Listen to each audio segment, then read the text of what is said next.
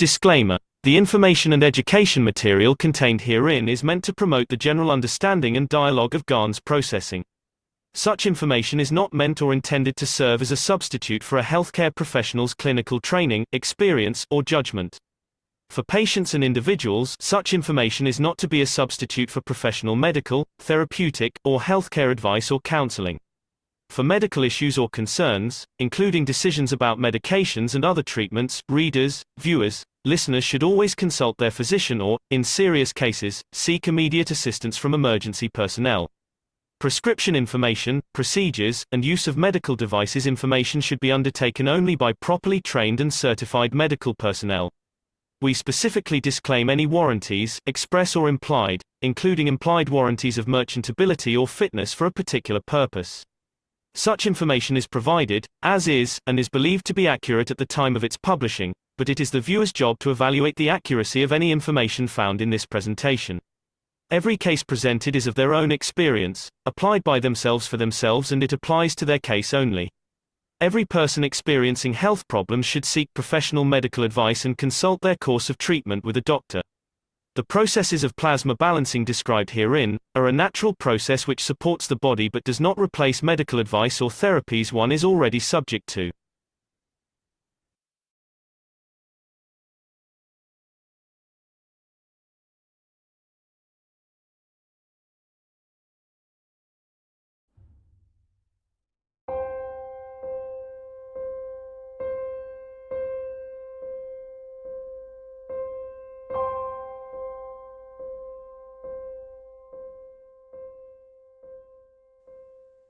I hope I open your eyes to the dimension of life. Life as a holistic life of your soul, which is part of the structure of the universe, not life as part of the physicality, which is part of the structure of this planet. And then we understand what the next step be if we are not prejudiced, if we are not misguided, if we are not narrow-minded, just to keep to understand what is here, I leave the rest to my soul when I'm gone. Then you find out you have a lot to learn to get to that point. I hope, as usual, I open another door, a crack in the wall, that it brings down all the misguided understanding of the past, and you become to enlighten yourself. If you listen, which is beautiful every time I hear it, to the disclaimer of every teaching, embedded in it, in the word of it, in the ethos of it, it keeps on telling you, this is individual cases. It's your job to investigate independently, to peer review if what they did suits me, if it's correct to me. It's not just for your illness, it's for the illness of your mind, your understanding of your own world of creation. And then you understand, even each intro gives you what I call independently, you decide. Does this fit me? Do I understand it where I missed? And does it go according to my intelligence? This is why we never have a peer review, because in the word of the disclaimer, it's your job to investigate to your understanding, and it befits you.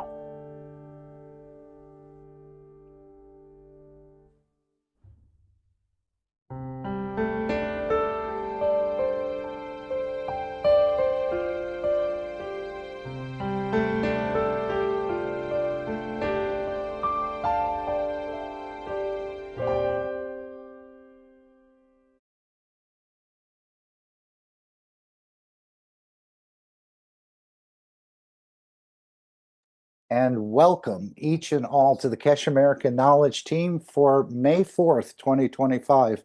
I'm your host, Mark Anderson, along with Alex Skork, and along with each and every one of the participants or attendees. As we know, this is a roundtable meeting. We all have microphones and we're all equal. And as Mr. Keshe said in the past, it's going to take more than all of us on this planet to open up this knowledge. So I think we'll be getting a little help from our friends in the very near future, if they're not already present, which I think they are. Today we'll cover the 588th and just barely scratching the surface, a whole new understanding for science and for the knowledge seekers in a way. That does time really exist, or do we create the time and arrive at that particular position? So many things. He's taught about the star formation, and now he said that that diagram that was up in the 588 will become a blueprint for humanity to follow in understanding these different positions, their interactions in the plasmatic dimension. Mostly, not so much in the matter state, although we do have to understand the matter state more as well. But as usual, before we go any further, let's bring up our World Peace Treaty, because that's what this technology, this understanding, this ethos is all about. This is a peaceful technology, even though it has been maligned in the past, and I'm sure it will be maligned in the future, but we'll have to work through that, as there's a number of people that don't want this sort of knowledge out into the public domain. And hopefully we'll show something on X, and Mr. Keshe will remain on X. His followers are increasing. But this is our World Peace Treaty. Again, it's between you and your soul. It's almost like the greater struggle within you and the lesser struggle is within the community and the nation and the planet and the universe. But it's all about us becoming more peaceful, and worry not, because there's systems, and as he said, they can reverse, in a way, the killing out of the man. And this is probably one of our biggest problems, that we participate on quite a regular basis and think more or less nothing of it. And again, if you've been in and around the Keshe Foundation, you know what I mean by killing, and we're not talking about killing other people. So this is our World Peace Treaty, which we become peaceful with all entities we interact with, as we're here on this planet or we're traveling in the space. And apparently there's even ways to live in two dimensions simultaneously, but that'll be taught in the future. This is our World Peace Treaty. This is the document the world leaders will sign, world religious leaders will sign, as they pledge themselves, their structure, their nation to peace. You can find it on any of the search engines, and this will become a much more popular document. Instead of asking how the family is, maybe you'll be asking, have you signed the World Peace Treaty? And again, as we know, we don't have to sign it with a pen. We can sign it with the pen of our soul. But again, it's between you and your energies, your creation, and your dimensions. Would anyone like to read the World Peace Treaty? I hope you all can see it. Let me check if we're sharing properly. Yes, I think we are. Okay, a very simple document I'll read. We, as citizens of the earth from this moment on, accept to lay down all tools of aggression and war. We shall never think about getting involved or incite war, or develop or use any tools of war on this planet or in space. And to this we all agree and swear with our, you can delete as appropriate, our nation, our territory, our council, our religion, our city, our town, our body, and our soul. Simply put your name, your signature, date, position on behalf of, again, the nation, the territory, the council, the religion, city, town, or as an individual. Have it witnessed. And of course, after signing this treaty, be proud to display this certificate wherever you consider being important to you, that everyone can see and know your ethos to fellow men and the mankind and other created beauties of the Creator. And of course, everything we see, and even those we don't see, are all beauties of the Creator. We just have not understood the process of creation or the Creator. But more and more, things are being opened up, and especially what was just talked about in the last workshop, this playing with time to go into the future. A time machine is, in a way, in the hands of the Keshe Foundation. And the question was, does time really exist? Or does it actually, as the creator creates the time through his own emotion, as I understand it, and arrives at that position, maybe not even traveling, just in the interaction of the plasma fields as opposed to the matter state magnetic fields. Anyone have any questions or comments about the World Peace Treaty they'd like to share with us? And of course, the animals. So many Yes. questions. Oh, I know. Don't we all? I feel so humbled by these teachings. So many things I've never considered, and I think it's getting simpler in a way rather than more complex as we go into the higher dimensions in school. We know it's supposed to get harder, but I think in this technology, even though we'll always be learning, we can learn from away what we've learned in the past. And of course, the soul has it all. Go ahead, Ike. Sorry. After that, the teaching of last time, this past Thursday, that place, the position, the possession, and time is really deep. I'm still perplexed on how I can be able to articulate in a fundamental stage to understand it, because I still have not figured it out. Well, the cosmic ray material seems to be one of the things that actually allows you to go into different dimensions or connect to the universe and the fields of the universe. I'm in the same position as you, Ike. It is a huge amount of knowledge, but I think the soul is accepting it in a way. And this is what he said about the cosmic ray material. Just use it for a few minutes a day, if not a few minutes a week, because the knowledge and the souls have to accept this. So in a way, it's an upgrade through this cosmic ray material, and this is what we'll be covering today. We saw the spinning ball, and I don't think it spins in its case. I don't know how they created that spinning ball, but this is very powerful. You can put it on each side of the head where the ears are, perhaps, or front and back, and see what you dream and see what you report. But it connects you to the fields of the universe, as I understand it. I'm trying to understand more about cosmic rays, and it's actually the energy of the plasma is the cosmic ray, from my understanding at this point. And of course, those fields are created in the universe, but now mankind, the team of the Keshe Foundation, has the ability to create these fields. And as we saw in the store, encapsulate them and put them in a very exquisite presentation in this box, so to speak, which we can look at. I agree, Ike, it's very deep for us at this point, and it's a little bit intimidating. I know he talked about place, position, time, possession. And again, I think it'll take us some time. And as he said, we have more to teach you. So fear not. We're being brought along right at the right speed. He couldn't bring this. And this is why I think he went through some of the things that he very painstakingly brought the knowledge seekers to this place, starting with the gas reactors and then the GANs and then the soul of the man and the rest of it.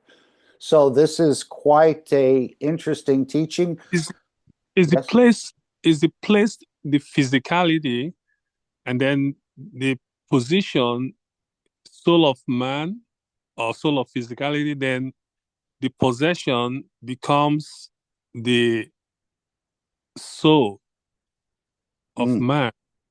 So where does the time is that the fundamental yeah, I know. He said you could play with time, and the other three would go into that position of time, or you could move one of the reactors, and that would cause a change as well. I'm not fully understanding. It was just delivered on last Thursday, so we'll look into this a little bit more. But as the disclaimer says, it's for you It's not for me to tell you exactly what it means. I'm just telling you what I think it understands. I thought he said the possession was the soul of the man, and the position is the soul of physicality. But he's, in a way, put it a couple different ways in this workshop. Anyone else? And then, Yes, and then go right ahead. we're talking about field. These are all fields, right? So this is not Plasmatic fields, yes. so none of it is tangible, but it can be moved. So okay, I understand if it's solid, it's not movable, and then to be dynamic, a place doesn't have to be tangible. You how do you I mean, it has to be tangible. How do you move? How do you change the position of a place? Yeah, well, that's something you're going to have to investigate and understand for yourself. I can't exactly explain it at this point. I can't particularly do it. If I could do this, I would be in Beijing on the 10th, 11th, and 12th. And I can try. As Mr. Keshe said, we're not limited from trying, and don't interfere with anyone running any experiments. And of course, we're not afraid to fail. No, it's okay for us to try because this gathering is helping. So everybody has different perspectives, so we can be able to break it down. Because I think it's all tied into all the teaching Mr. Keshe has been saying. Yeah. So, but don't forget, as he said, he's just playing with us in a way.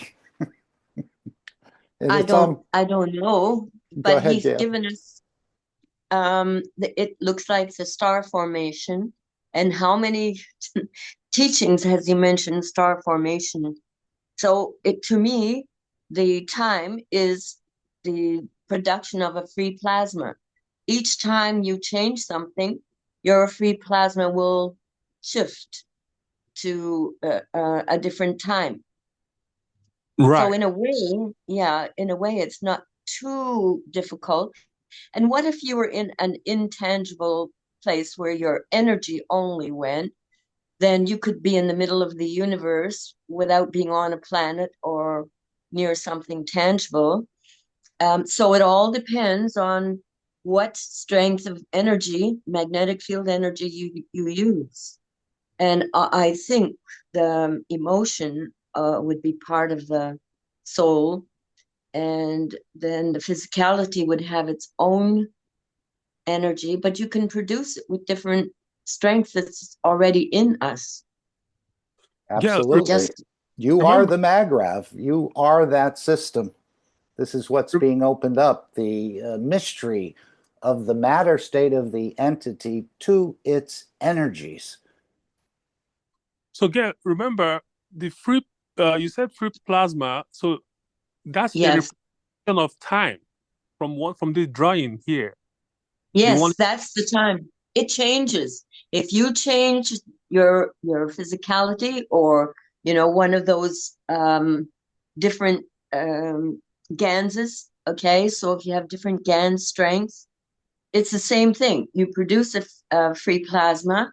In this case, our tennis balls full of ganses is different strengths, and that will produce whatever time you. Like you just really said, if you time can be changed if you change the possession, and possession is could be considered the soul of man, right? Possession, yes. Then position. But remember, you only have to change one of them depending on where you want to go.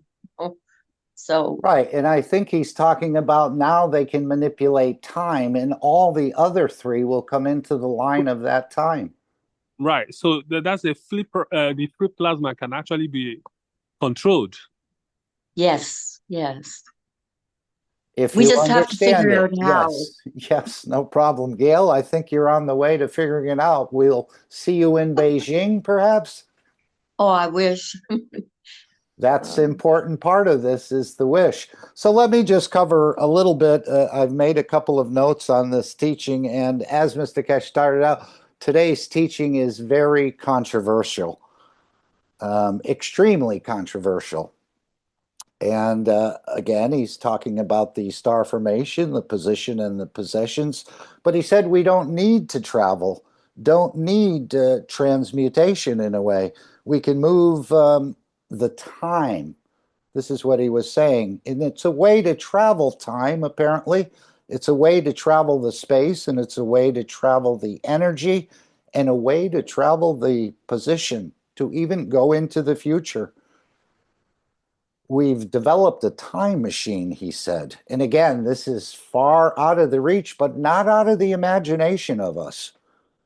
Again, we've seen so many movies, Back to the Future and the rest of this, and now apparently it's, in a way, being shown. It's still hidden, and as he said, I don't think they're going to reveal it, but exactly, but how to create a system like this. But this is meant, I believe, to you to bring it into your structure. And of course, there's many things in the Keshe Foundation store, like the cosmic ray material, which we'll cover, that will help you to reach a deeper understanding of this whole process. He said, can we live in two dimensions of time? And then he said, in time, we'll teach you how. So there's more to be taught. Every week we know there's more and more to be taught, but it has to be taught step by step, as I understand it. He said, like the materials that they shown last week, do you remember those little pieces of toffee or nanomaterials, whatever he showed on the table there? He says, this is the possession we created in time, and it's kept at the earth, kept as earth. Again, these things I don't quite understand. No longer can I transmute. He says it's the interaction of the soul of physicality and the soul of the man. Again, soul of physicality being the position and the soul of the man being the possession, at least at that point. And this opens a new dimension, a new traveling. And this is what he said to Musk in a way. We don't need 18 months to get to Mars with this new flight system. We can actually go to Mars in 18 seconds. I think that was the analogy he used. And he said we can, in a way, use this to reverse, he called it reverse technology, the killing into the dimension of time. So as he said in the past about moving certain tribes or others who are not peaceful into their own planetary system, apparently the killing can be removed. He talked about creating a black hole, I think, in the last couple of workshops where it would actually pull this emotion of killing or this desire to kill out of us completely. I don't think we'll remember it in the future. We may not even remember the planet in the future, even though everybody is quite enamored with being from the blue planet. But he called it reverse technology, the killing into the dimension of time. And if you can explain that, you're way ahead of me. He also talked about wanting to live for 1,000 years, and he said you adjust energy fields to live. So this is another gift in a way that you can actually extend your existence on this planet if you were, but I think you'll find out that the physical dimension is not worth it in the future. And he said you keep the position and you keep the possession, you play with time. And then, of course, the star formation creating lift. Now the star formation, we create time. And this is the interaction of plasma can create time. I think it's possible. We keeping the position, that means the structure of us, the way we are as humans, but our possession could be different. And I can relate that to, if you see certain tribes, some of them, they have abilities to do certain things that some of us don't have. For sure. So imagine you could have someone like that look like a human, but in another planet. but they do have other abilities because they kept the position, but their possession and the place are different, and then they are existing in a different time. So that's how you can relate to some of the teaching. Yes, its interaction of the plasmatic fields can create time. It's not to do with the matter state, as I understand it. And then he talked about the 7 captains quite a bit. And he said it would be easier to control because they're going to create some sort of time, place, and position in a way. He said it's easier to control the 7 than 7 billion. So there's something interconnected with the captains and the other people on this planet to be able to do certain things, at least at this time. He said the captain would select a time, place, and position, and then we need to trust the captain with your energies. And this brings a position and, well, the captain will bring the position and possession to the others. So this is going to be a point. The way you trust the captain, I guess, or you don't even think about it when you get on a regular plane. Now, if you're in these groupings with different captains, we need to trust our soul in a way, our energies with that captain. I don't quite understand it, but it's all being set up just perfectly. Well, it's similar to the religion. See how some of the religion you trust the Pope, and everybody give him energy, and he leads them to whatever. So it's I can see that symbolism. Yeah. Yeah. And then this, as I said earlier, this drawing on the screen, he said, would become, is a blueprint for humanity. So I think we're going to be looking into this quite a lot more, and there's much more meaning in the future we'll discover. We look at this picture today, it means a certain thing, but in the future, I think it'll, as we develop as our understanding grows deeper, this will, in a way, mean a lot more, or we'll see more into it. Right now, we're just being, in a way, introduced to this, as I understand it. The drawing already meant the star formation. So we started off knowing about the free plasma. I never knew that could be a concept of time. And that was one of the big questions Mr. Keshe asked in this workshop. Does time exist? This is a question for mankind. Does time exist, or do you create the time? It seems like it exists, but you can create any time to go to any place.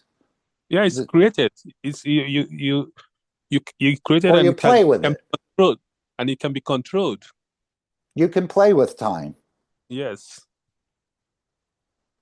And of course, you can slow down so that it becomes the matter state, which is why we can have time, because it's very, very slow. When you unwind from the infinite energy point, so we're far down on the spiral, and that's the energy level that we're at, matter state. So that's where we can make time. Yeah, that's how I was able to understand the time, the concept of someone being in a different planet, like somebody leave Earth, they left Earth, and then they come back, and it seems like it's been thousands of years. You're talking about the spiral, so we are at the tail end of that spiral. But for that to make the cycle, if you are the up in the end, before you can make the complete cycle, it could take years and years, or whatever. Or it could be instantaneous, as he said. Could be 1,000 years for one person and instant for the other. Right. It's once you get to use the soul, the energy, it becomes instantaneous. But if you're using the concept of time as a physicality, like Gail was talking about, yeah.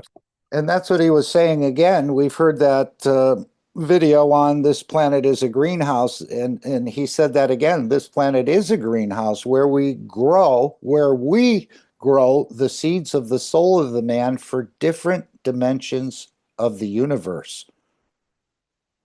And he said we become the time travelers by the transformation and transmission of energies. Again, I don't think you have to move. You just don't have to go to the moon. You can create the energies right here and then experience what it would be like to be on the moon, right in this position as a man. And not only as a man, and Mark, it's also meaning that even dogs, plants, this thing could be, they could have been men in different time zone. You just like we have somebody transmuted into a different object or a different organism, there could be a different animal in a different time zone. Because if time can be played like that, that's the possibility. You can change your position and move that. You can change your location, which is the place. Obviously, you can change the possession. So if I'm a man today, and I could be a stone in a different time zone, but still have Change the this. strength of the amino acids, yes. Right.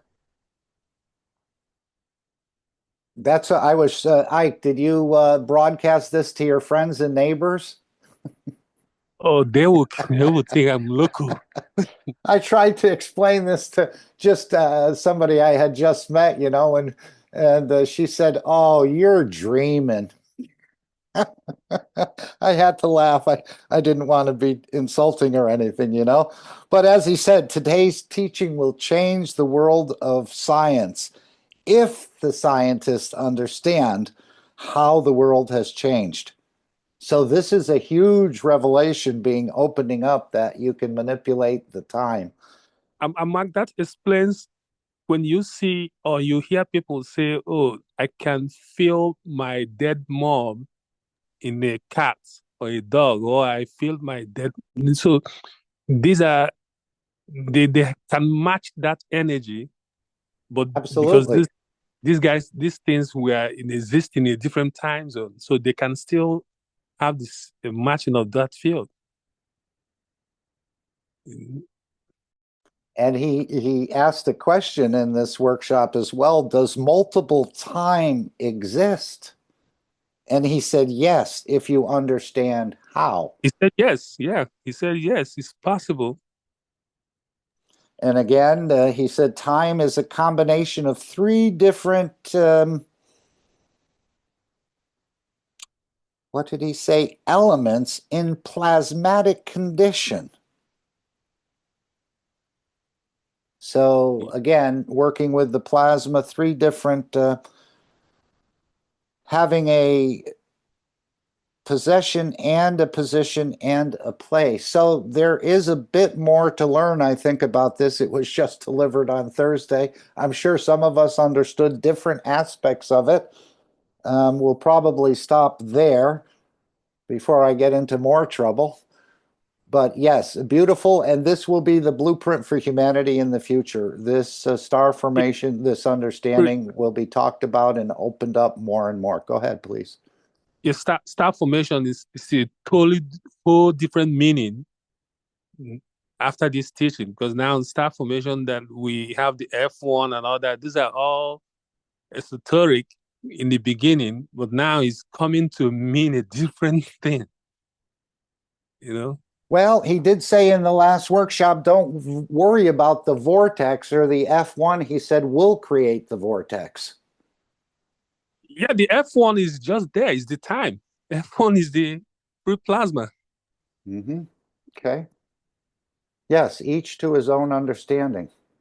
Right. And that's why we heard the beauty of the disclaimer. It's the way you understand it, not the way I tell you to understand it. This is what I've understood about the teachings. You just explain what you think you understand and allow the others. That's why it's so beautiful the way Mr. Keshe teaches. It's for everyone, and we're all created slightly differently. We're the same, but yet the fields are different, the emotions are different. But his teaching seems to be just that everyone can feed off it. based on Yeah, whatever position different or time or wherever you are, even for you the are. universal Exactly. community. Right. Wherever position, wherever possession, wherever you have. This is the ability of universal teachers to do this, where they put out one plate and it can feed everyone in a way. And as you grow, then you can relate and it makes sense. Yes. So so Mhm. you've always known all this stuff, but we just call it different things because we have different understanding to our level of understanding, But it's all the same. And that's what I see in this teaching. And again, Ike, he said he's going to go to 1,000, around 1,000 teachings. So there's much, much more to come.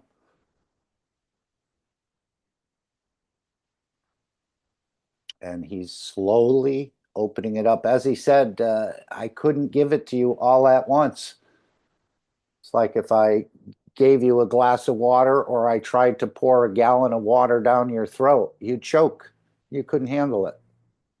You'd be coughing, you'd be spitting, and the rest of this. But if you just take a glass and sip it or drink it down, that wouldn't affect you. So this is the process that Mr. Keshe, and he's done this for millions of years around the universe. This is nothing new for him. It's all new to us because this planet has been slated to join the universal community and to open up this dimension. But the idea of killing has to be, in a way, taken out if we're to be successful in traveling the universe or even more successful on this planet, that we can live and enjoy the beauty of the other entities without having to take and destroy them. And this is a very big thing for most of us because we've been so ingrained through our RNA, through our ancestors, that you need food and you need to eat that food. Now we're understanding that we can actually absorb the energies of that food. And of course, this creates a whole different structure within us, different emotions within us, and more toward a giver than a taker. But it's for each one of us to understand and explore this for ourselves. Anyone else want to add anything to this teaching? Or I'm sure I missed most of the points that he made, but we just covered a couple of highlights. Would anyone else like to share something out of this teaching, if you've listened to it or heard it, or that touched you or had an impression on you or made you think in a different way or opened up? This is what he's saying, we're opening up new dimensions. So again, this is affecting the scientists, it's affecting everyone, I think. Plus, there's other structures going on in the background, like the sun and perhaps other systems that are going to be put into place to help this whole process along. So you're really not on your own in a way. It's being gifted in so many ways, as I understand it. Anyone else want to make a comment about anything in this workshop that touched you? We're going to go to the announcements. I think perhaps we'll go there first. We can go back to the teaching. We can look at these cosmic ray balls. We can look at his latest post on X, or perhaps we'll show you the new Mark Ray website. I'm hoping you can see this. Yes, I think you can. This is the opening page where you go on the markraycorp.com. And this is the official website of the Mark Ray Corporation, which is one of the structures that will be delivering technology. And apparently they've gotten the space designation 5. There was a number that was used in the workshop. Does anyone recall that number? 5659. There was some sort of number that was given that I know John tried to get it. And now this is one of 26 companies, I think, involved in space science, space technology. So the Mark Ray Corporation is right there. We'll put the link in the chat. Let me just do that now so everyone can get it. Let's just copy it and then bring up the chat, and we will paste it here. that everyone can have an opportunity. And again, there's so much in here. I know we took a quick look at it earlier. I think the applications, let's see, applications. So there's all this lift and motion, space defense, space fuel, colonization, materials, earth materials, space materials, water, gas, energy, food and nutrition. There's a whole university of the universe right here in this one page that will keep you mesmerized and enlightened as you continue to study it. Even sports and entertainment, farming and But agriculture. I think I'm Yeah. going to suggest to the team to make an app for this macro, because that could be easily, everybody's on their cell phones now. Yes, I think that will happen in the future. As he said, we're looking for many, many people. They're going to open up 10 to 15 social media platforms or beyond 10 to 15. I'm not sure how that's going to work. But they're looking for people too that have a knowledge and an understanding of how social media works to be part of the Keshe Foundation. So if you're interested and want to serve the others with your understanding, you can write to info@keshe.foundation. And of course, we can see the energies going out of the north, coming in, but they both go both ways and all over. You can see all these fields. So this is a beautiful, beautiful website. I've just started to explore it yesterday or today. And isn't that a beautiful image of the plasma undulating, absorbing energies, giving off energies? You can see how the fields come in through the south and pick up energy through the hydrogen in the center and go out and have been changed. But many of them turn around and come back in, and they don't go straight out. They'll come into the side of the planet or the plasma. So this is a beautiful, self-contained, in a way, free plasma. But I thought that picture is beautiful, the way you can see the rays, almost the way we looked at the Ubisos with the fields around the man and the rest of this. So this website is now set up, and of course it will expand into, as I said, probably some apps in other places. I don't know exactly what's been laid out. As he said, he likes to keep many of these things very close. But one of the biggest announcements, of course, was this exhibition in Beijing, which will happen the 10th, 11th, and 12th for a number of hours a day, where I think they'll be streaming. Is there such a thing on X as a live stream? I think there is. I thought it was called Spaces. Maybe that's a different platform totally. But that was where Elon Musk interviewed Donald Trump, President Trump, and they got 1 billion views on it. I'm not sure if that was recorded or put up there as recorded or whatever. I'm not very familiar with social medias and the like. But I am following Mr. Keshe on X. And of course, this is one of the posts we can look at. This was, I believe, his latest post, and it's great. In the last few weeks, it's gone from about 388 followers to 712. So if this doubles every week or two, you understand the doubling factor, how many followers there'll be. Most people are not even aware of who Mr. Keshe is or the Keshe plasma technology. You would think the governments would allow or announce to their citizens, their nationals, about what is taking place, because apparently they've all been informed. This is not any sort of hush-hush or under. This is a public event, and if they inform their nationals, they'll be able to view it. But you'll be able to see some of the recordings of it, I'm sure. Any thoughts or any comments on X?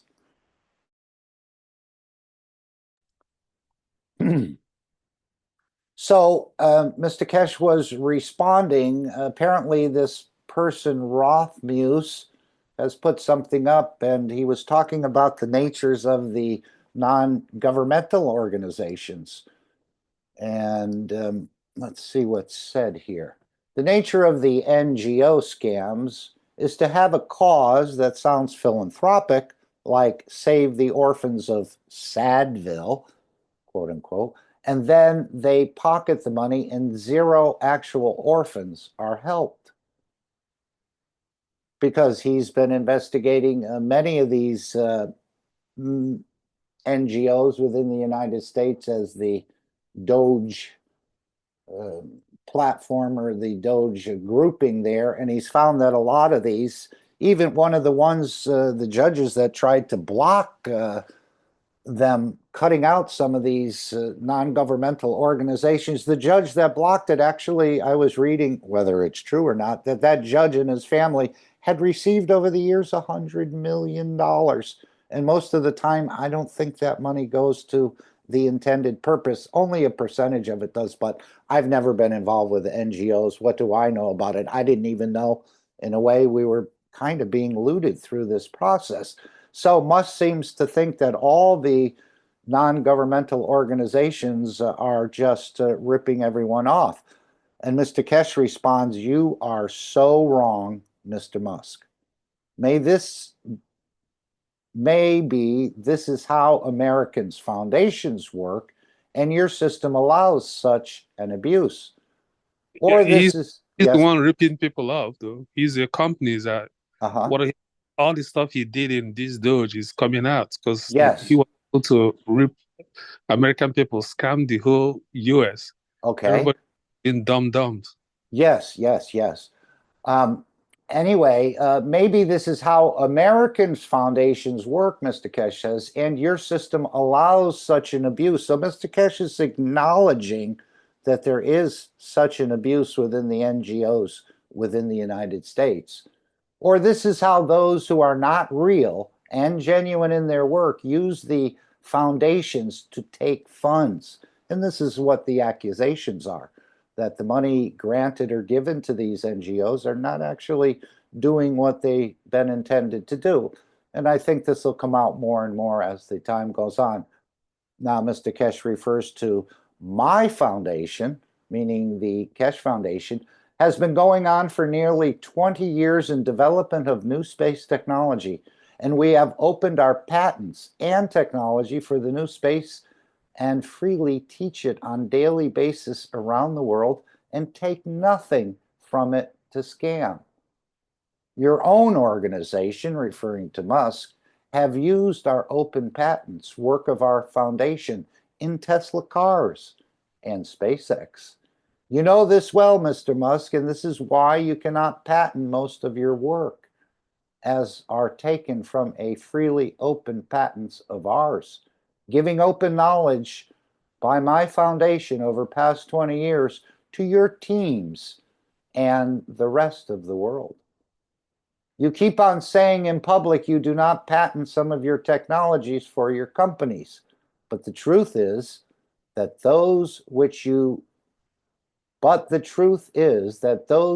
do not do comes from your team, who follows most of our work in space technology. And as we know, well, it goes on to explain it. Your top scientists go through every Thursday teaching of our past 588 weeks with fine comb to see what more new is to take to advance your Teslas and SpaceX. Our foundation on the November 15th, 2012, with invitation of your President Obama from your embassy in Brussels, received our patents like another 75 nations that year freely. To develop all aspects of it, which the USB, that was the stick that was given with this information on it, with all our patents and application were given to your government of Canada and your government of South Africa openly and freely that year. If you are given a gift and you used it to advance your technology from our foundation, you do not call foundations scams, sir. Your batteries technology owes its longer storage and processing to our energy patent, giving to your country's scientists. The knowledge your team took from Keshe Foundation nanotechnology, parent of 2025, which this technology was unknown till 2025 and until it was released by our foundation. I'm not sure what is actually meant there. We invite you to take more from our open policy technology and claim it to be Tesla's and SpaceX. Next week, on Saturday, 10th through the 12th of May, we will show openly in Beijing from 9 to 7 p.m. I'm not sure if that's Central European time or if that is the time in Beijing, in how we produce gold from open atmosphere in one of the most famous hotels in China, where most of the international conferences by President Xi probably are held. I invite you personally to attend this small but change in space technology exhibition. You can come and take our new communication unit displayed in this exhibition, which needs no satellites and has 0 time delay. I have to inform you that the Chinese military factories specialists have already booked for Saturday to test. And Saudis already are in to check the whole of the displayed technologies for the whole 3 days. We will show even new systems which makes all gases. One needs to colonize space. This is what he showed in the previous workshop, some of the creation of gases and the metering of them. Mr. Musk, ask your trusted Iranian scientific advisors in Tesla and SpaceX, who use my technology regularly in your companies, to inform you where their knowledge comes from. I was appointed 3 months ago to meet with them by diplomatic corps to give you more technical information, and I am sure you know our common source in the UN in New York who were arranging it. And if not, I can remind you of their names. Please do not cut the hand which has fed your successes and call us scammers. I spent 11 days in your country of Canada. I like that. I like that aspect. That's the most of I like what he did there. I spent 11 days in your country of Canada in Toronto Airport, being told that I will be killed if public knows they have illegally detained me to steal my information and patents in 2010 from my suitcase. And of course, we can find the part in the Knowledge Seekers Workshop and other locations where Mr. Keshe talked about his ordeal, where he was threatened with death every day, probably multiple times a day, not allowed to even call his own sister to say he was detained. Plus, he was in international territory, which they were not supposed to do that. My assistant was killed, meaning Fabio, in assassination attempt on my life in 2017 in Italy, and my secretary was put in coma. So please, Mr. Keshe, keep your allegations to yourself. If you want to go to Mars and colonize as without my technology, for you, this will be a dream, and our foundation is the only one which can bring your dream to reality. With kindest regards and respect for your work, M.T. Keshe, Director of Stitching, the Keshe Foundation. This is a Dutch registered foundation in the Netherlands, the land of love and beauty. Everybody on X should retweet this, because they have all this algorithm. They're not gonna show this part so that people don't know. But as you retweet it, it will go viral so people knows. Because that's what I do. If you on X, retweet so people will retweet and understand the truth. Because Marx is out there making all these claims, but they get all this stuff from the foundation.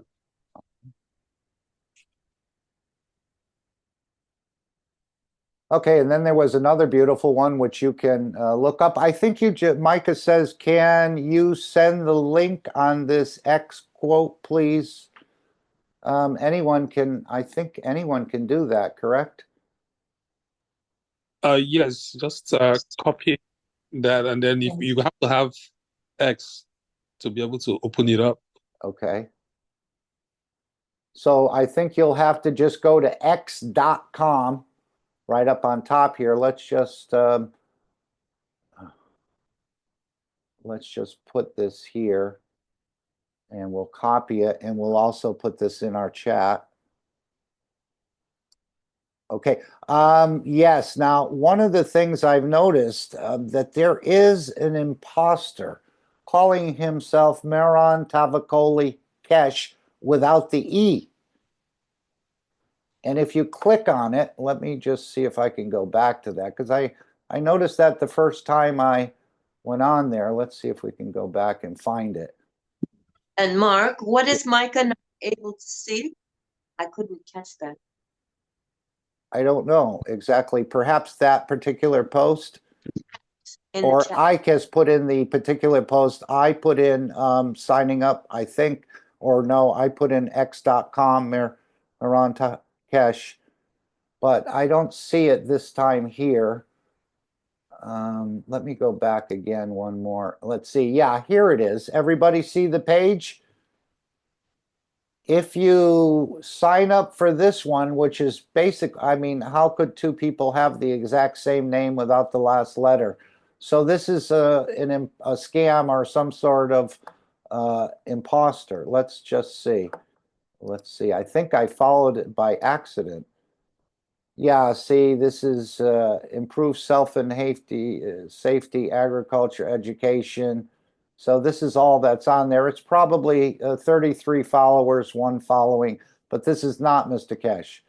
This is someone impersonating, I guess. I don't know how these social medias. Anyone can enlighten us?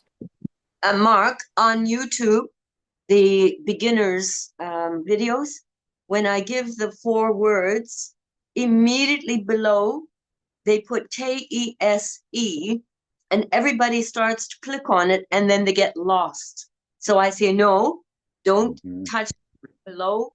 Wait until you spell it all out, and then you click OK and subscribe immediately. So you have to watch out. They're For sure. everywhere. Especially for those who are not very good with computers. There's a lot of ways of becoming quite intrusive, especially with the AI, for somebody that doesn't understand how these computers work.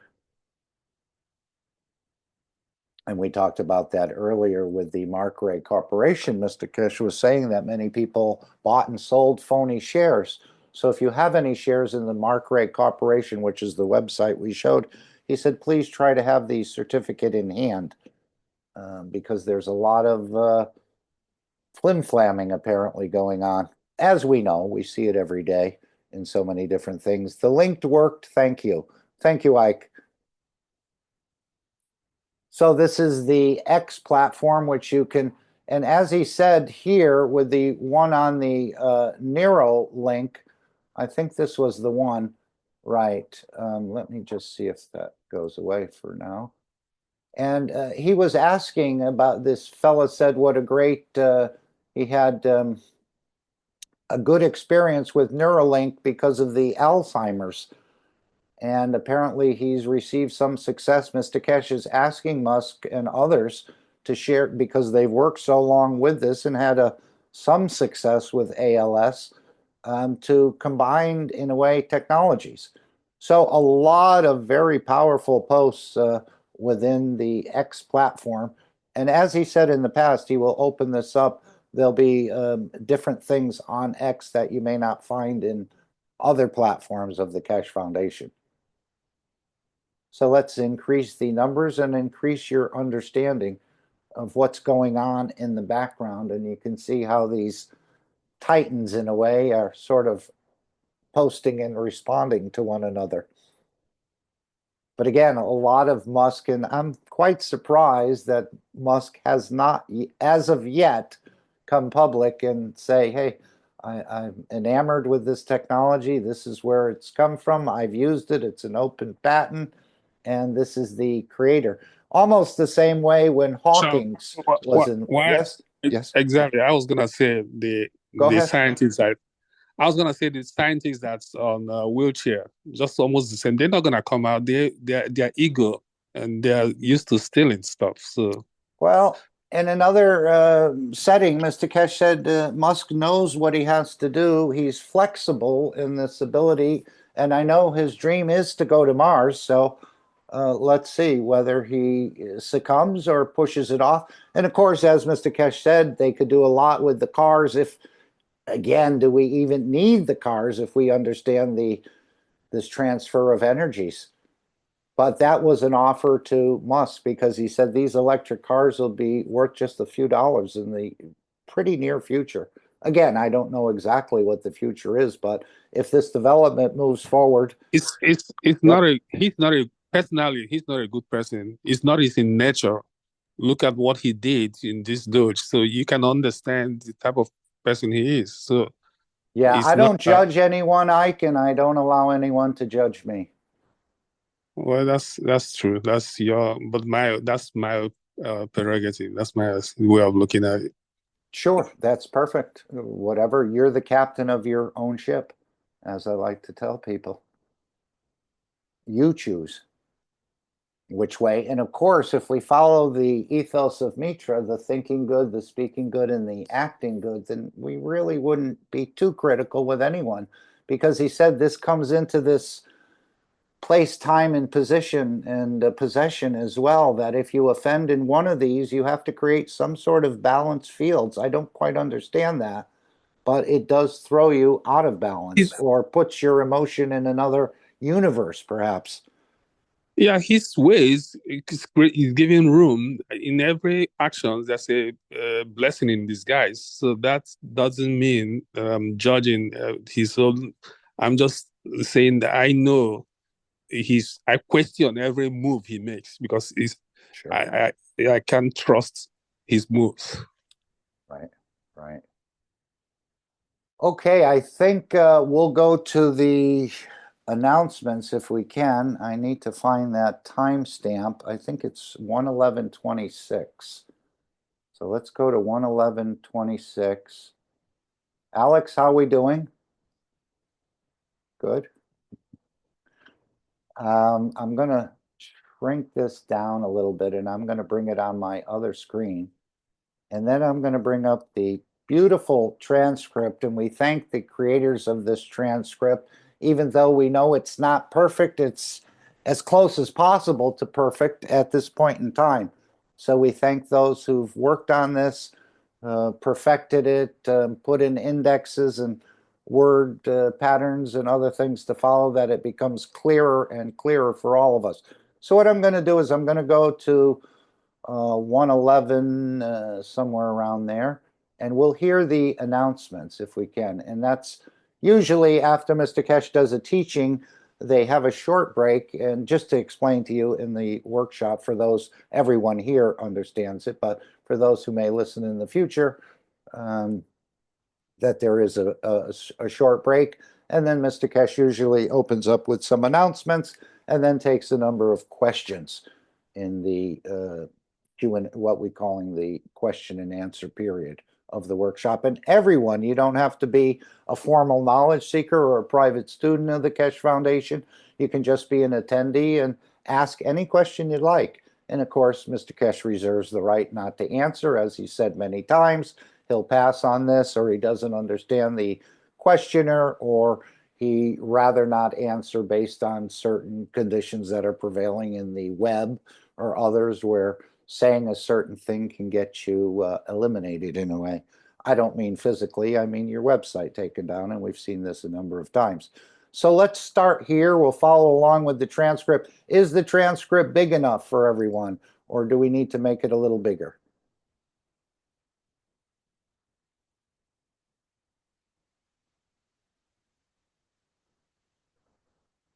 Are we seeing the transcript, first of all? Do we need to make it a little bigger? We're still seeing the I am text. seeing. Yes, that's what we want, is the transcript and the text. Is No, it big we're not enough, seeing or that, do we Mark. need it a little bigger? We're Bigger, not seeing the please, transcript, Mark. You're not seeing what, Randy? I'm not seeing the transcript. I'm seeing the table of contents part 2. All right, Transcript. let's make sure yeah, we are. Okay, all right, let's see. Maybe I clicked on the wrong one. Is that better? No change here. I heard Claudia. You're seeing the transcript, yes? Yes, it's good for me now. Yes. There must be a glitch there, Randy. Anyone else not seeing the transcript before we start? Let's just settle that. Are you up on your updates? Gosh. Yes. Okay, well, you'll hear the verbal words. You may not be able to read the transcript, but I think you have access. Go ahead. Yeah. From side, it's huge. It's too big? Okay. Nice. It's nice, but it is very big. Okay. Let's follow along if we can. I know some people are on a phone. They don't have a computer, as we heard earlier today, and this may not help either because the screen is so small, it's hard to read the words, but we can listen to them without reading them, and that's what we do in the Knowledge Seekers Workshop. So by just listening to a universal teacher, I believe you become enlightened, unless you want to reject it. If you're open to it, to the knowledge, again, you can block it without a doubt. But if you're open to it, you're getting a step-by-step enlightenment in a way. And that's why I like to play Mr. Keshe's words and his teachings. I certainly can't hold a candle to his knowledge and his way of teaching, as he has perfected this method, not only with the words, I think, but through the soul. And as you listen to these workshops, the creator of these workshops, you're actually interacting with the soul. So we like to listen to the words. As he said in the past, he said, give me an hour a day for 1 week, and I will, in your nation on television, and I will change your nation.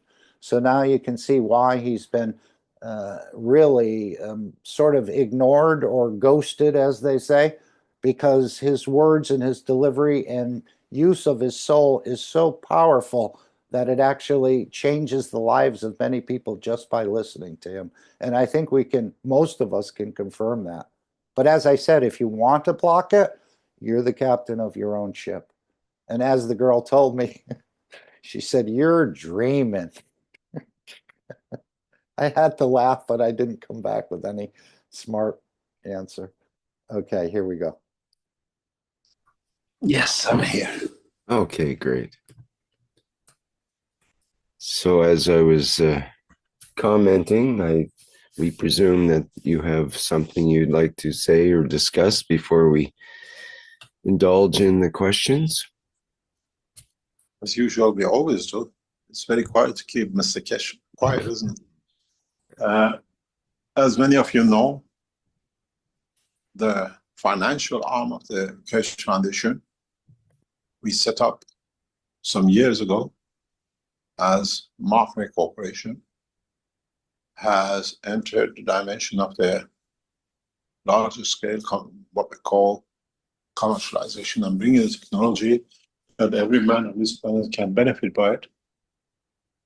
And as we have been always supported by the Chinese community in different levels, we planned this some months ago, and we moved everything in that between the 10th, 11th, and 12th of May, in 10 days' time. We kept the time short deliberately.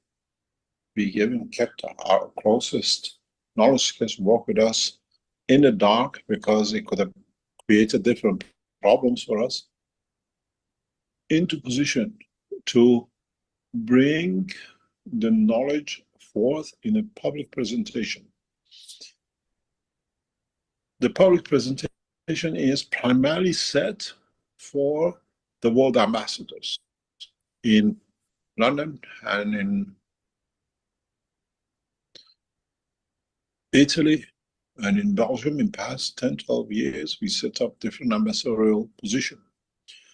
We have positioned ourselves as a presentation in a very small space in the ambassadorial area of Beijing, which means any embassy within 5 minutes can be there. We know the Russians, the Americans, and the what we call Japanese representatives from the embassies will be there. And more or less it's in the hand of the what we call the Chinese community to bring the rest of the embassies in. But on the other hand, we have taken position in one of the most prestigious places in Beijing, which this structure has never allowed a presentation of this scale and this position to be used for the premises. As of the respect for the Keshe Foundation and the work we do, and they know us for such a long time, for the first time the international management of the group has allowed such a small exhibition to take place in one of the most prominent positions in Beijing. Even the management are in a way surprised that their head office has accepted with the presentation, such a presentation. We are not set out to bring millions. We are set out to bring social media, to bring it to millions. The display is behind a larger scale window that anybody from outside can see. We have set up screens that one can directly see. And we wait and we structured ourselves in a way that the social media to bring the news out and to start showing. In so many ways, we take the message right across. It's the responsibility of you knowledge seekers to inform the social medias, to be in Beijing, or to pick up the stories from Beijing, and we post directly on X and other social medias directly on a continuous basis, on a daily basis, if we can. And I'm sure that the social medias will pick on it. The purpose is two things. Launch of Macre in the massive, larger scale as operational arm, financial, commercial arm of the what we call new technology development. And what is the motto of X? This is the home of cosmic ray technology. Is that correct? Is this what he said? All right, we continue. It is important for knowledge seekers who bought shares. I know many of you have bought many shares. Make sure your shares are physically certified in your hand, as there are some fake ones around because people bought and sold fake shares. If you have bought any shares in Macre, please make sure you have a solid copy from the agents of the Macre Corporation from stock exchange, or what we call OTC. How do brokerages buy fake shares? I don't understand that. You would think they would be certified in some way, but again, everyone can be fooled, apparently, as we see even on exchanges of gold and other things where they shave it off or they do something else to try and increase profits. I know one of the gold exchanges was found out in the last year or so. But it's just hard to understand how a stockbroker could buy fake shares. Anyone?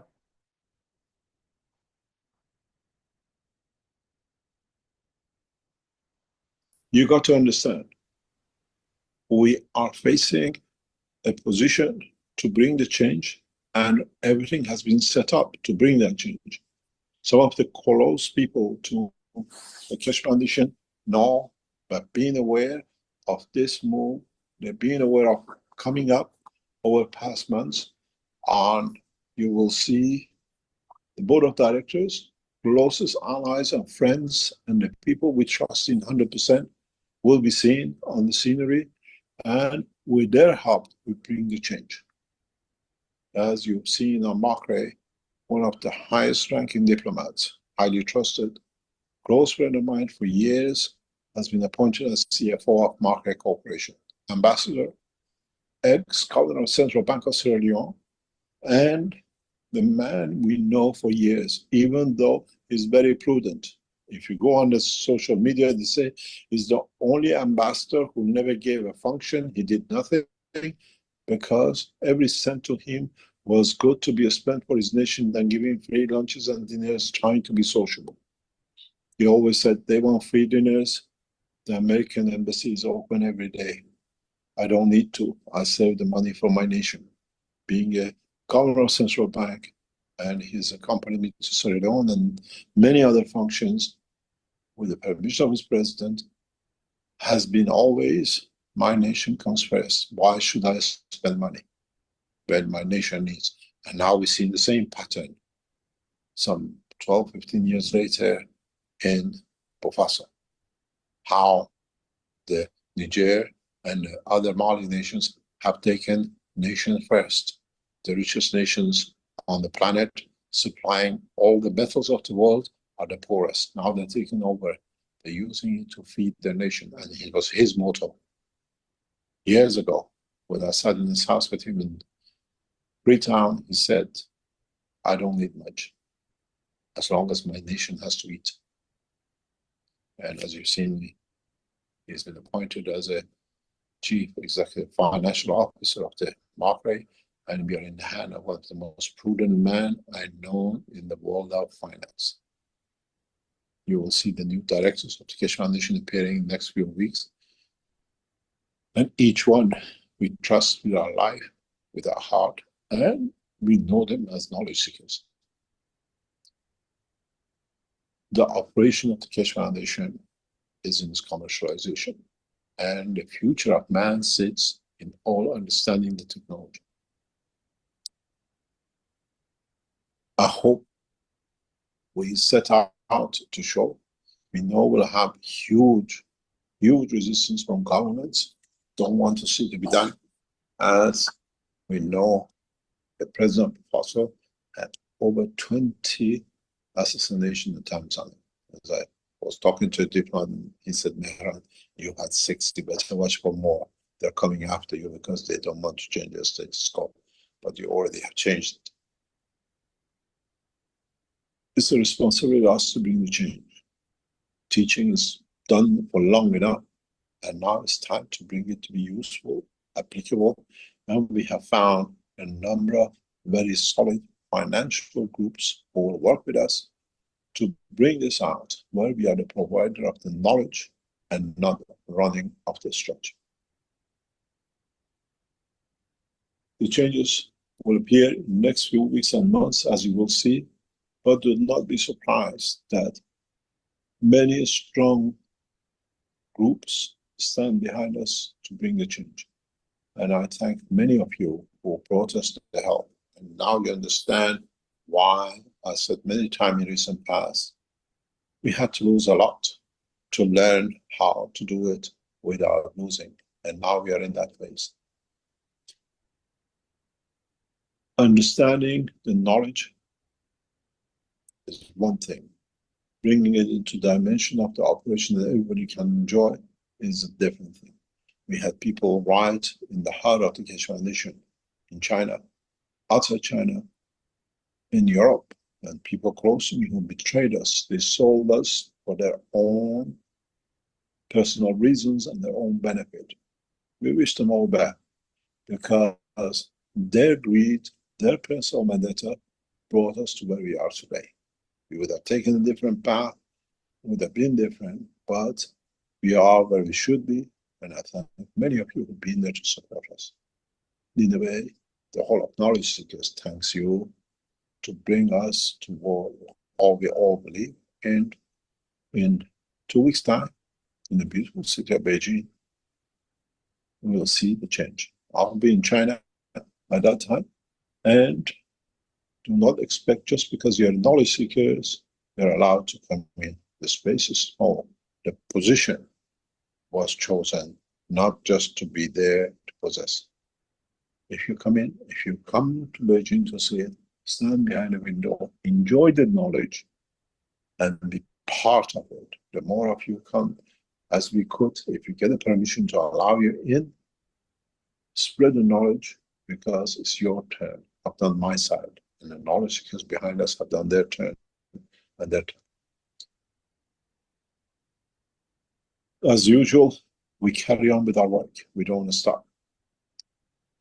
The 7 people who've been with us immediately half an hour after the close of this session, please come back on the same channels that we can test. We want to understand more in how you take your position at 2 o'clock on Tuesday as the captains of the trusted souls by the knowledge seekers, and where you're going to take them.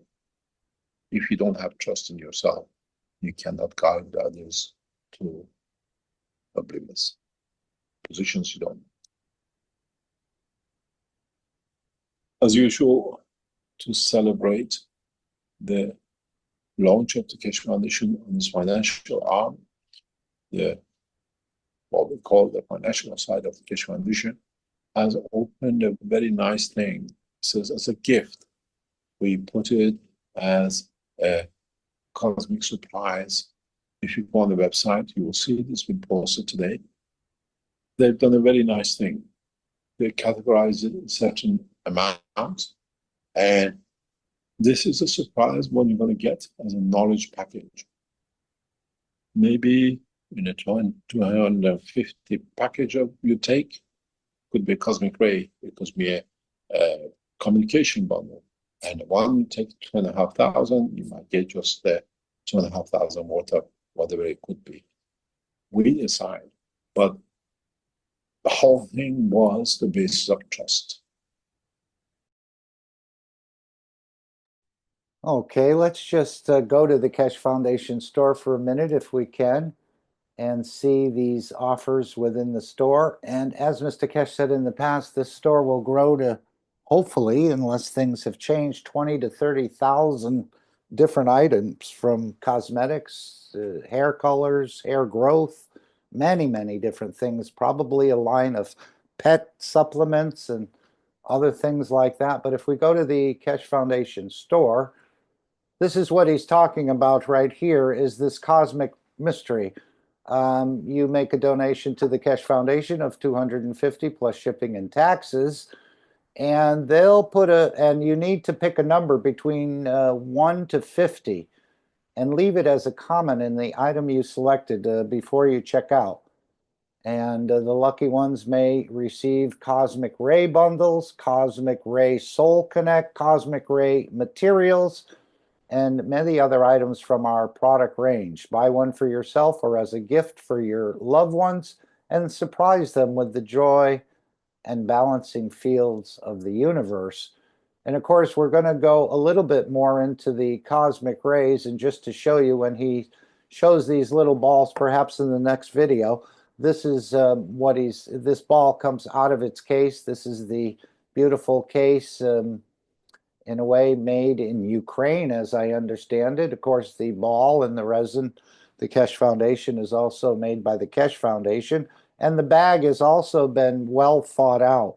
And of course, these are a combination. It's being offered at $1,000. He said it'd be part of the financial structure in the future, but they'll become very valuable, maybe not financially, but in other ways.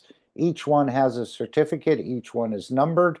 And as you'll hear, as we play this video of the rotating cosmic ray ball, you can do many, many things with it. This is just being opened up.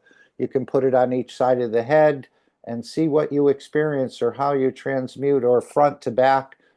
There's many things, but just to caution, what he said in that video we're going to play, or when we move it up to that part, he said just use it a few minutes a day or even a week, just a few minutes, because the soul has to accept the knowledge and apparently the energies of this.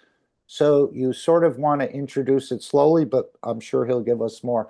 That's just 2 of some of the space technology products that you can find in the Keshe Foundation store.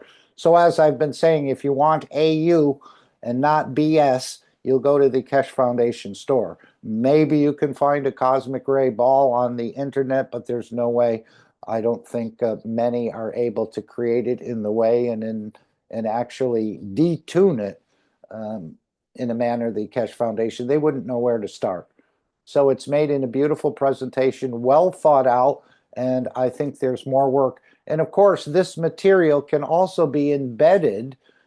And as he said, you'll have quite a great time with these as you embed it into some of these systems. For example, the Cosmic Ray Communication Bundle, which is one of the things you may get in the surprise box, or I think we have to actually go to all products here.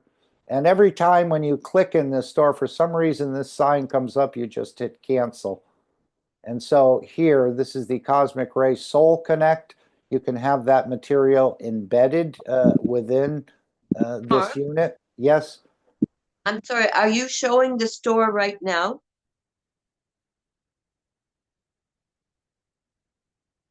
Yes, okay, it's Thank good. you. Thank you. Yeah, I didn't know. Sometimes you move a screen there and it shows, and another time you move it and it doesn't show.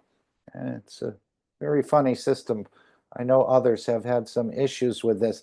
But these materials, and this is the one that people have been talking about here, and as Mr. Keshe said, you can embed the cosmic ray material within the structure of this cosmic ray Twinity Magrav system. And of course, the base unit is 2,000 euro. But if you have the cosmic ray material embedded in, it now becomes a 5,000 plus the value added tax, which is normally 20%, as I understand it. And it has three parts that are embedded with the cosmic ray material. And people are starting to have a lot of things, and he says it'll change your life and it'll change many of your lives, this cosmic ray.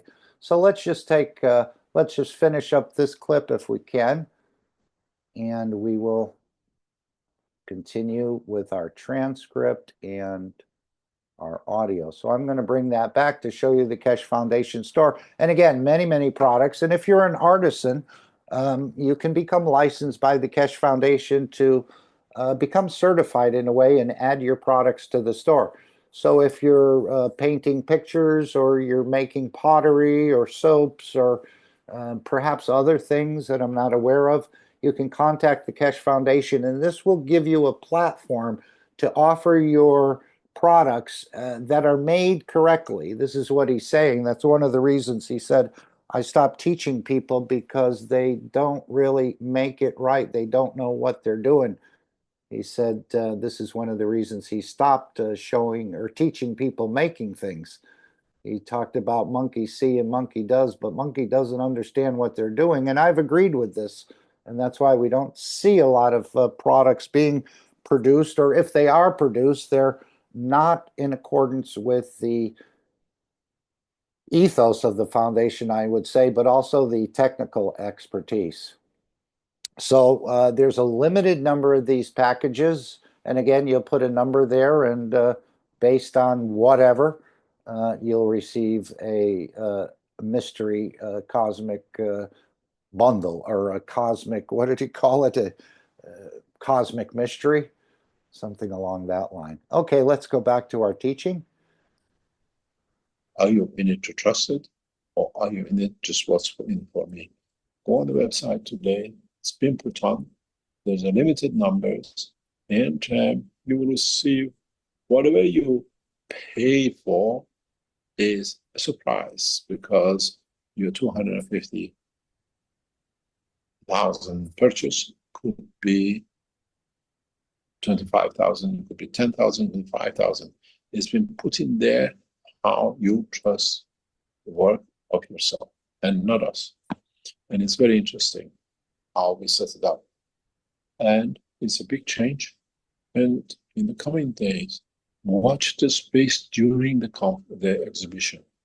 There are going to be some huge announcements will be made which bring the change in the structure of the Keshe Foundation. I hope you enjoy it as much as I had in the past years to teach you, and you enjoy it as much as I can share with you as a knowledge of the Keshe Foundation. And we will not stop the teaching just because we're going into international commercialization of technology with the support of local, national, government, financiers, and the rest of it, because that's not our job. We are knowledge seekers, we teach the knowledge, and to bring it that everybody uses this is the job of the financiers. I hope you enjoyed, and I hope you enjoy. Those of you who can get yourself to Beijing, do so. That'll be the biggest surprise. We have explained to the confirmation of what you will receive on the social media and from the Keshe Foundation channels, what will be there to be seen, but don't expect to be there and to do because you are there. You're there to support, to spread the knowledge, travel from all over the world to it, and be there to bring the change because every soul counts. Any questions? Yes, it's called Cosmic Mystery. It is mysterious what they put in that package.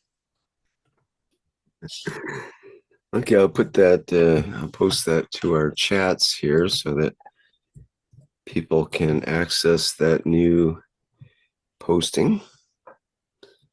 Some of these packages deliberately has the structure, you understand when you receive it, that allows you to move into the time travel structure of the understanding of cosmic rays. That's why we keep it a mystery, but it doesn't mean that all of you are going to get it.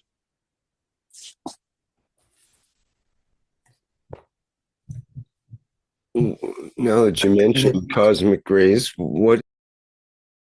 Okay, so again, the offer is in the store. You can take advantage of it, Cosmic Mystery. And now let's learn a little bit more as when I know Alex says one field plus another field makes three fields actually. And I was thinking, you know, if somebody doesn't understand a field like myself, and then we talk about another field and I don't understand it, then we talk about the third field, which is created out of the two. I was thinking maybe we can refer to that where people can understand it as a bell. You ring one bell, you get a sound. You ring two bells together, you get two sounds, but with those two sounds, you're actually getting three sounds out of it, which seems to me would be more acceptable for a novice like myself to understand it. And of course, if you, I think, had four bells, now you get seven different interactions. But that was just a way that you can relate when you say 1 + 1 is more than 2 in the plasma technology. You can relate it to the bells in a way where you could, the two bells will create a third. You'll hear the one, you'll hear the second one, but then there's also the combination of the two creating a different sound. So this is a beautiful way to understand it. So let's go more into this cosmic ray material. And as he said, this is the energy of the plasma. This is what the cosmic ray is, as my understanding at this point. It's nothing to do with the matter state. It's not created out of the matter state, but somehow the Keshe Foundation has found a way to create cosmic material. As you see, they're embedding it in these, but it comes from the universe and it allows you to connect to the universe and the fields of the universe. And that's what he's saying. You can feed the soul will feed the physicality, it'll touch your emotions, and it'll affect many, many different people in different ways, but all for the good. All right, let's continue on with this cosmic ray material, because as we understand, the Mark Ray Corporation is the home of cosmic rays, whatever the motto would be there. But this is the cosmic rays. This is the dimension they're opening up humanity to. Is that interaction between what you taught today, the place, position, possession, and time, that interaction, that tetrahedral sort of configuration? Now we have cosmic rays entering into that scenario. How do they interact with those entities? Cosmic rays, radiation comes from the matter state we are used to. Cosmic rays are the rays which come from plasma. And they don't come from a matter state. And I thought it was interesting later on, he said that the matter state could not create the cosmic rays, but like radiation, but the cosmic rays could create radiation in the universe. So it's a much, I guess, a more capable energy in a way out of the, so the radiation cannot create cosmic rays, but cosmic rays in the universe can create radiation. Probably can create it here as well. But again, we're not using the matter state nuclear radiation as we understand it, the gamma, the alpha, the beta, the rest of this. This is just my understanding again. Nuclear radiation comes from a matter state of the field. Cosmic ray, like the ray of the sun, comes from the plasma condition. And it's understanding in a deeper way the essence of the creation. We don't create, if you go back, even in the 13 years ago, we just listened. We speak about this in more or less the same way. You are deaf, we are awake. You couldn't understand. We tried to bring it in different ways. And the plasma and the cosmic rays and the cosmos has been always, it's been part of, in the background, in the front of the teaching, always been there. Now we brought it all to separate what is the matter state, what's the energy state. Energy state fields are all from cosmos. It comes from plasma condition of the universe. Everything else done comes from the matter state. But we have thought over years and over time about the fields of the universe. And that's the difference.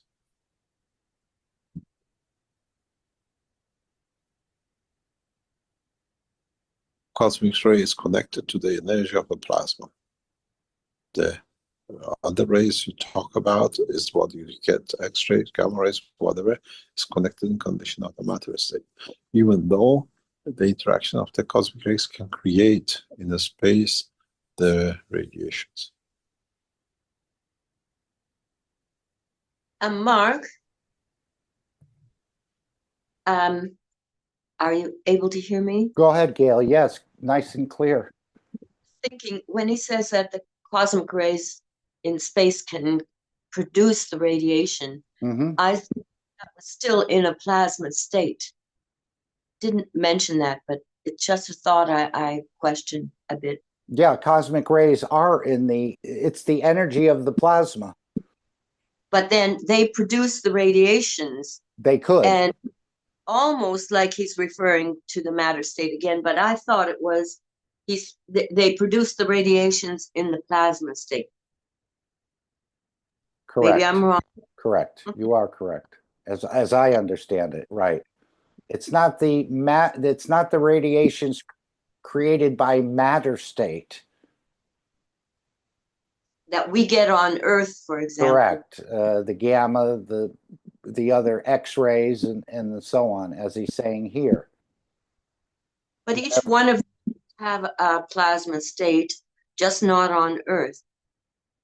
Or maybe they can produce it on Earth. Yes, they do produce it here, but using the plasma. Again, this is being gifted to humanity. Go ahead, please. I was seeing the patent of Mr. Keshe, and he explained the pictures and the numbers, and the picture is explaining where they produce the radiation, the cosmic rays. It's many things I'm starting to read, but it's very interesting. Very deep, yes. So many things we've never considered about this process of creation, and that's the whole purpose of the Keshe Foundation, that no one is abused due to a lack of knowledge. And this is what I said earlier. Imagine educating people from kindergarten up, by the time they've gotten to 8th grade or high school, you won't fool them too easily with any sort of flim-flamming. They'll be quite informed in the world of creation and understanding the creator much deeper than if you put them through let's say, a religious training where everything is still, they're not sure of it, and the rest of this, and the heaven and the hell, and all this. So children will become, and they'll adapt to this so naturally. They already go to imagining friends, and some of them I think are real as well.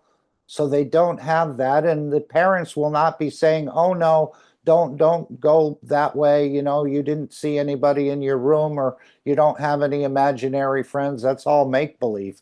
Well, this is what we're finding out, that the matter state is the illusion, and the plasma state is actually the reality. So we're being brought along or gifted this enlightenment process as I see it. Thank you, Claudia. Thank you, Gail. Anyone Claudia, else? Go ahead. yes, I ask if she has a link or a specific ones that she's looking at. I put here on the chat the link. I put here. Thank you. Yes, again, these patents are quite Mr. Keshe is a master magician and a master of disguise, as he said. And I'm sure when some of the scientists that are probably being sent to Beijing to say, as we've heard, this cannot be possible, this defies the laws of science and the rest of this, as we saw with the teeth, growing teeth. This is the work of the dentist. But now, even in Japan, they're growing teeth. They have a little bit of an issue with it, but again, this has never been possible. So again, I think the one in Japan has some streamlining to do, but they are growing teeth. They just can't control the process. It almost comes out. So all these things that could never be possible, like rebuilding the wall of a heart of a baby from thousands of kilometers away without surgery, is possible and has been done. The same way the dialysis has been done plasmatically, and I believe they have recordings of it in China, where there was no tubes and no needles. That actually that process was being done plasmatically, the dialysis. So again, the world of science, in sticking to the matter state, would say none of this is possible. And we're opening up this dimension of energy to ourselves and to the others. We don't fully understand it and can't fully replicate it at this point. But as I said, there's offers in the store for you to purchase this space technology without actually having to know how it's done. And this is what Mr. Keshe said with the gas unit. The gas energy unit, he said, we show you what we do, but we don't tell you how we do it. So that's the state of affairs at this point in time. And that's, of course, to protect the knowledge that it doesn't get abused, and other reasons that it's not used in defense technology and the others, even though it can be used peacefully in defense. And I think it can be used the other way as well, quite aggressive, as he showed when the General Soleimani was assassinated, and Mr. Keshe said that the Americans did have the recordings of what happened to the base when they retaliated, even though Mr. Keshe asked them not to retaliate, Iran, for the killing of the general, who was one of Mr. Keshe's students, as I understand it. But Mr. Keshe said they have the videos, and it would be like looking into the sun. I remember his description of that. So yeah, the technology could be used in the wrong way, but Mr. Keshe is, and he asked them not to do that, but they did. It can be used in a very productive, elevating, giving, peaceful manner. And that's why Mr. Keshe has so much concern about releasing some of this technology. It's for defensive purposes only, rather than offensive. And I know that cosmic ray material, as he said, if you know what you're doing, 1 gram of that material can create a shielding over an entire nations. It was originally developed for meteors and asteroids impacting the planet, which can cause a pretty bad day or bad period on this planet. So that's what it was originally created for. But now it can be used in a multiple ways. And again, it all depends how you can create it. So let's continue here. So cosmic rays would have an effect on the position, especially being that of the physicality. And what about the possession or the soul of the man aspect? We change it with the emotion. We change that with them. You see, this is what I was explaining very recently. We assume, we see, we observe that the rays of the universe go in from the South Pole, and we have a huge South Pole ice, and they come up from the North Pole. We have a very small size ice. And we always say the temperature on the North Pole is between 3 to 5 degrees higher. On the sun, it's 15 degrees higher than the South Pole. And the addition in the energy of the system, we never could explain. Now we understand the addition in the energy comes from the extraction of the fields, more or less from the radiation fields of the cosmic ray inside the body of the planet, which we call the central core, where we always considered is a metal and rotates and creates blah blah, but in fact is a plasma condition of the hydrogen or fundamental element, which creates fields at the strength of the absorbed or interacted magnetic field from the South Pole, adding to it with a higher strength to leave the North Pole. We have never ever measured the actual singular magnetic field which goes in from the south and comes out from the north. Now, if we create a condition after creating the magnetic field, the strength of what goes in the south, mix what with the technology we have now, our fields, we'll get what comes out of the North Pole, which we never had that knowledge. We always used the universal materials. We never worked with the universal materials. And a little bit we call it solar cells. We try to get it to use it for ourselves, but we never actually gone into to work with them. And this knowledge, what we call plasma technology, what we call cosmic ray technology, what we call matter state technology, each one has separate parts of this structure. And we have to understand them separately. We become very good in the matter state. We ignore the others because we don't understand there's something wrong with the people who do it, or they are very, very intelligent. Those of you who moved from matter state into nuclear to understand the radiation, whatever, I always said why people respect nuclear physicists, not because of our knowledge, it's because we killed thousands of you in one bomb called Hiroshima. It's the fear of respect, not the knowledge of respect.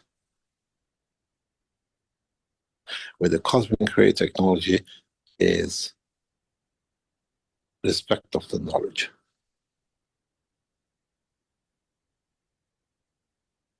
I always say, if you've been around me for decades, I said, you know what, you like to listen to me. The minute I say I'm a nuclear physicist, he's dangerous, he understands more, we better play with him. Because if Americans want to use a Hiroshima bomb, a nuclear physicist would make a mechanical physicist, engineer. What difference? We are categorized out of the fear of existence. The knowledge of cosmic ray should be categorized of beauty of the creation. And that's where the difference comes.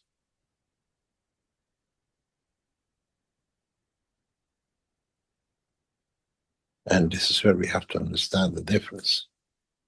And once we understand the difference, we are all nuclear physicists. When we understand this, we're all become part of the knowledge of the creation, which is the cosmic ray rays, which comes from cosmos. That's what it means. The essence of creation. It's not something new created. We never understood. Now we understand, and we're putting it in a way that everybody else understands it. Any other question? So, any question? Again, I don't think you'll be able to produce the material on your kitchen table at this point, so the only source of it is within the Keshe Foundation officially.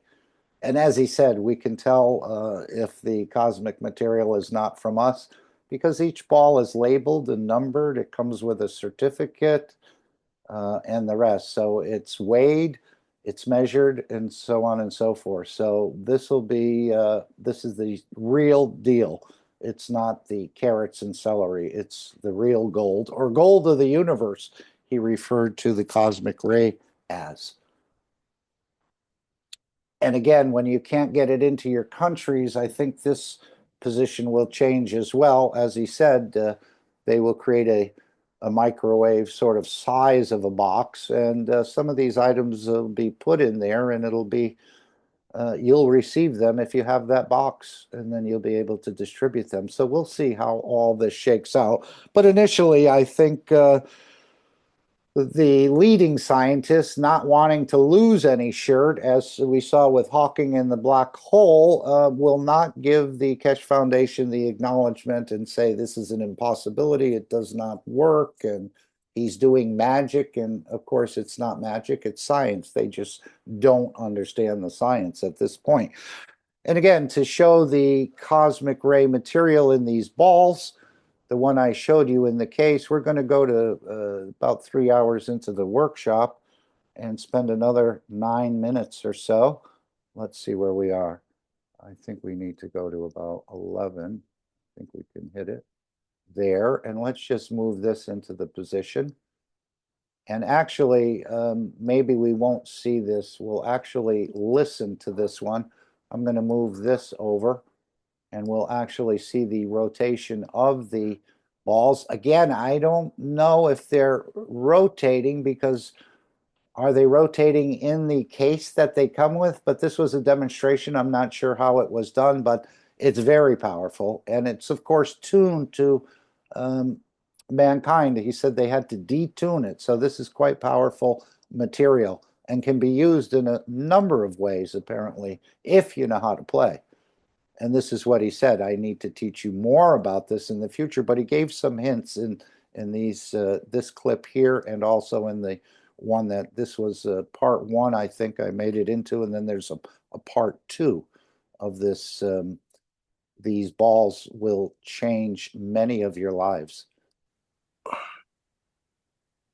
And would the factorization become a soul recognition?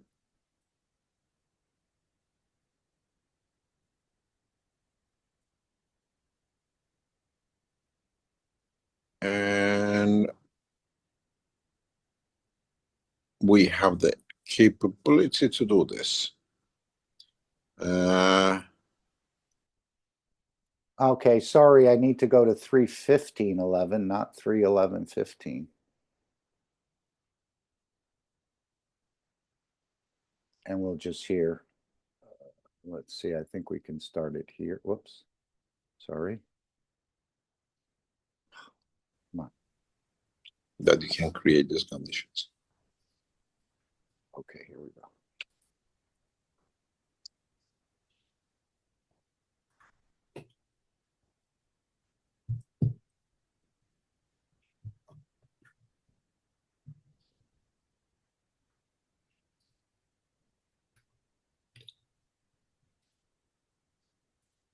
Okay, Andrea is asking, is it possible to see the video clip about the cosmic ray ball today? Pardon? Is it possible to see the video clip about the cosmic ray ball today? Yes, the one you couldn't play last week. Well, a lot of people have received the cosmic rays, and a lot of people are reporting amazing results.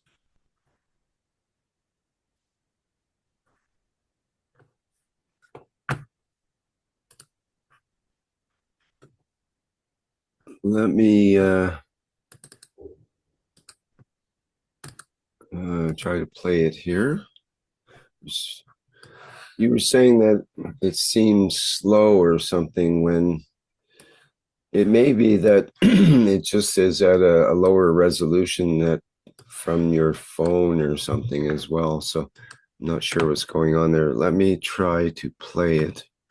Okay, if your knowledge seekers, 49 of these balls has been dispatched, and a lot of you have received it, and we see it.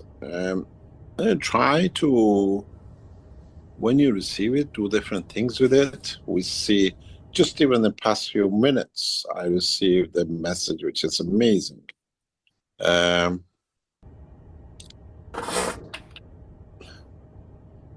And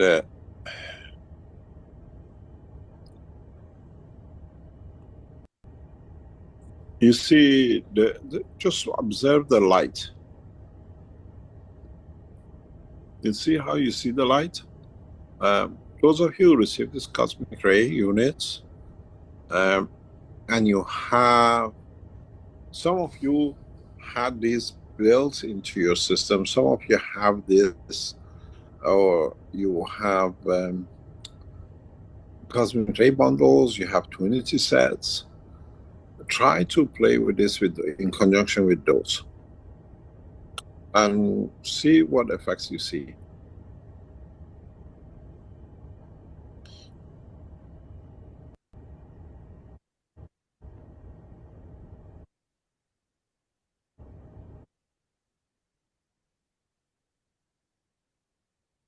The creation of the... And one of the questions I have, is it rotating like this in the case it comes in? I don't think so. I don't know what, and I'm sure he'll tell us in the future, what caused this to rotate, even though the material is loose within it, and it's almost like the electron going around the proton, let's say. It's moving. I don't know why it's moving this way, but we'll find out as more and more people receive these packages of cosmic ray material in its case. It can be taken out of the case, and then don't allow it to go on the floor, and don't tamper with it. But there's something very powerful. I don't know how he got it to rotate. Any comments on that? Because I don't feel it's rotating within the case that it comes in. Now, maybe when you take it out, it does rotate. I'm not sure. I think we have a lot to learn about this material. We're just in the initial understanding of it in a way. Even though it's been taught, as he said, I put it right in front of your nose, and none of us saw it. Material inside is... Go right ahead. All right.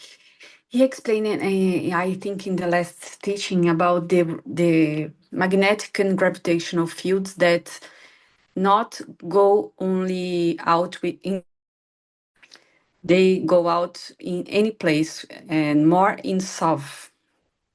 I don't know if I'm correct, but the magnetic will go north, but the gaps, we have the gravitational, and the gravitational is more hard, more strong in the south. So this changing, this difference of magnetic and gravitational fields give you the movement, give you the motion. So this ball, I think they created, they did, oh my gosh, my English. It's They perfect. did in a way to do similar with your soul. That I think your soul and my soul, it's in emotion 24 hours a day, and they are like this, you know. It's my understanding. And the lights we see, that's it's the magnesium, is the, oh my gosh, I don't know if I can like do a measure of these lights, because once I put some things to Ike on the private teaching students about the measure. How can we measure the fields? And one of the things is these lights in the sphere. I can't explain so much, but I can't don't either. know. I can't either, but thank you for sharing as much as you feel like you would like to share. Yeah, but this light, it's on. We can see only a part. I think it's on our imagination. You can. I think this energy goes kilometers away, and I don't know if Alex could help me, but um, that's what I understood. Okay, thank you. Anyone else? Again, we're just sort of opening up to even though the offers have been in the store for months, I think, on the cosmic ray material, and they've released so much of it, and there'll be another batch going out, I think is it June and July? But we'll see as people start receiving them what's going on. But yet there's huge amounts of it's connecting you to the fields of the universe and the energies of the creator, as I understand it. It's feeding the soul. The soul is feeding the physicality, and many things will change in your life. Not compact, is loose. So no two similar seconds are the same from energy point. No two positions are the same position is the same because it's different mixture inside. It's deliberately made in this composition that the center is never static, is never fixed. It reacts to your emotion, it reacts to your even emotion and how you twist it.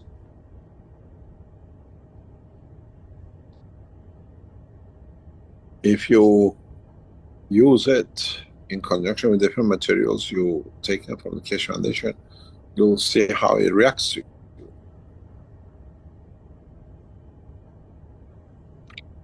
And how we are getting the reports because they've all been delivered now, the first batch. And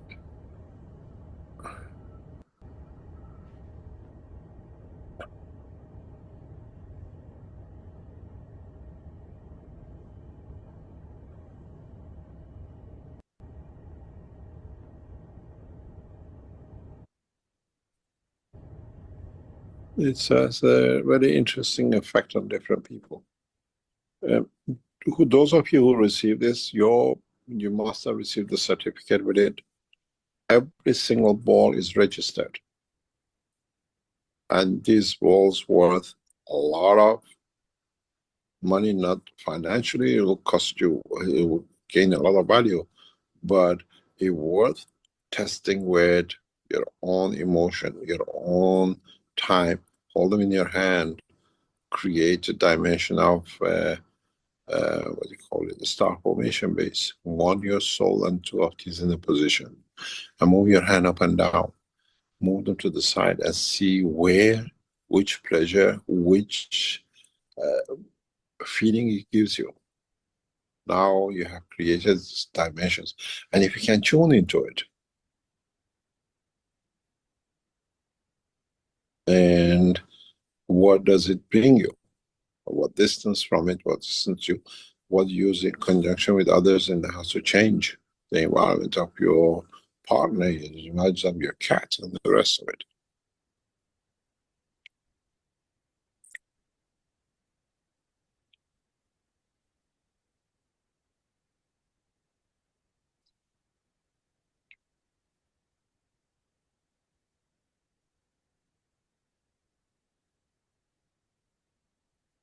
Any other question?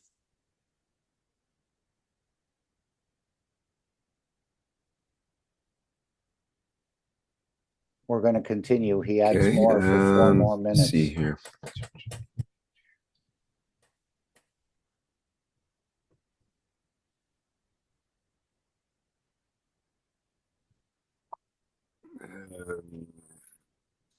See, Lomberger, or Jean-Marc, I guess it might be, is asking, where can I post my testimony about the feeling of the cosmic ray balls that I received on April 25th? Thank you very He's one much. of them.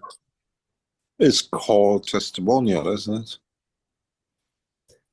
We do have a testimonial page, and we also have the testimonials group, which is on the second Monday of each month, starting at the 8 p.m. Central European time. And that would be a good place to post your testimony. Or send it to info@keshe.foundation, testimony of cosmic ray balls. These balls will change many of your lives. I know what we put out, and I know what's going to do. Hidden or in a different way, you will receive energies which enlightens you, changes your life in a positive way, because now you're connected to that higher level emotion or dimension of fields. And I've seen in past 3-4 days a lot of reports, especially past week, a lot of reports of people who have received it and how it's interacted with them. Those of you who bought the system inside Cosmic Ray added to, you're going to have a fantastic time. And I know some have already.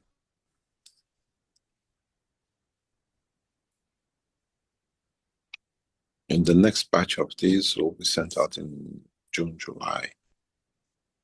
We have already put out around about 70, 75 units, and it took a long time to get it. The next batch is in June, July, maybe another 30, 40. And we keep on supplying this till we meet all the orders. But those of you who just been through with these testimonials, I've just read another one recently, just come in. It's amazing how it's affecting people.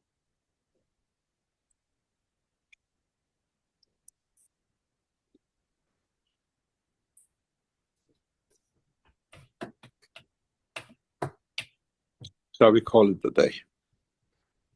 Sure, yes. Gone quite long here today. Yeah. I hope we managed to share a new knowledge, a new change, and gradually to build it up in the next step to the next line of understanding. Well, it'll be very nice. Those of you who receive these cosmic ray balls, to place it in like a ping pong ball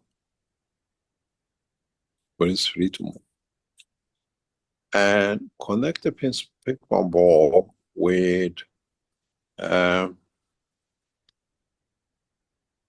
me see if I can show you. You will have a crazy time with this, the pleasure of it.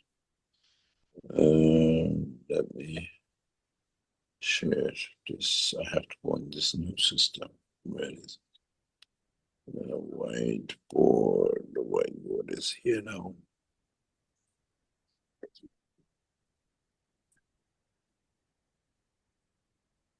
If you get the two balls and put them into two ping pong ball like, and connect them, and put yourself in the middle, in line with your soul.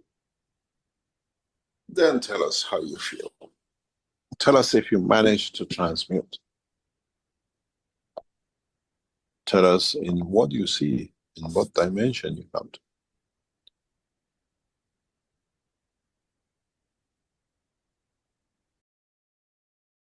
It does seem to me like he'll go into the dream state, but fully conscious of it.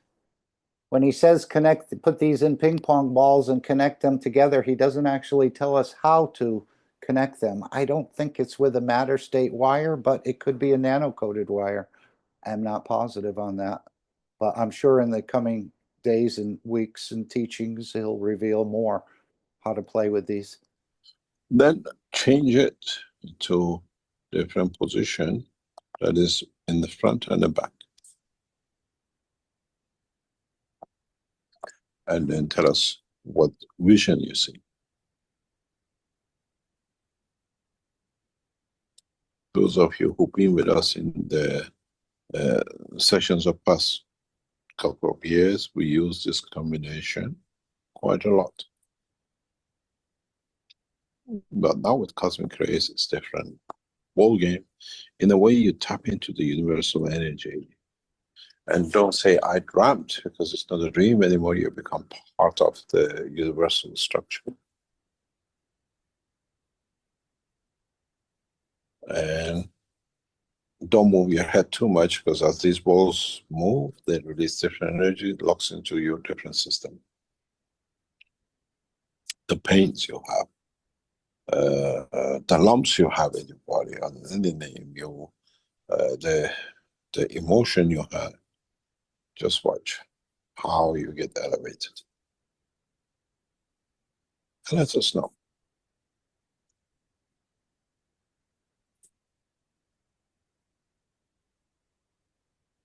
It's amazing. You can take energy from the universal, these cosmic ray balls, feeding the soul, and soul supporting the physicality, elevating the soul of physicality. Ask other people around you if they see any changes in you. But don't use it too much, maximum a few minutes a day, even a week. Because knowledge has to be understood, and the whole thing has to be accepted by the soul of the people. So as he said, more is not always better. He said, use it just a few minutes a day, if not in a week, because you have to understand the knowledge and the soul has to accept it. So apparently it's introduced on a slow level in a way until the knowledge is understood and the soul starts to accept it. And I can say with the Nutra GANs that I've been using in the Keshe Foundation store, if we just go back to the store for a second here, and if I can find the Nutra GANs, a funny thing, for the last week or so, I've only used one of these tubes because every day it seems like now I don't need the tubes. Now maybe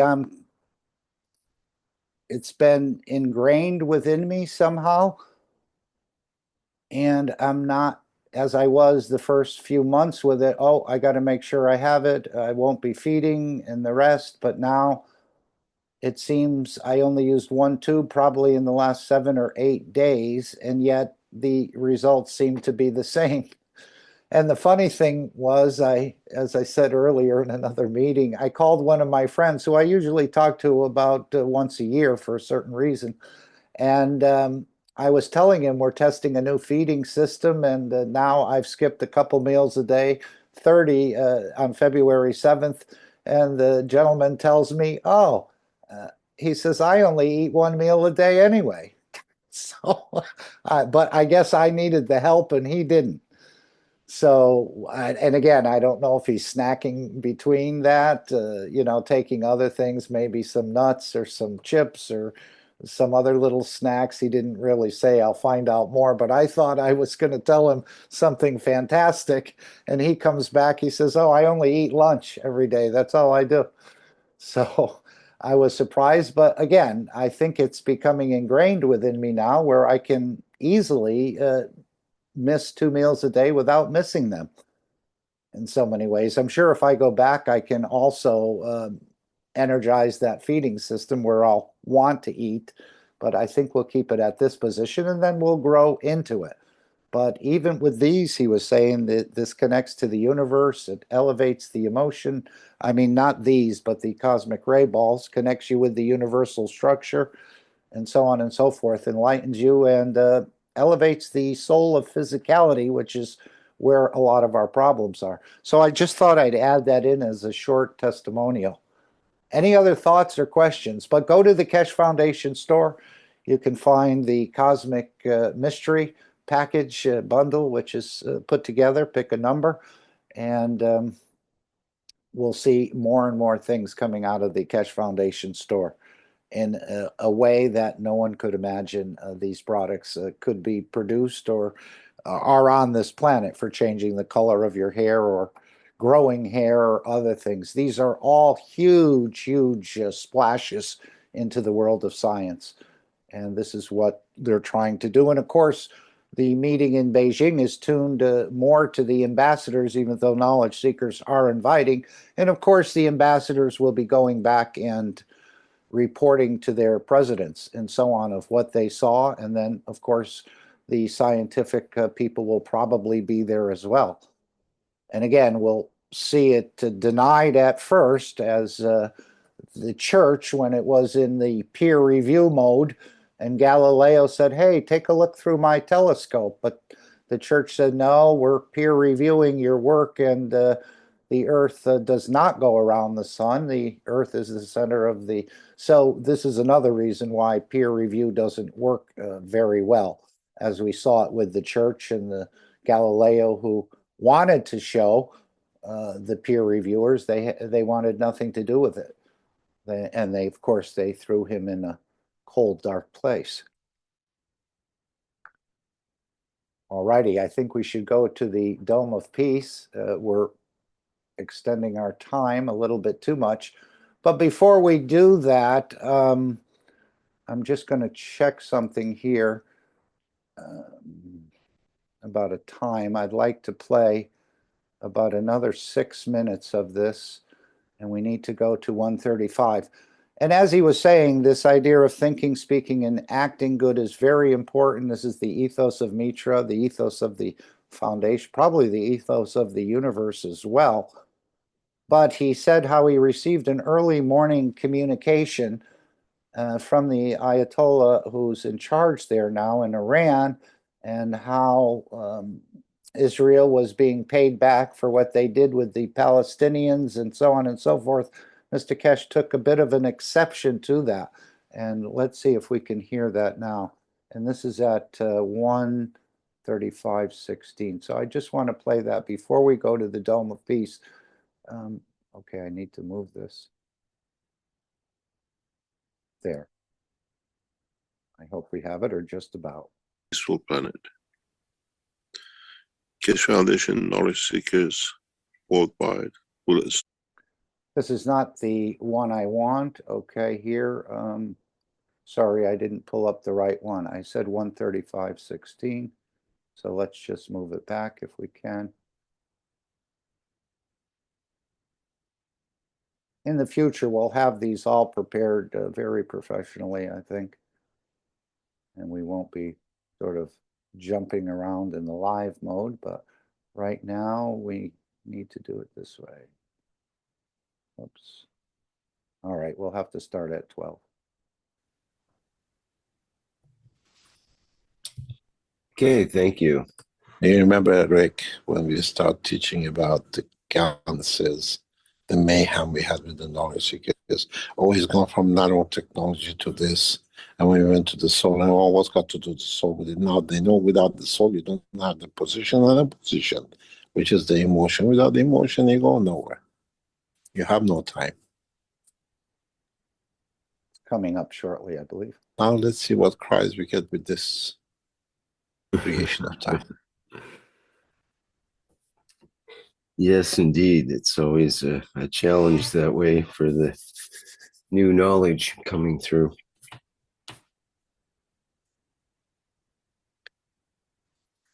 Any questions? Okay, we have a hand up or two here. Let's start with Marinez, who's been patient. I would like to tell you something very interesting.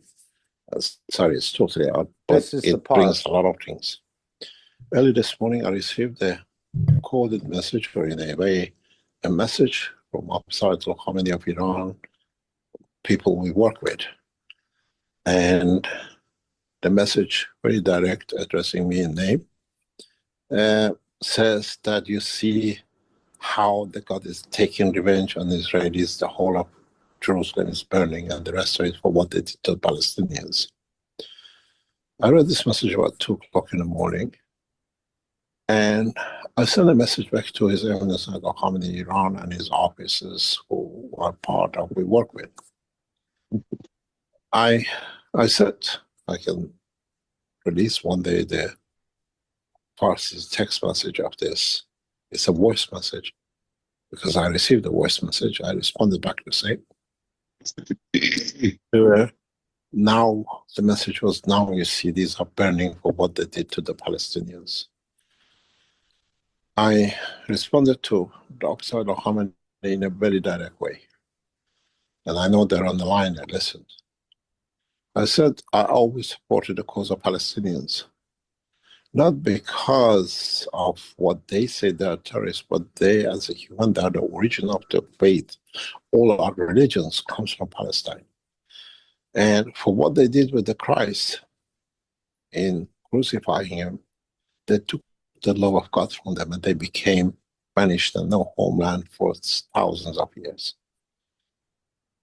And in what the Palestinian, what they did, the Israelis did with the Palestinians in the past couple of years, and I, as I said in the teaching of the past, I said, go on and listen to my teaching a few weeks ago, that I have banished them to the far corners of the universe, that there is no life that they can suffer with their own, what they call, pain. They have no one to harm anymore. And I said to them, now you understand the message and the messenger. If the banishment was taking the love of God from them, this time we banished them to a point. And it comes to a point that we should not rejoice with the suffering of the others. Does not matter in what position. We can remove those who bring the suffering, but we do not rejoice in their suffering because they bring it to themselves. And the same will be for man and mankind with understanding of the time, position, and the place. Any of them you do wrong in, you will get the wrong end and you have to balance it. And this is why it goes, literally goes with the teaching of Mitra, blessed her name. Do good, act good, and think good, because all these are the pieces of place, position, and position, which make it with it brings the time of joy, the time of existence.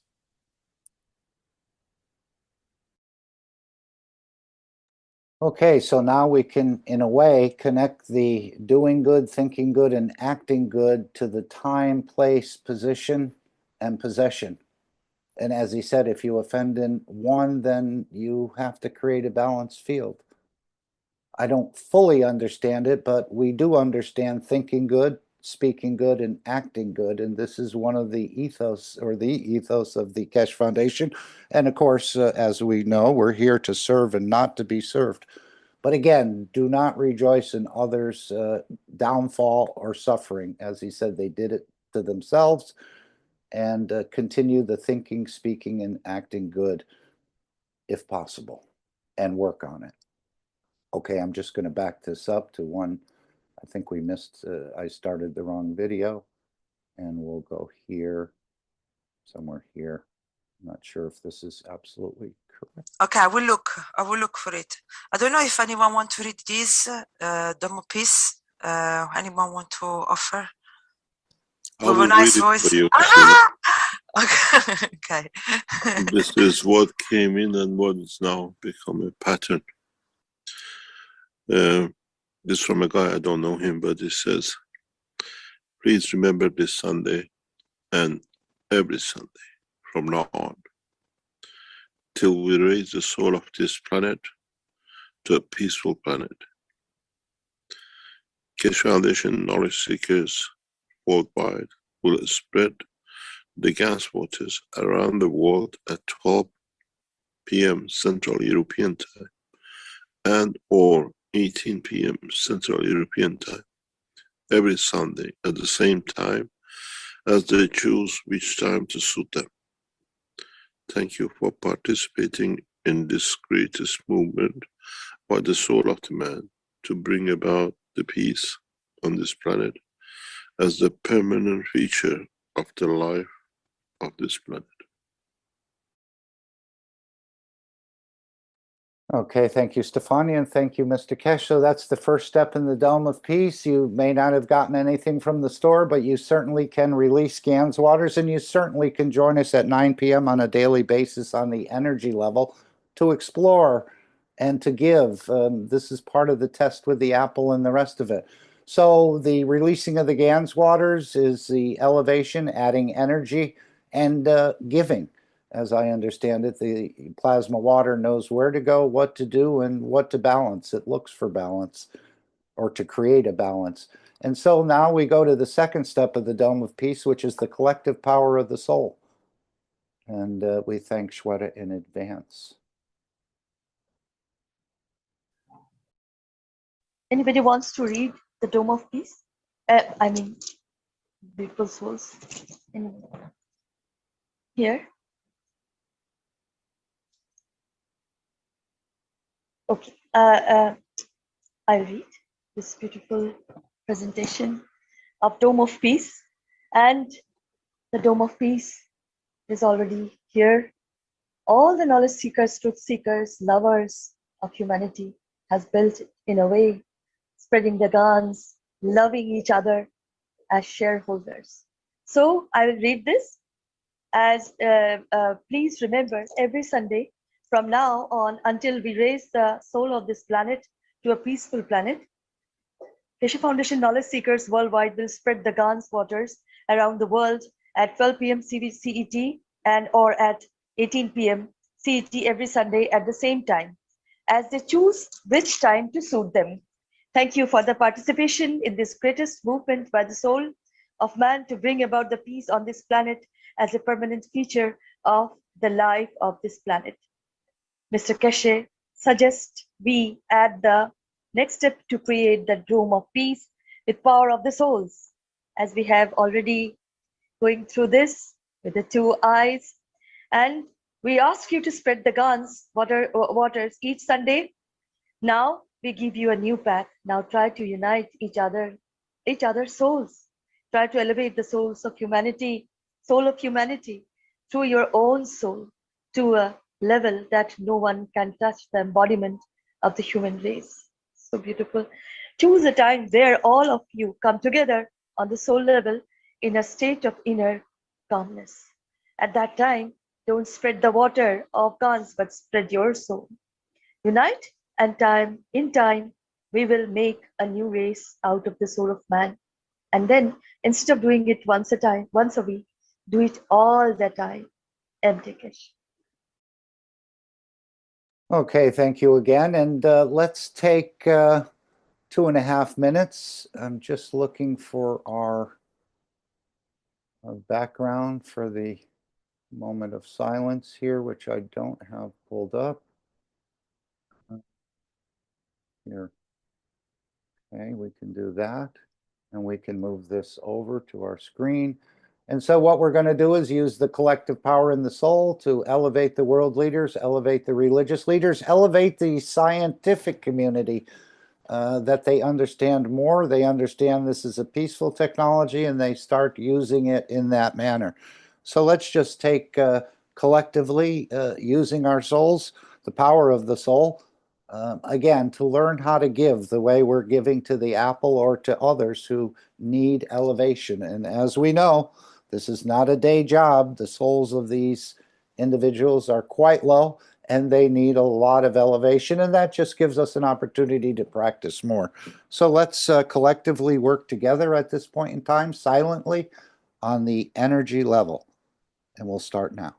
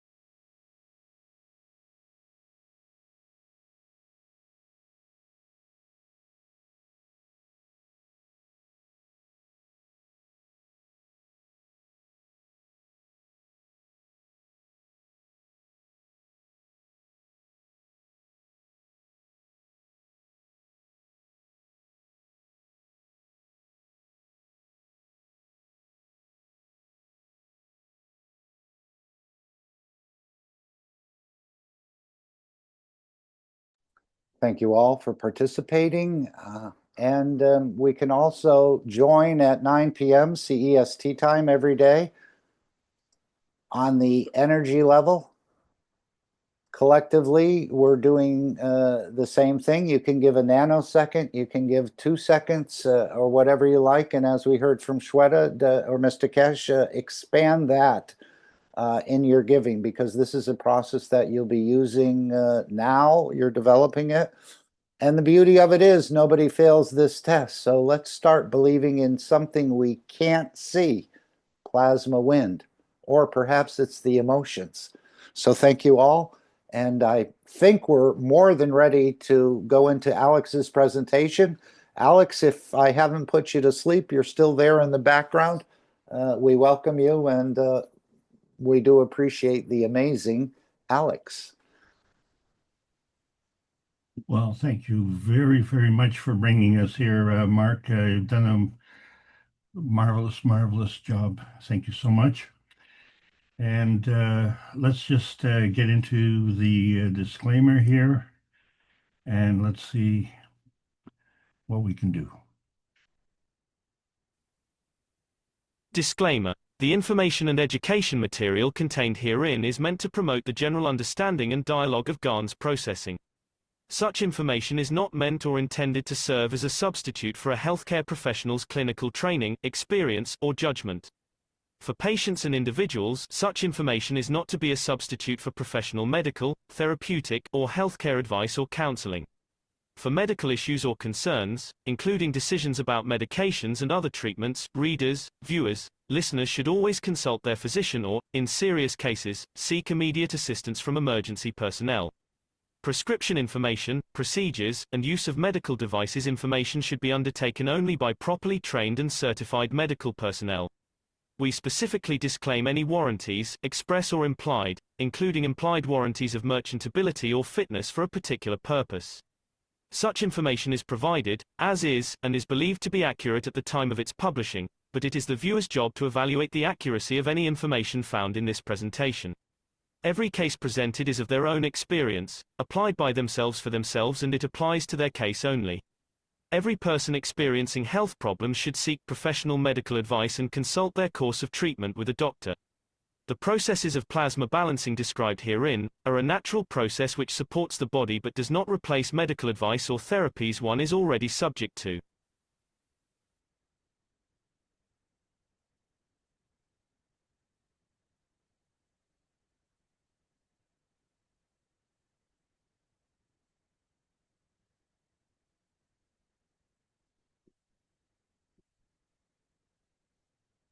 And thank you, everybody.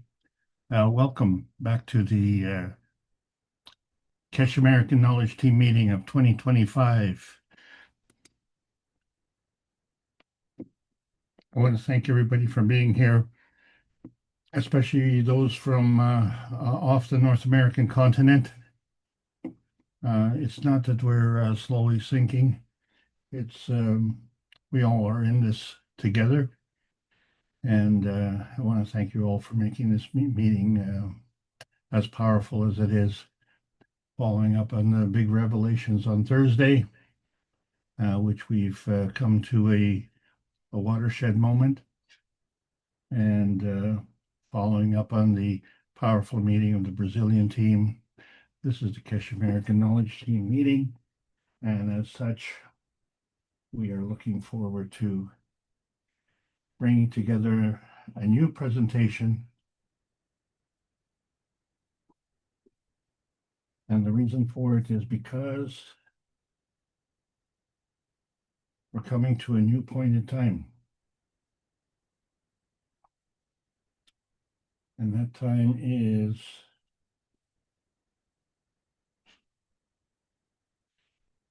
okay, just one moment here, please. Something is missing.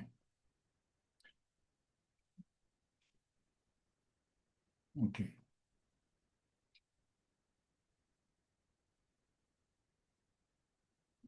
Okay, please bear with me.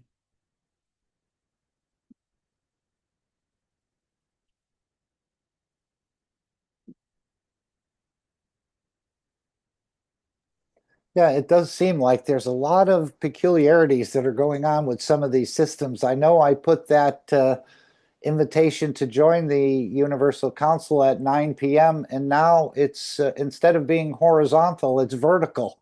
So I don't know what's happening. Maybe it's the AI assistant just trying to be helpful. I'm not sure, but we can, of course, rotate it at any time. But I thought that was strange. It's never gone back into the tray vertically. It's always gone in the way we read it. But now it's seeming to be in a vertical position, but we can rotate it, as I said. I'm learning a few new tricks. Okay. Well, we're learning a few new tricks because suddenly I'm having trouble. That's okay. It's in a way we sort of expect it. Everything is, it's not a perfect world yet, but we are creating that land of milk and honey that promised the promised knowledge has arrived, and we need to introduce the others.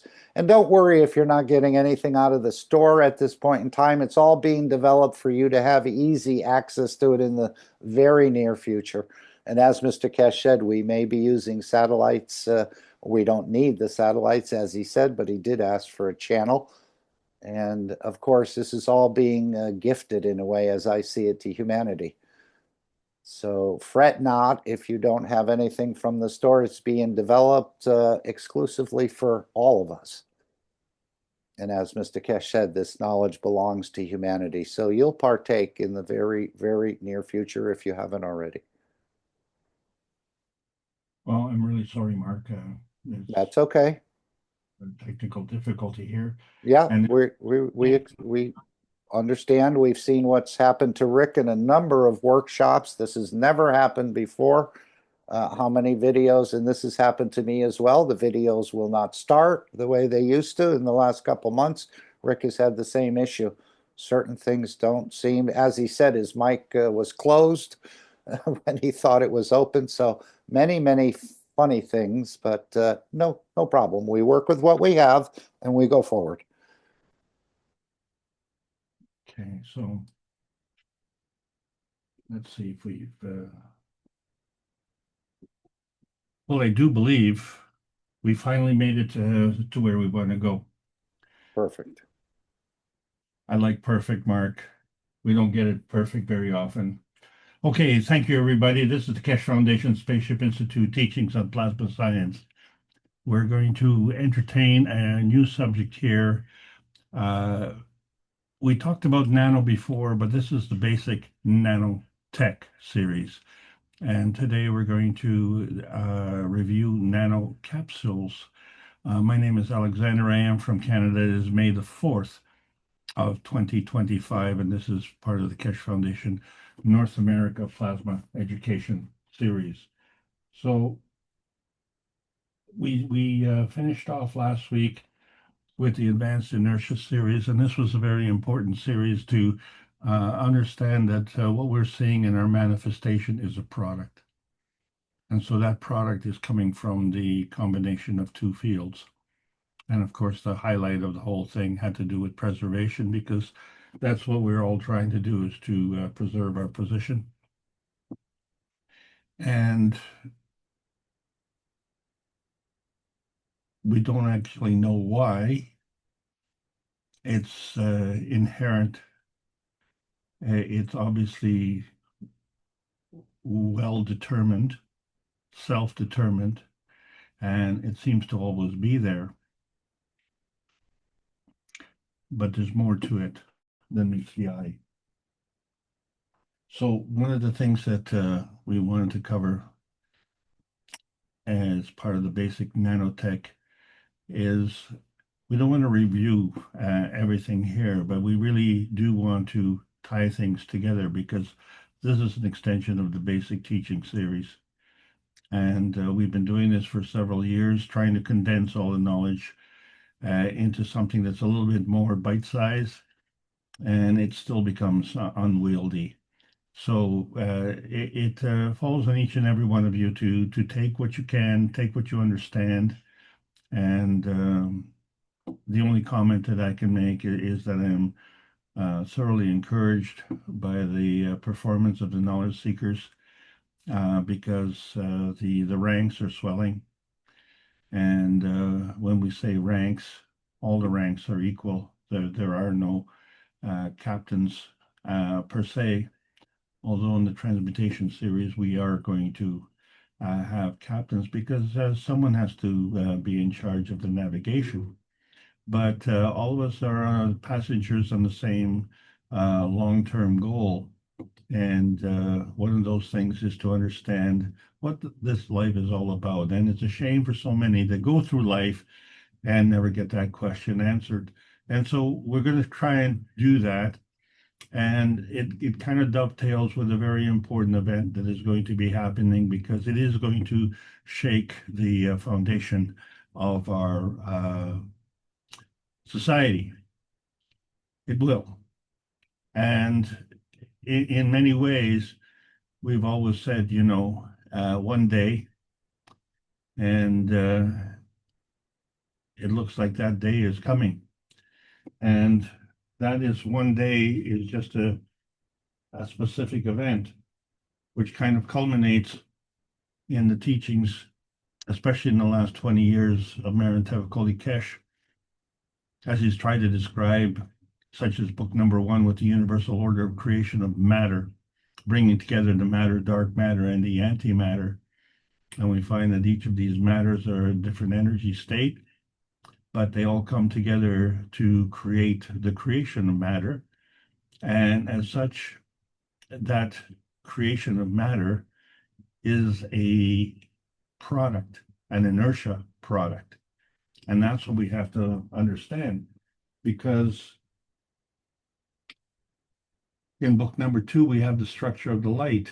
And so one of those products, of course, is the light. But in order to manufacture the light, we know that the light has to come from somewhere. And so this becomes a very, very important point to understand, because if it comes from somewhere and then it also goes to somewhere, it's kind of like going to the train station and then someone says, well, where are you going? I don't know. I'm just going to go on the train and go somewhere. And that's really kind of pointless, isn't it? But maybe if you don't know where you're going, maybe you know where you came from. Oh, well, we don't know that either. Well, that's another pointlessness. So we have two pointlessness, and you wonder if you don't have these points, how can you create the structure of the light? And that becomes very instructive. So once you've created that, then in book number 3, we talk about the origin of the universe, and we've always been confused. Shouldn't that be the book number 1? Shouldn't the universe come first before the matter state? But there is a progression here where we see that the one field splits up into 2. So where we see the 3 fields coming together and the fields going from one to another, and then the fields splitting up into man's universe and the sister universe, we see this pattern. And where exactly are we in this whole business? So what we realize is that we have obstacles. And the reason for it is because we have a decentralized planet. Now, that is actually a very good thing. It is part of the divide and conquer rule philosophy. But when we're talking about one planet, one nation, one race for justice and world peace, as Rick Raymond and the members of the Universal Council have tried to put together for 376 weeks in a row, is to try and say, well, we're all part of the humanity family. And so to everyone's consternation, you wonder, why is it that some members of the Universal humanity family decide to harm other members of the humanity family? Fundamentally, if you are part of the family, which obviously you are, and if you harm one member of the family, then you are harming the family. And since you are part of that family, you're harming yourself. And this becomes the ultimate lesson. And to understand that you cannot be more equal than someone else if you're part of that family. So one of the ways to accommodate that is to disown the family. And if you disown the family, then that family has to dissolve. And this is kind of philosophy that is around the initial introduction to nanotechnology. And I wanted to talk about that today because it creates kind of a conflict point, because when you bring two fields together, it becomes a binding zone, and that binding zone could create an aggravated situation, or it could create an inertia density manifestation. But it doesn't decide what it is that manifests. But what does decide is that the higher strength feeds the weaker strength. That's the plasma rule. So it seems to have conflict with the man-made rule, where the higher strength eats the weaker strength. And it certainly does create an inertia density manifestation. And in fact, that manifestation can be quite hard-hearted. In fact, it can be as hard as a stone. And it's all part and parcel of the energy binding for self-serving needs that we have. And the reason that this becomes so hardening is because we do it at the expense of others who are also working at the lowest energy state. So when we rob others of their low energy state, that's what we get. We get a low energy. Why would we be happy to get a low energy? Let's say, for instance, why would we want to eat the carrot when the carrot obviously has created itself using a higher form of energy? You know, if we want to take something from the carrot, maybe we want to take the energy that the carrot received. But the way we take the energy from the carrot is we actually eat the carrot.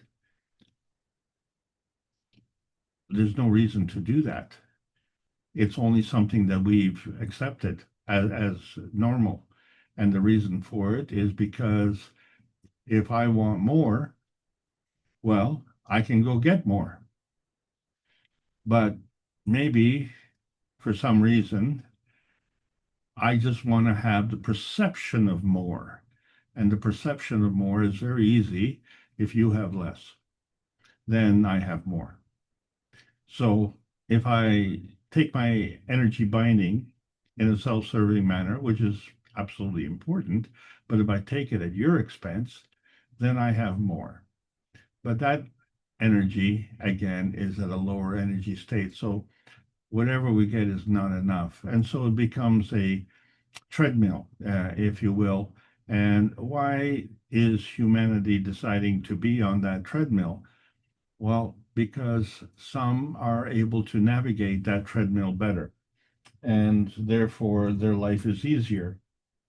But because it's at a lower energy, there's also delay and consequences as a result of that, and that because of the time factor.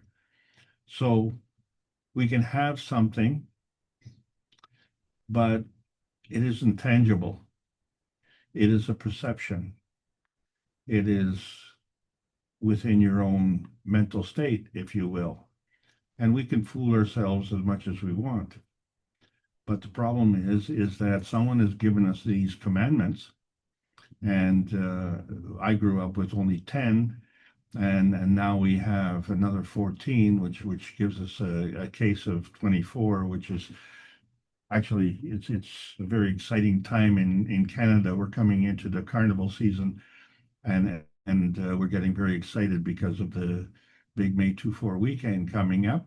So the 24 is a very important number. And they tell us now, thou shalt not lie. Well, why do they need to tell us that? And should I pass that on? So maybe I should tell you, thou shalt not lie. Or have you been told? Well, maybe I should just pass it on to my dog. Or does the dog need that? The dog can't talk. So, is the dog lying? Or what about, the carrot that I'm growing in my backyard? Should it not lie? Should it then not have commandments? How about 10 commandments? Maybe, maybe 15 would be enough. Or why don't you have the whole case of 24?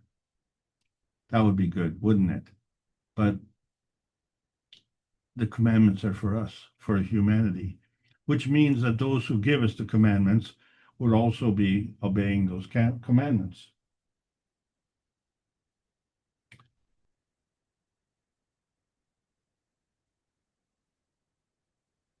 Well, if that were only true. So what we have is a need to have a humanity shield. And the shielding has to be an inertia shielding, because we're getting energies coming and going from many different directions. And as a result, it also gets stolen. So there can be an aggressive stealing, or there can be a hostile stealing, or there can be a self-inflicted abuse. Or to make matters real easy, we'll just harm the environment. That's a ticket. That way we'll all suffer. Well, we have to shield ourselves from this suffering. And so we need to know the rules.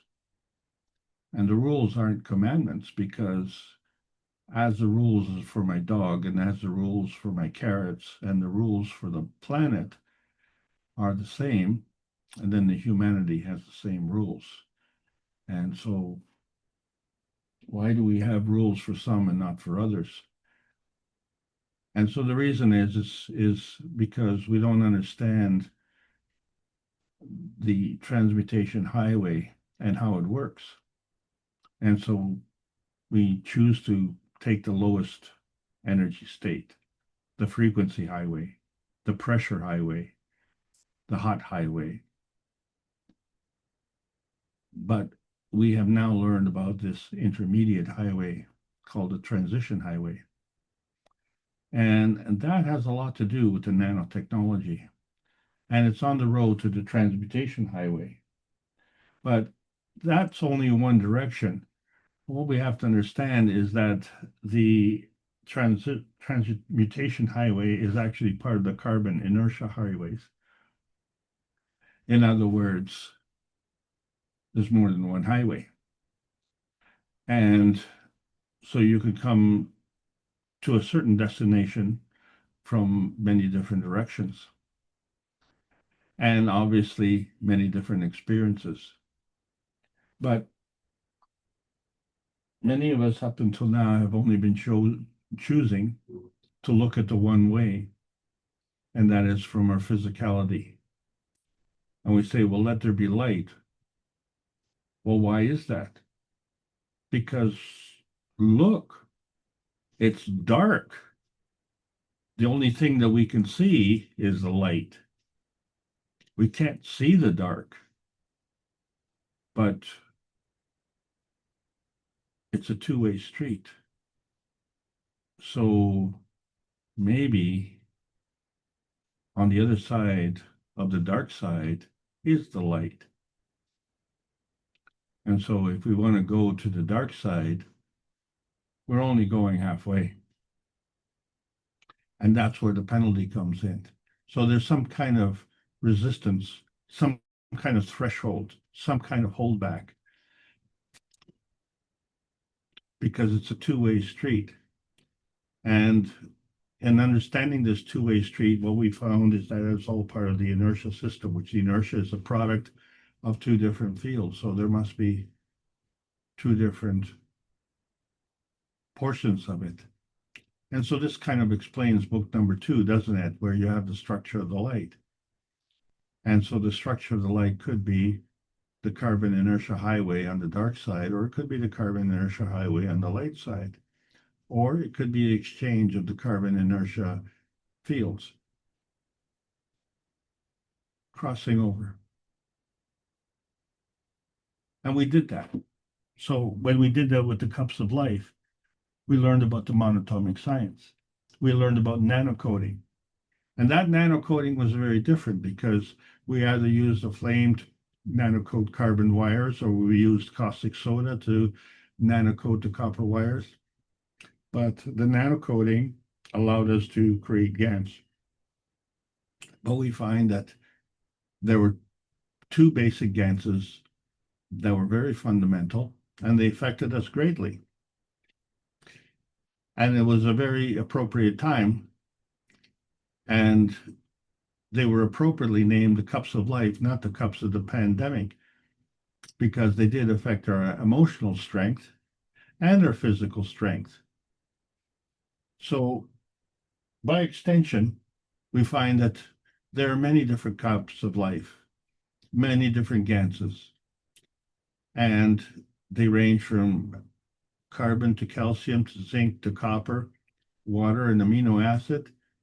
But of course, everybody wants gold because that's the brightest radiance manifestation, and it makes us all seem wealthy. But the real wealth comes with the cup of the soul. But the cup of the soul on its own needs two things.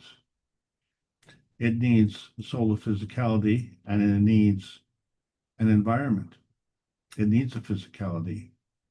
And so there's an integration and a containment within the cup of the soul where each cup has its own magnetical gravitational field force, and as such, its soul.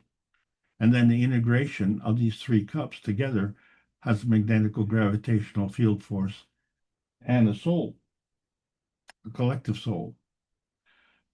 And that's exactly how the brain works. We have a left and right hemisphere of the brain, and we want to bring together the copper, which is physical, and the zinc, which is emotional, together with the carbon, which is the connection to the rest of the universe. And so here we have the one-track cup of the universe, the 1 + 1 + 1 gives us more than 3 because we have the product, the inertia field of 3, which is our physicality and our manifestation of that physicality. But we still have the copper GaNs and the zinc GaNs and the carbon GaNs. We don't lose that. It isn't consumed. It isn't dissolved. It doesn't just disappear. It's still there. It's still active, contributing to the magnetical gravitational force fields. And so the Earth is operating the same way. It has its own grand central station where all of these Earth GaNs, and there's so many of them, and they're all different, and they all maintain this containment. And it's all part of the Earth. So the Earth is teaching us how things work, and we can create all these things. But we never asked the Earth how it created it. We just basically work like highway robbers and say, thanks for the minerals, and now they're ours. And what is the Earth to do when we rob the minerals from the Earth? Funny enough, it creates more. So this is all part of the angular density. And as such, when we talked about that before in that at great length at the Advanced Inertia series, we talked about falling, where we increase the density, increase the pressure, and increase the gravity. And we see that the angular momentum equals the moment of inertia times the angular velocity. And so there's the mathematical equation on how angels have fallen.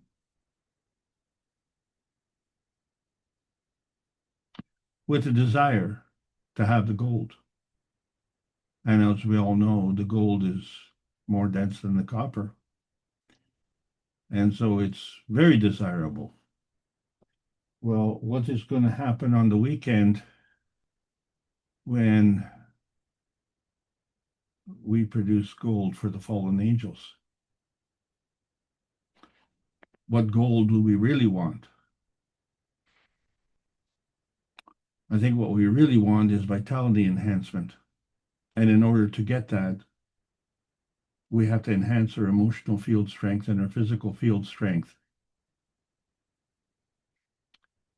Use our universal body enhancement spaceship units to enhance our vitality. And so, the question that we ask often is, when you fill me up, can you give me either regular or super? And we have choices, which one we want, right? And so that kind of becomes an extension of how we view energy. And of course, that energy is what we burn. And so we burn it in our engines that we drive our cars. And so when we gas up, we're concerned about octane. Octane is a hydrocarbon, and it's also alkaline because it's an alkane with chemical formula C8H18. And the condensed, there we are, very dense structural formula, CH3, and then in brackets, CH2 times 6, and then CH3. So we find that we have CH3 as the energy bracketing the CH2 6 times. So octane has many structural isomers that differ by location of branching in the carbon chain. So we can manipulate it. It isn't just there, but it certainly is an inertial product. So we find that the carbon is not just carbon, because when we look at the hydrogen, it's not just hydrogen. We have orthohydrogen and parahydrogen. And so the relationship is where the hydrogen molecules with the covalent bonds remain, but the poles flip. And so the covalent bond remains the same because the north poles are rotating in the same direction and the south poles are rotating in the same direction. So there's a balance. And if you flip the pole, that balance remains, but the rotating field of the poles are opposite. But the north pole is opposite and the south poles are opposite. So the covalent bond remains, except that one hydrogen combination has more energy released for the purposes of rocket propulsion. So not all hydrogen is the same. So the purpose of it, of course, is for combustion. And so octane ratings are measures of fuel stability. That's right. So these ratings are based on the pressure at which a fuel will spontaneously combust. That's an auto ignition in a testing engine.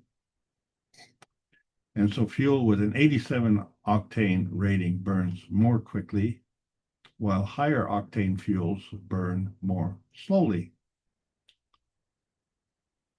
So in engines designed for standard unleaded fuel, the efficiency and performance is optimized for 87 octane. It could actually perform worse with higher octane fuel since the burn rate is slower. So by changing the personality of the carbon, we have changed the combustion rate. So not all carbon is the same.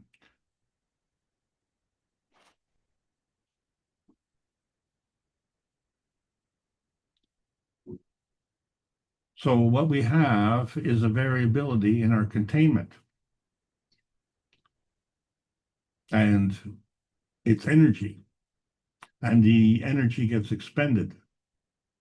So when we expend that energy to drive a car, it makes our car go faster or farther or at a higher speed, longer distance. But the emotional energy is contained in anger, but it's also contained in excitement. So it too can be regulated through an emotional control system. And so what is the difference when you're looking at both systems? The burning of fuel is to provide energy, and the consuming of emotion expends energy. So how does it exit its containment?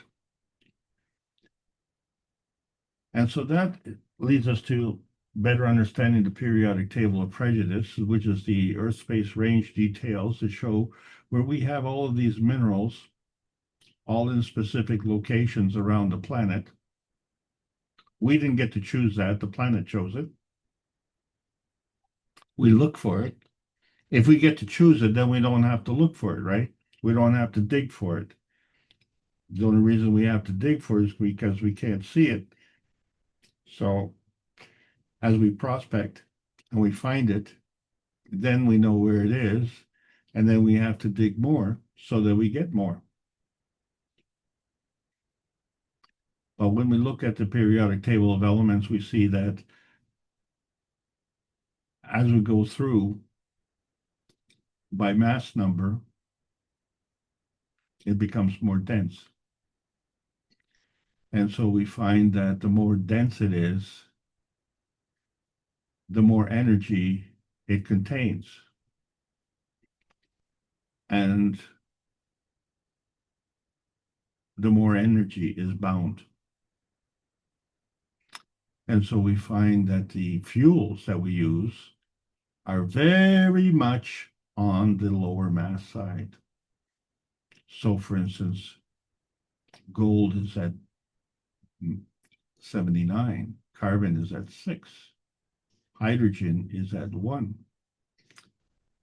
oxygen is at 8. So we find that the higher we go on the table, we have more energy being released. And so the lower we go on the table, we have energy being compressed, compacted, retained. So that's how we look at our fuels, because we want to burn it easily. We want to get more power.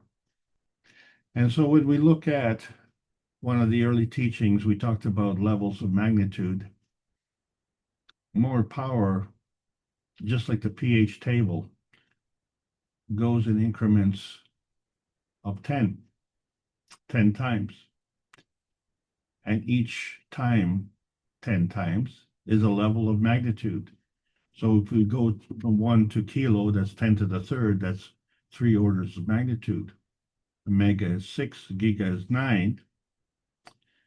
And we find that giga is already taking us outside of the box of the old science. And now we're using tera, 10 to the 12th. But if we go in the other direction, things get smaller. And so we were familiar with the one being reduced to milli and micro, 10 to the minus 6th. And then we introduced the nanotechnology, 10 to the minus 9th. But it too is outside of the box, and it too carries on to the pico, which is 10 to the minus 12th. And so as we go outside of the box of old science, we come into the field of the new science, the plasma science. And this is where the future is. And so now we understand the relationship between the old science and the new science. And we see that as we approach the extremes, that we get much bigger by orders of magnitude. We also get much smaller by orders of magnitude. So how could the two coexist? And so in that understanding is the basic teaching of the monatomic science. So the monatomic science is the plasmatic matter. And so when we look at any type of matter, let's say such as a magnet, we see that the magnet has a field around it. So whether the magnet is there or whether it's not there, as in a plasmatic state, that field is still there. And what constitutes that field is the relationship between the magnetical and gravitational force fields. And so we call that a maggrav. And this difference, of course, is how we view the chains of man. So, for instance, in the atomic state, the atoms are chained together. And they are chained to density. So as we become more dense and we go from hydrogen to carbon to oxygen,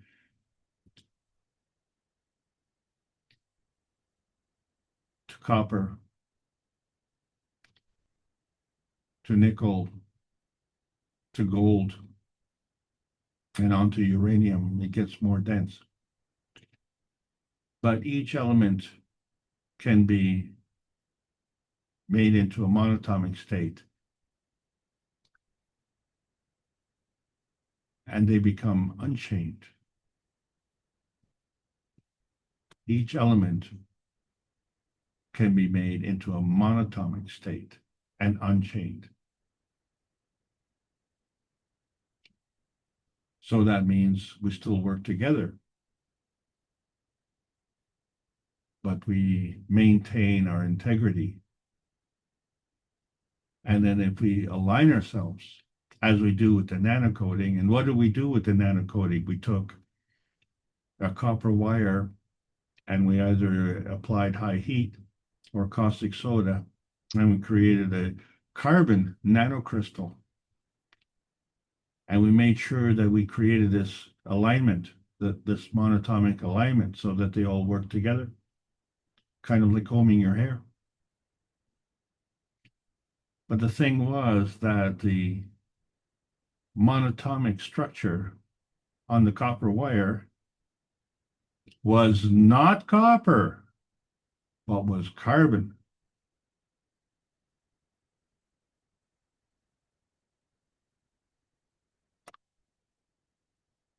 So the copper had a layer of monatomic crystals. They were not monatomic crystals of copper, but they were monatomic crystals of carbon. And the more dense they got, they resembled diamonds. In fact, it was a diamond structure. Carbonate, which we know is extremely hard, much more dense, much harder than carbon. And copper, I mean. And yet, copper on the periodic table of elements is more dense than carbon. So we see the structure of the carbon in a certain configuration can outperform the copper. And we can do that for each and every element. So then the mass on the periodic table of elements is an elemental mass, but we can manipulate it. And usually the way we like to manipulate it is to do that physically. So one of the things that happens with the nanocoating is it creates gaps. And so interestingly enough, that these gaps actually create energy positioning. And because these nanos are like 10 to the minus ninth, it's actually more than millions, isn't it? It's billions of gaps. And as they come together, they create millions of maggraphs and millions of dynamic plasma reactors. And each one is a relationship between the magnetical gravitational force field. And so whether it's a magnet in terms of its physicality, we know that it exerts a force field. But in the plasma science, we find that a force field can also create an impactful field, and with it be contained within the magnetical gravitational forces. And if we go to the next three levels of magnitude, 10 to the minus 12, so the nano gaps become pico gaps. So there is a consistency. A lot of people talk about how chaotic things are, how random things seem to be, but that discussion is also consistent. So what we need to figure out is that on the scientific side, we have a consistency, and the religious side, we have a consistency, but we don't have a practical consistency because each one is all about self-preservation. And so we're looking for what is the factor that does that. And we consistently are looking for that. And many of us, as I said, go through life, we don't understand that. But it all has to do with the intensity relationship, which is going to be the discussion today, to work out the magnetical gravitational balance of the maggraph. So we see that there's a scientific responsibility to balance off the conservation of magnetic fields versus the conservation of energy. That's right, the magnetic fields represent energy. So when we look at the spiritual responsibility, the balance between the spirit and the soul, what we call the dream state, that too is energy. So it's the plasma science that adds to the knowledge of bringing these two scientific communities together and balancing off the energy fields between them and affecting the change. But the question is, at what rate of change? So the answer is, at what playing field are you working on? Are you working on the lowest energy state, or are you working on the higher energy state? And are there points in between? So we'd like to be, as they say, the four-wheelers of creation. When we look at the creation, which is the balance between the intensity and the outensity, and so we say there's a natural creation and a natural decay. But if we destroy things, that's also a creation. So why would we want to destroy things? But maybe we have to destroy things to create things. So that's also part of creation. So these factors are inertia bonding factors. And so we find as part of the creation that becomes very much a magnetical direction. If there's a magnetical direction, then there is a gravitational direction. And so we find that the relationship is the same. There is an intensity and outensity balancing with the natural creation, natural decay. And there too is an inertia bonding factor. And if we don't understand it, then we also tend to fudge it. But if we have a full understanding of creation in terms of physicality, then we have to have a basis of understanding, with the foundation being understanding where that understanding came from. So the knowledge base and the learning base are working together. And it's a two-way street. And so there's a bonding factor between the natural decay and the natural creation.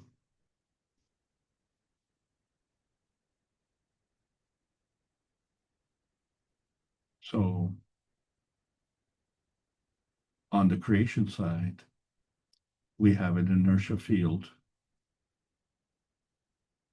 with an inertia bonding product. On the decay side, we have an inertia bonding field product. And the two balance together to create inertia bonding field product. So if we want to change this inertia bonding field, we don't just change the product. We need to create a change in the inertia fields that created that inertia bonding. And how far do we go? So is it just blending? And what does blending mean? Is it like stirring sugar in a hot cup of tea? Is that what we mean by blending? Or is it putting all sorts of fruits into a blender and making a smoothie? Or can we retain the individuality of the individual fields and come together with a picture?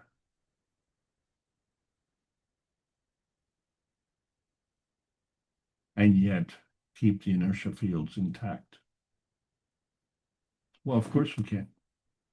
Because when we bring one transition state and another transition state together, we have this transfer state.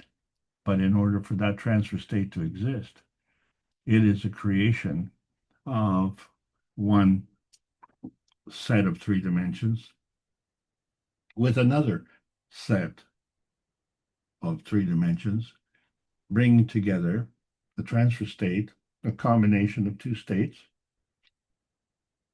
bringing together what we call the NP junction, which is the negative positive junction.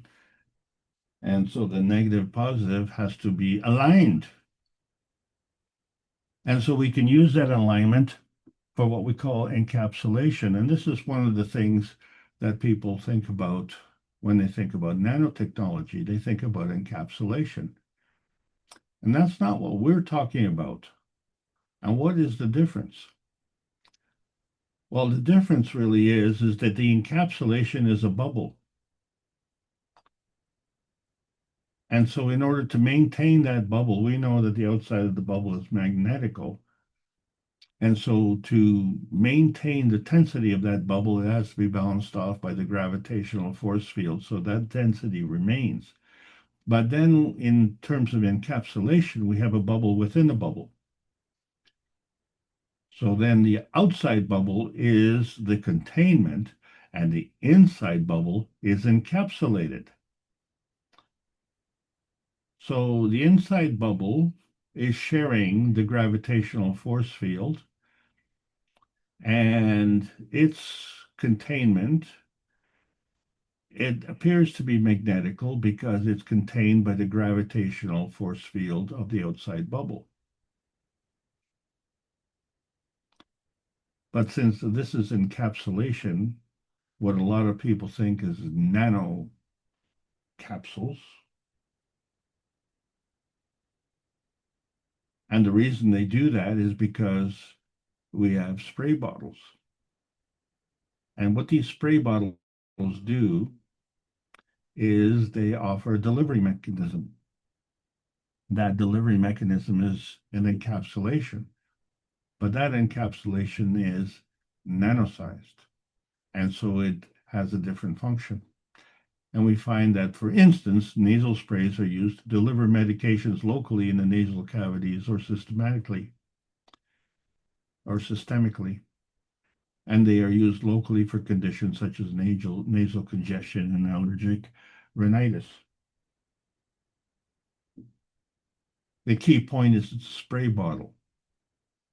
So it means you take a liquid and you spray it on. Well, it's the same thing we do with halocarbons. Oh, we're back to carbons, another type of carbon. These are stable, non-flammable, low toxicity gases or liquids, which have generally been used as refrigerants or as aerosol propellants. So there you go. You can propel a gas as a spray, or you can take a liquid and propel that as a spray.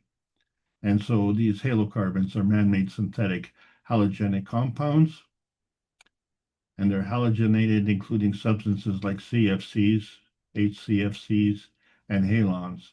And they are used in various applications like refrigeration and fire suppression. Isn't that interesting? I thought we were using octane for combustion. But funny thing happens when you do this atomization, which is really what a spray is.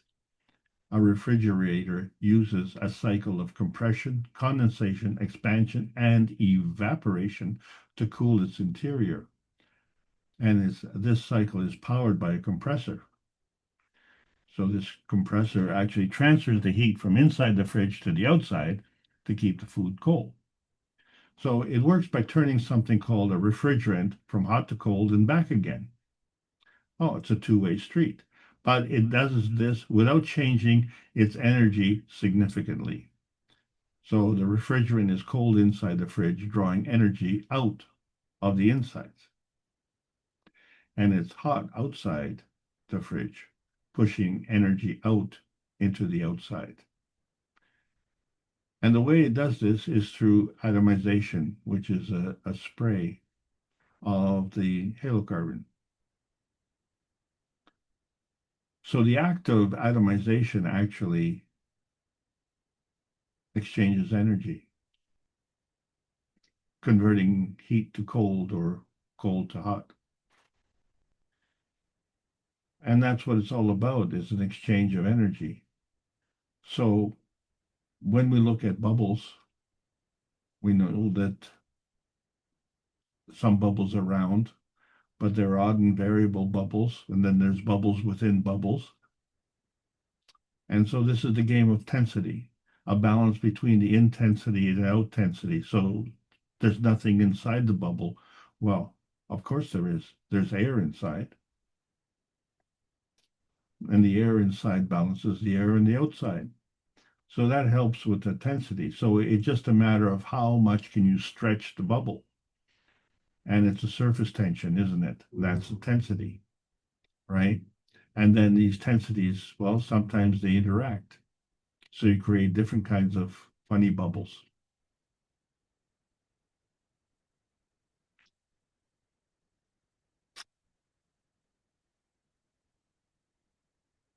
But when you do nanocapsules, you have this tensity stability. And the question is, how do you get the stuff inside? And so now we understand the role of atomizers. Because the one atomizer, which does the containment, has a high tensity stability. And the other atomizer, which sprays the contents, comes together and gets encapsulated by the one that has the greater stability. So we have seen where we can take the contents from one tensity stability and transfer beyond the out tensity into another bubble. But that's not what nanocapsules do, you see, because the intensity here is contained by the tensity stability of the containment. And so what happens when the tensity dissolves? Well, first thing is the magnetical energy, it dissolves. And so the containment gets released by breakage. And if the magnetical dissolves, then so does the gravitational. So that takes care of the containment bubble. And the contents spill out. But the content intensity dissolves because it was depending on the containment of the outside bubble. But at that point, that content, which has been inert and shielded by the outtensity, by the outer containment bubble, that content becomes activated. And that means there's a magnetical substitution. The content is still there because it has a gravitational component, but it cannot contain itself within the bubble. It has lost that containment, so it has to exchange that with something else. And so you have a delivery mechanism, and this is what we talk about when we talk about nanocapsules. This was the big breakthrough in nanotechnology. But that technology is physical. It's the containment at a nano-sized level of inertia product. So the inertia product that is being contained cannot contain itself within its field, but it starts to flow magnetically. And it goes wherever it wants to go based on its magnetical substitution. So the nanocapsule mission is accomplished. You're delivering an aerosol, or you want to lower the temperature in a refrigerator, you dissolve the tensity. You increase the energy in the atomization, and then you dissolve the containment, and so it has to release. So in the physical state, we find with the nanocapsules, it releases the contents. In the refrigeration state, it releases the energy in the containment.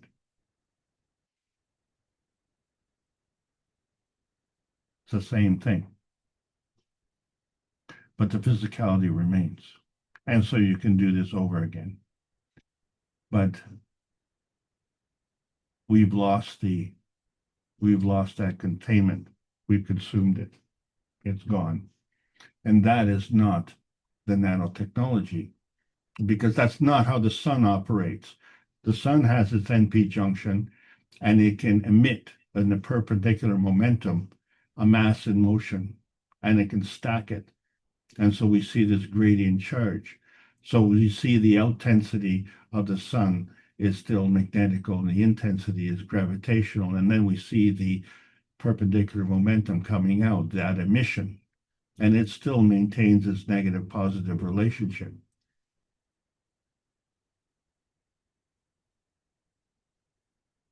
And it creates this rotating field, which is a containment field. So the intensity and outtensity containment remains. So that energy that is within the sun is emitted out of the sun and is still in its containment. So that becomes the gradient momentum, because now it's taken that energy from inside and it's put it in a delivery container.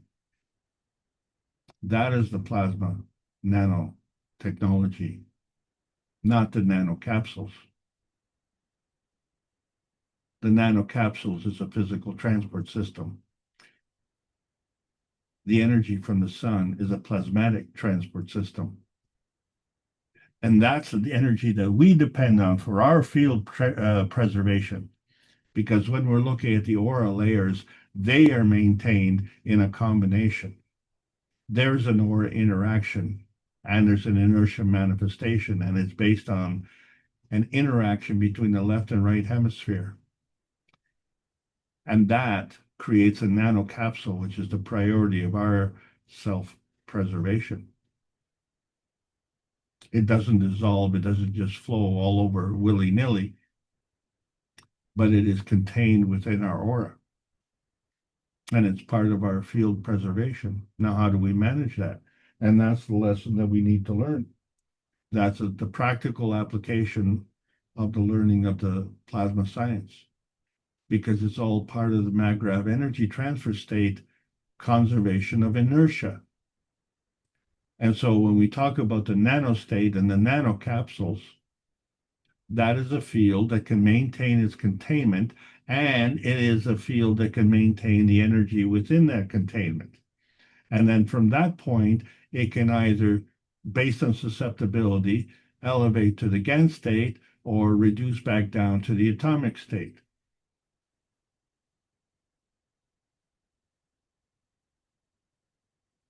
But those are just the basic three dimensions that we see in our physicality. So what we are confirming is that we can apply the plasma science to our physical state.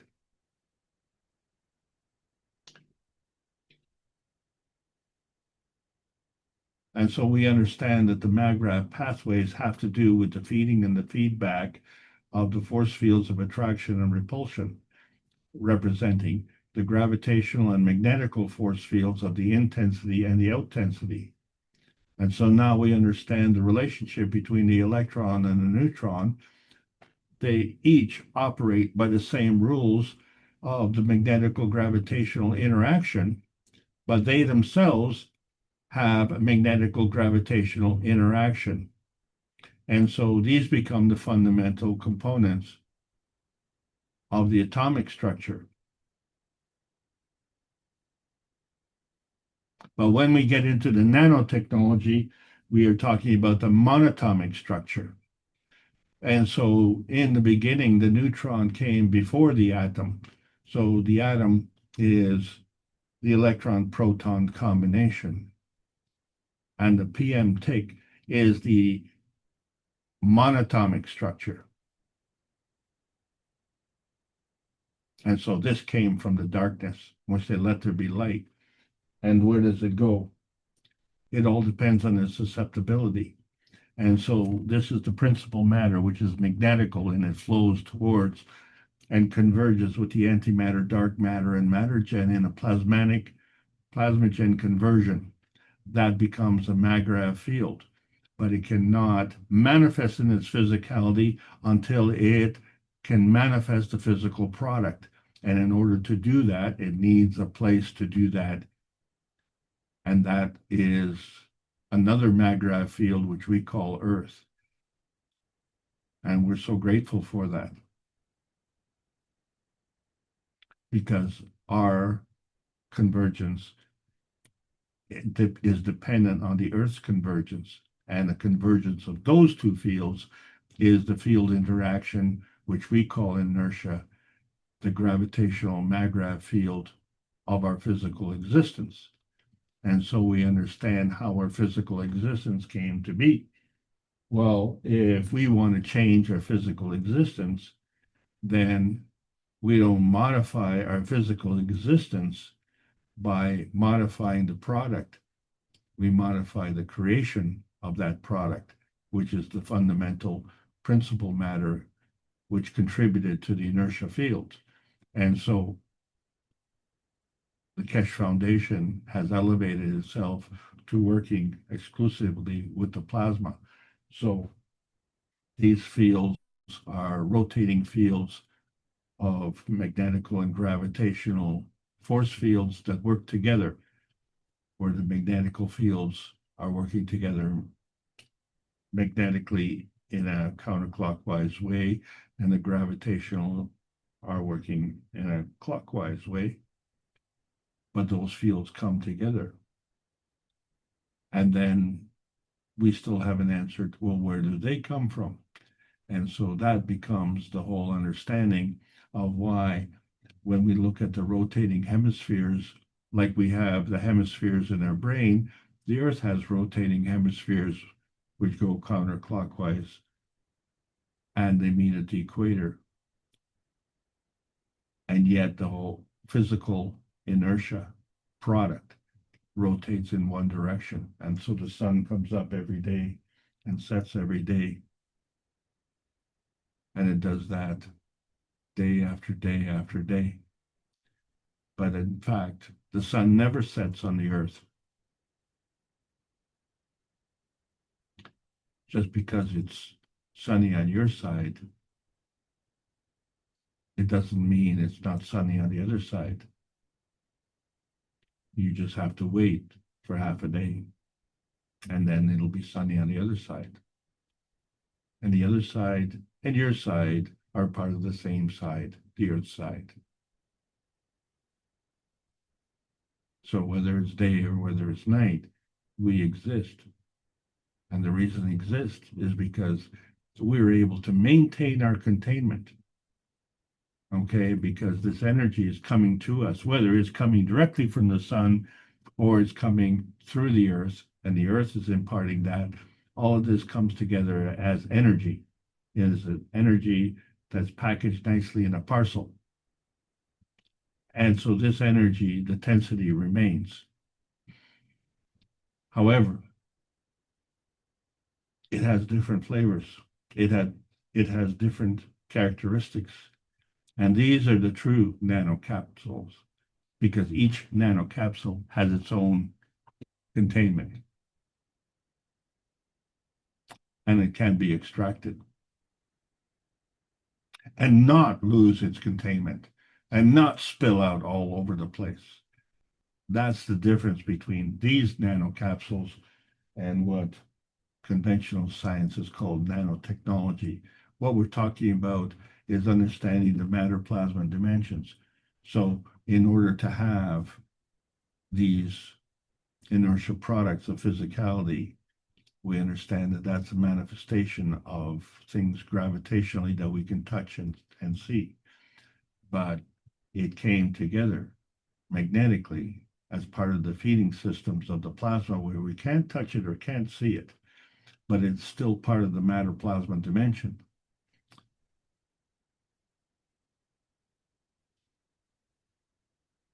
So we're still trying to be feedback dominant, and we have to change that. And it isn't difficult to change because we don't really have to change it physically. We just kind of have to change to understand that when we see that hydrogen, and we say, well, let there be light. Well, sure. And then it gives us its fingerprint. It has a light fingerprint, what we call the emission spectrum, and it's unique to hydrogen. And so that's a gravitational confirmation. And it came from somewhere. But as we said, not all hydrogen is the same. Hydrogen is not hydrogen. Well, likewise, oxygen has the same gravitational confirmation. And it has a unique emission spectrum that's made by light. But if oxygen and hydrogen come together, and hydrogen is not hydrogen and oxygen is not oxygen, well, then what is water? And how many people have told you, well, water is just water? Well, is it? Or is water an energy parceling unit that contains the hydrogen and the oxygen in regardless of what kind of constitution it maintains, and being a magnetical gravitational relationship? And it's, we know the mass of the hydrogen and the mass of the oxygen are different, but the maggrav conditioning is round. So how is that possible in its physical state? So that becomes a unique characteristic of this energy parceling unit. That's why water is a universal solvent. And so as a result, so we see that everything that is part of our nuclear feeding inertia is all a fragment of the complexity. And we say that complexity, we look at the periodic table of elements and we say, oh my God, is it ever complex? There's so many elements. And then we see that each element has its own field strength depending on its position. And so when we bring together the inertia feeding, where 1 + 1 + 1, the matter, the dark matter, and the antimatter come together and create more than 3, then we have the product. And whether it is in its physicality or whether it's in its plasma state, being in its matter state, this is all part of the balance.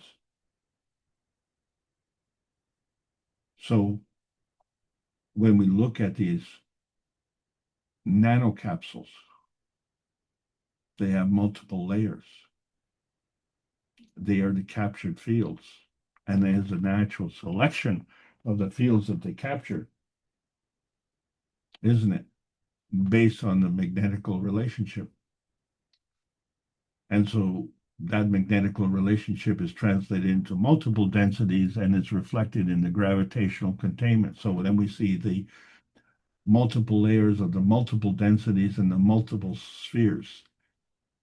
And they're all part of the captured field, but not all of the fields. Some fields just pass right through.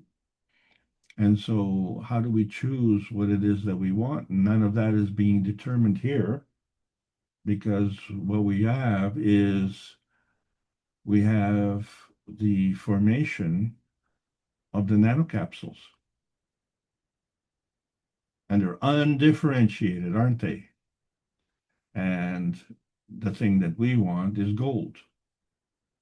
And so we're asking for the research teams around the world to join the Keshe Space Plasma research teams and advance the technology, because we don't have to dig for gold anymore. We are at the crossroads, May the 10th of 2025.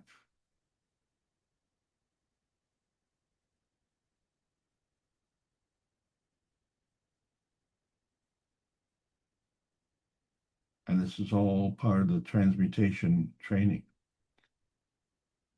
to understand how not only can we manifest gold, but we can manifest our plasma state, our emotional state, and our physical state. And we all need to practice this. And so we will be continuing to do that this week as the extension of the transmutation flight training continues.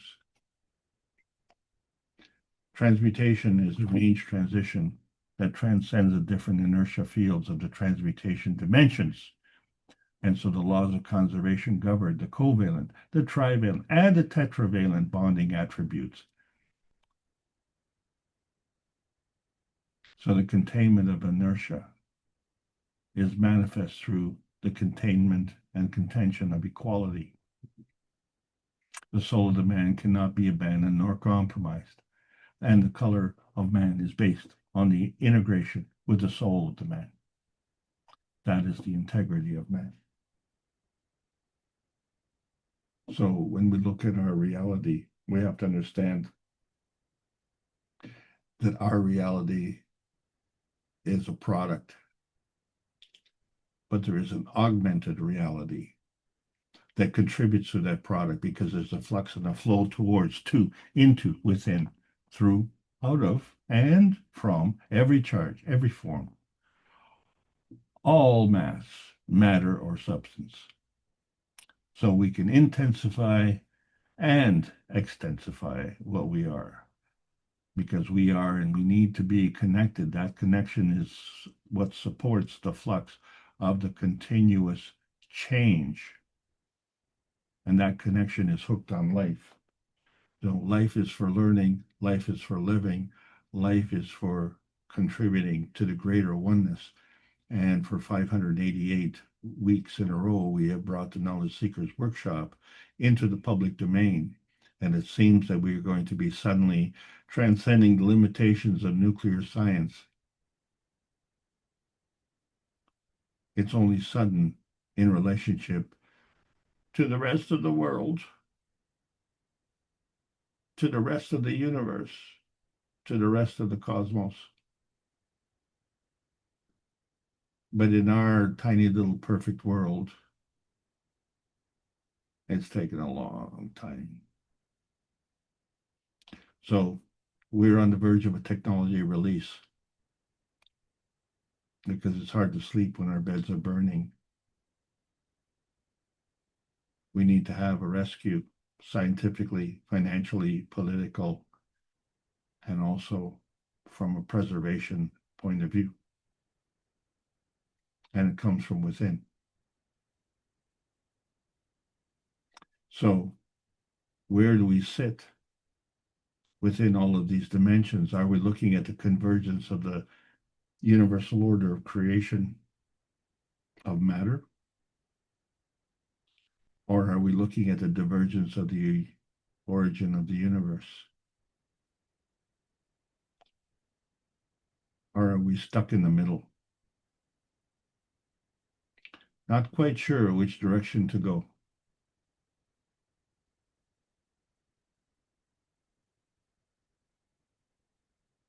Well, I think we all have to open the map that we were born with and understand that the purpose of our mission is to deliver peace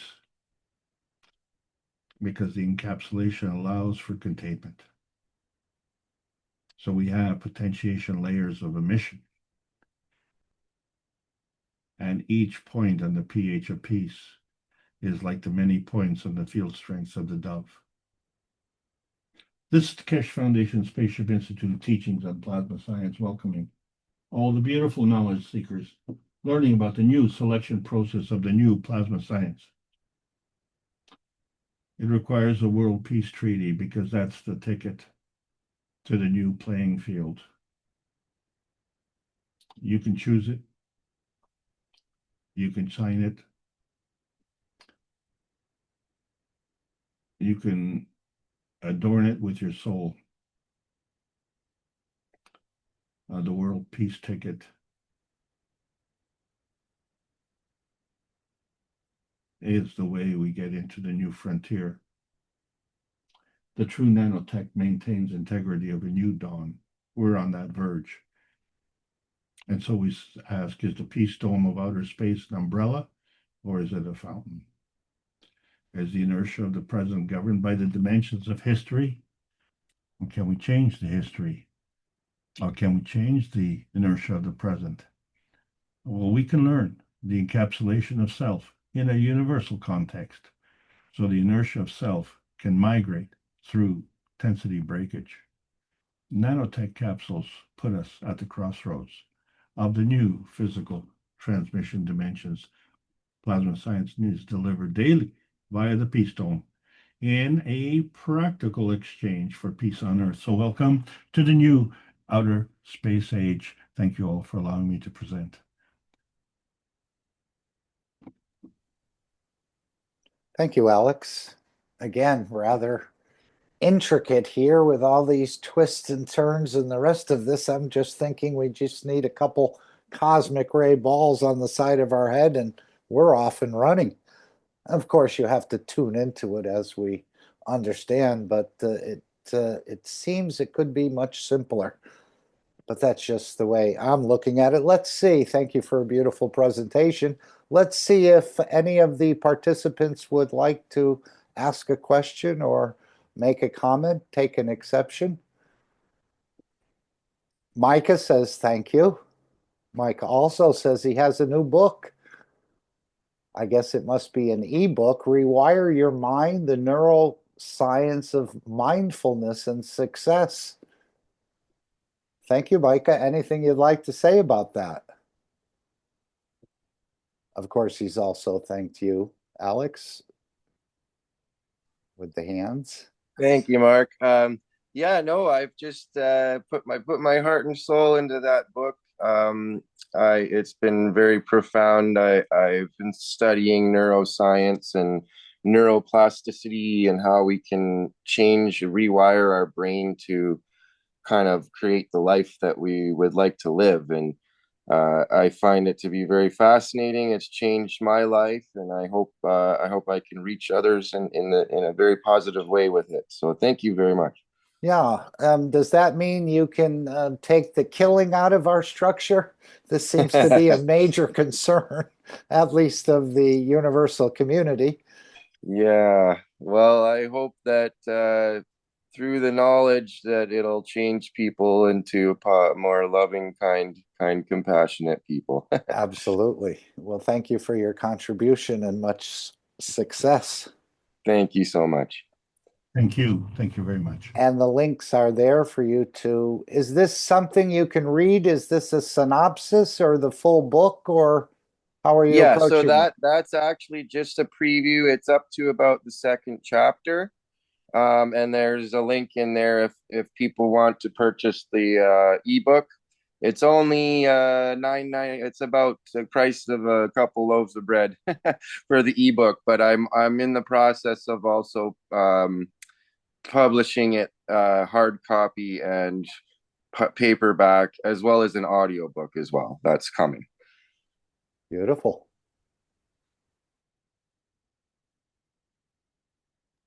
Yes, we're all carrying a very small corner of a very large carpet of peace. And I think any sort of way we can reach others to consider these other dimensions, or as you say, rewire the neurosystem. And this may be happening in a way as the sun comes into play in some of these other systems that we're talking about from the Keshe Foundation. I think we will see another structure. And it was interesting, Alex, you often talk about the aura, and Mr. Keshe mentioned face recognition. Now we can have, I guess it'll go to aura recognition. Perhaps they're developing something in the background, because he said the face changes or something like that. But now we can take a reading of the aura, which I think they can do today, but they can identify, he talks at soul recognition, I think, through the aura, or what we're emitting. Well, of course. Mr. Keshe, Oh, go ahead, Randy. Mr. Keshe has always said that when our soul's in space, we're recognized by our energy, not by our name, and they're recognized as an earth soul. So and that was an excellent teaching today. I learned a lot about nano, Alex, and I look forward to the next session. Wow, thanks, Randy. Right. When you, any questions for Alex? When you mention inertia density manifestation, this applies to both the matter state and the energy state? Exactly.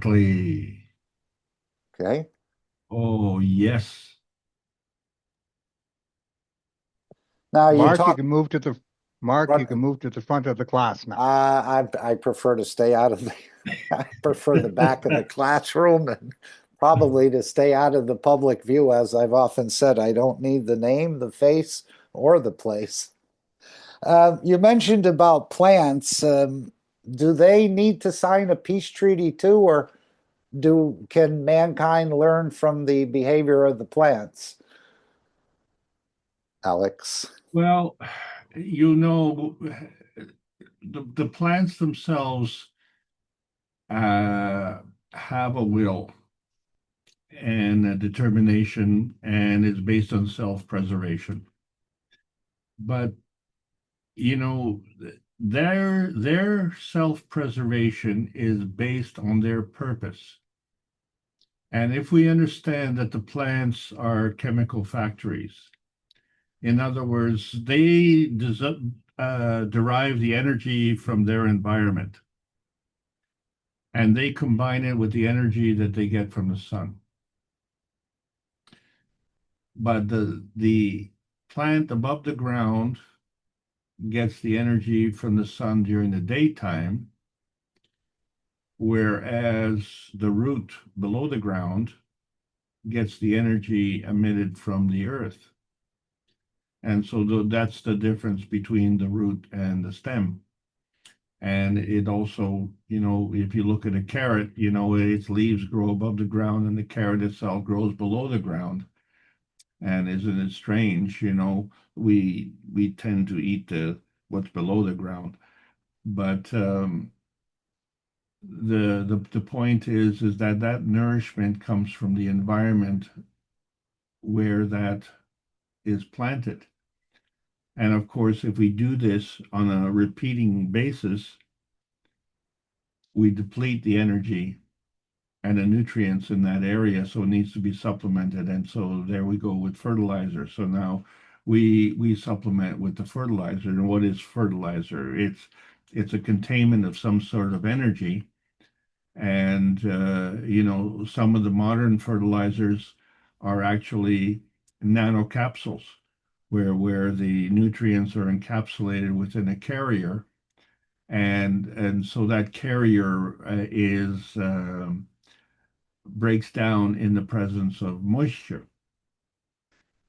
And there's a time delay because some capsules have a thicker encapsulation and some have thinner. And so that release is staggered, because if you release all the nutrients at the same time, you understand that you kind of get a Chinese buffet with 120 dishes, 120 meals. And if you don't replenish those, then eventually all those 120 dissolve into non-existence, and the dishwasher has to come in to wash all of the dishes, and there are no meals left. So then the farmer has to fertilize again. So with the time release nano capsules, it provides an extended duration. So again, that's an artificial feeding. And when you look at the plants, because we are contriving the result, because we're contriving the inertia product, we want to grow potatoes or we want to grow corn. Okay, well, that's not the way the plants decide. The plants look at the earth and say, what do you have here? So for instance, dandelions, I just use that as an example because we live in a area that has an unbelievable amount of dandelions. And the reason for it is because the soil is acidic. And the reason the soil is acidic is because of all the pollution. But it's only the top of the soil that's acidic. Underneath, the soil is alkaline. How do we bring that alkalinity back to the surface? So we find that the dandelions are saying, hey, we're here, we're going to be the messengers. We are going to be the nanocapsules to bring the calcium from the depths of the earth and bring it to the surface. And how we're going to do that is we're going to send unbelievably deep roots, uncharacteristically deep roots, and send that down and start processing the dense alkaline soil and its energy. And we're going to use that energy to grow. And then that becomes part of our nature. We have transferred that calcium from the soil into our nature. So we understand the cellular structure of everything is fundamentally seeded, as in planting a seed, with calcium. And so when that dandelion comes to the end of its season and starts to die, that calcium has to be released. And it releases on the surface of the soil. If you know this, and I did this experiment. Unfortunately, it took 3 years. But the thing was that in the first year, I didn't cut the grass. I had an enormous number of dandelions. So the grass grew, and as it grew, it grew faster than the dandelions, so it stopped the dandelions from growing as much. But the dandelions then decided to grow taller. And so the second year, I was overrun with dandelions. So we just had to let them go. And in the third year, you would think that we would have even more dandelions, but the opposite happened. And the reason for that was because the grass grew even thicker. And so the seedlings of the dandelions couldn't even begin. But also, the pH of the soil had changed. And as a result, we had different insects come. We had more worms. We had more birds. We had more small animals. And it was a very peaceful environment. So the dandelions proliferated on behalf of the earth. This is what I'm trying to say. Their self-preservation was based on the earth. Back to you, Mark. Yes, you've showed us these dandelions at one point. What were they, a foot or 2 feet tall? I thought I remember a couple of pictures from you in previous sessions on dandelions.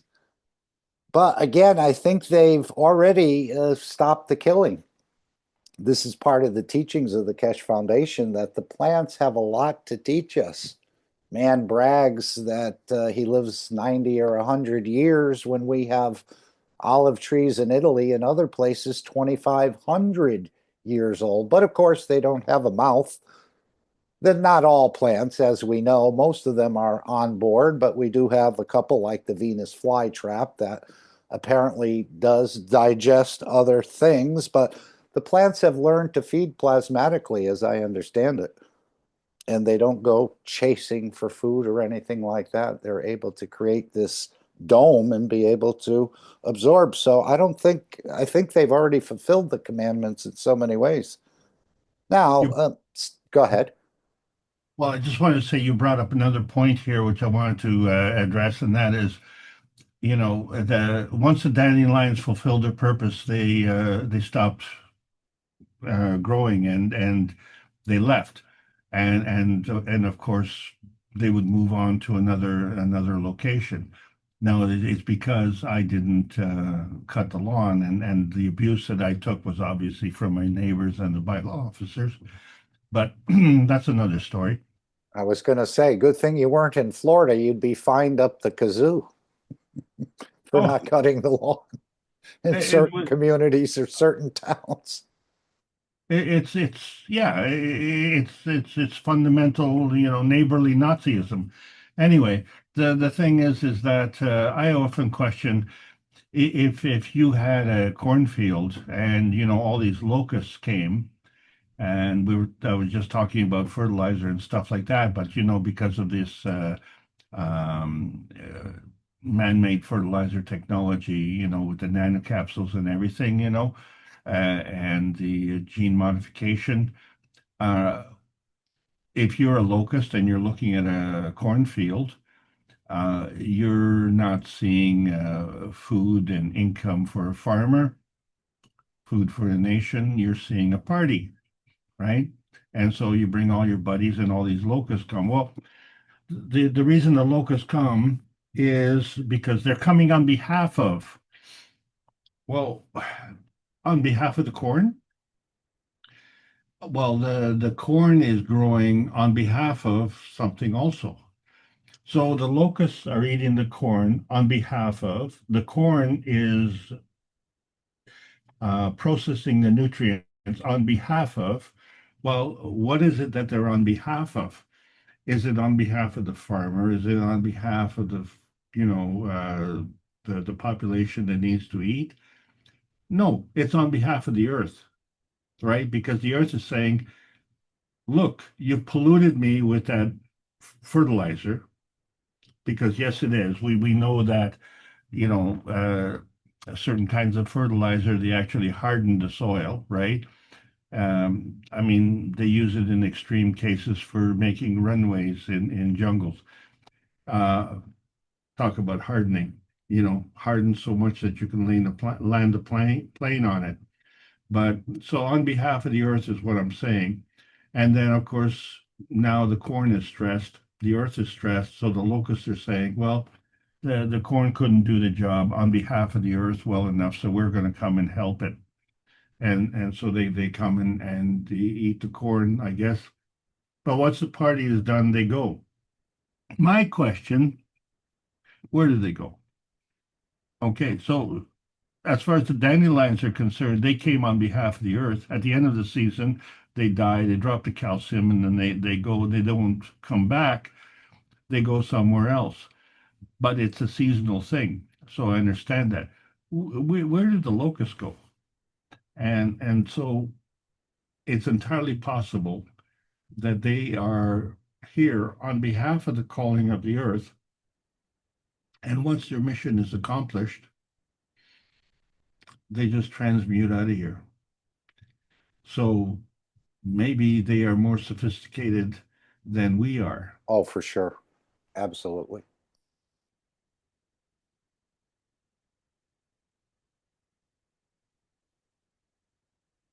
And mentioning dandelions, Carolyn says, I used all parts of the dandelions. They are sacred in indigenous culture.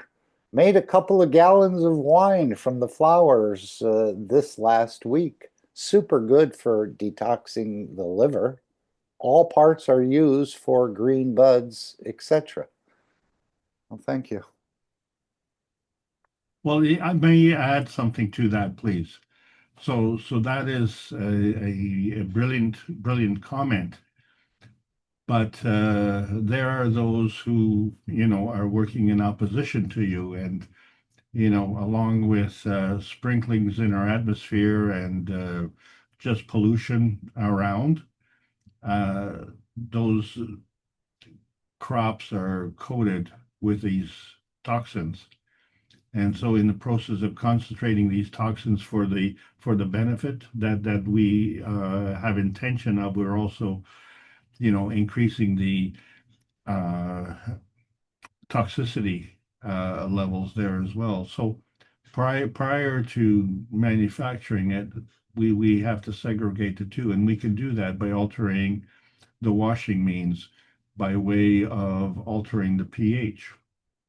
So if we were to use highly alkaline water, we could extract these pollutions from the base material, in this case being dandelions, or you know, it could be cucumbers or tomatoes or potatoes, whatever.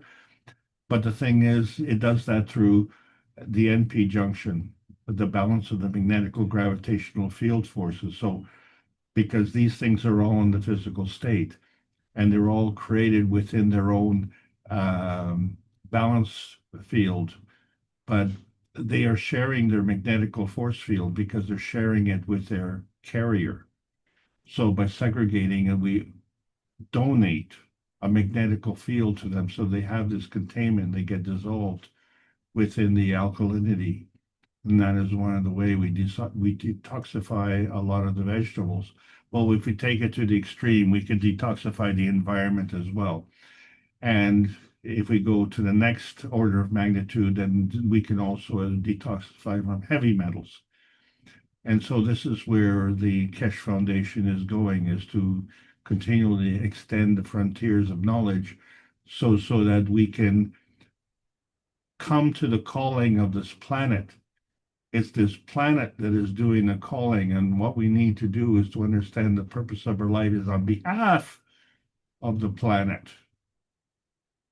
And when we understand that intention, then the inertia manifestation of the product of what we call our humanity physicality will also be energized. Back to you, Mark. Right, and you mentioned the locus, and I think Mr. Keshe said using that cosmic ray material, they could actually create a dome where these locusts and pests would not come in and just totally wipe out the farmer in one go. So I think this can be used in another way, and we'll stay on plants for a moment. I remember asking about I used to have a dog, and when it would go to sleep, you could see the legs running and the cheeks puffing out when it was sleeping. And I asked if the dog was dreaming, and he said, of course it's dreaming. So they have the same sort of capacity as we do. Maybe they were dreaming about the mother or something else. You could see the legs moving, the cheeks puffing out when it would kind of poop, like bark in a very soft way. So now, can the plants, since the plants have a soul, since the plants have intelligence, and since the plants can reproduce and they have an emotion, would you consider plants able to travel the universe as well? Perhaps in their dormant period during the night? I would think yes. I think yes too, Mark. Yeah. There you go. It's a concept again that I never really thought of, but since they have a soul and emotion and intelligence and can reproduce, they probably have a very active connection to the universe. So if the rule for the planting of the seed from a plant's perspective, okay, not the farmer's perspective, but the plant, it creates a seed, and some of these seeds have wings or parachutes so they can flutter away from the center of the stem, right, and propagate. And wherever they germinate is based on behalf of the earth. So in other words, on behalf of the environment. So what you're asking is, would the plant be able to germinate its seed in another location? Of course, this is what they use the birds for, and this is what they use the animals for, that they've found a way to protect that seed, and it can pass all the way through the digestive system and be deposited in another location and start a new life. They're quite intelligent. What about going to another planet?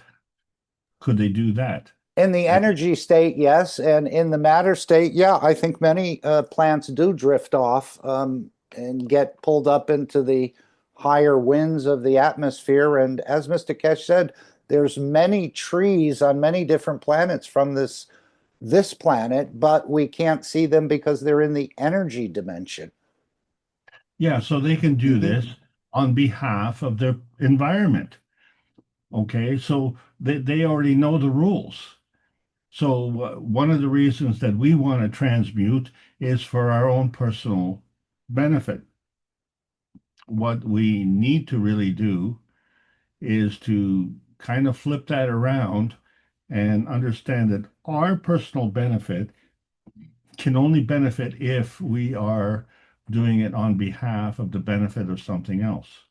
So in other words, the plant's preservation, self-preservation is based on a hospitable environment, not a hostile environment. And when I say a hostile environment, it doesn't have to be so hostile or an inhospitable. It has to be based on the calling. It has to be a welcoming. So it's not, say, avoiding a certain environment. It is drawn to a certain environment. There's a big difference. So one is welcome and one is shunning you away. And we need to do the same thing. We need to understand that we are here on earth because the earth has called us and we are welcome here. And we're all welcome here. So we all have in our own way of contributing to that. And most of us, want to live in peace. Why not? That's why we came here in the first place. So just because we forget doesn't mean it's not there. We need to remember, and that's another subject. So understand it's on behalf of. Back to you, Mark. Yes, I think we have a lot of payback that we have to clean up the planet quite a bit. I know you talked about fertilizers, but the plants seem to do quite well before fertilizers came along. Would anyone else like to ask a question? I've been speaking quite a bit today, and so has an Alex, but he's willing to entertain questions, comments, exceptions, disagreements.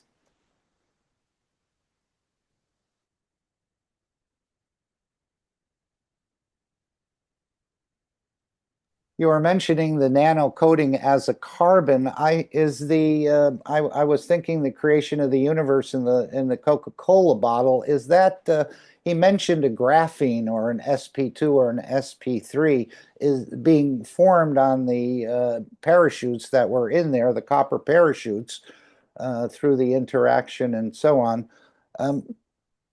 So is the graphene the same as a carbon?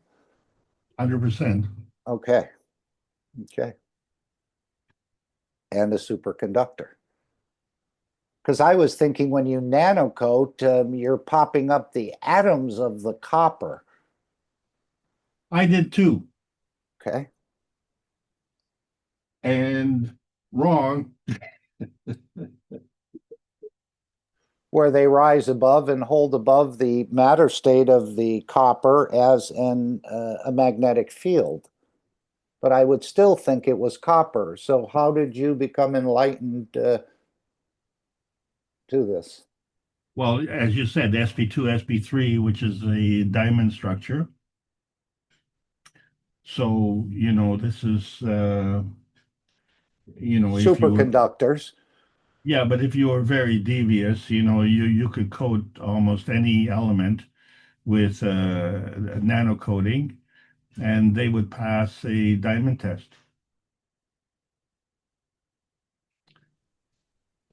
That's deceptive, though. Yes, and there's so much more to this nano coating process. He said the GANS is pretty easy, but the trick is in the nano coating, which on one of those energy devices, he said he spent 2 months nano coating a certain way. And there's a lot of tricks in this process, and I know the Iranians are quite advanced. I think 50 years ahead of the rest of the world in nano coating.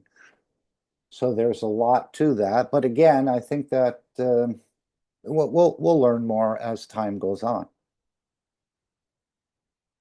Anyone else have a thought, a question, or a comment? And how about what Mr. Keshe mentioned, that everything seemed to coalesce at the same time in the universe? All the stars just appeared? Am I misinterpreting that? It's almost like you go into a ballroom and all the lights are off and all the lights come on and everything is set up. Is this the way the universe was created?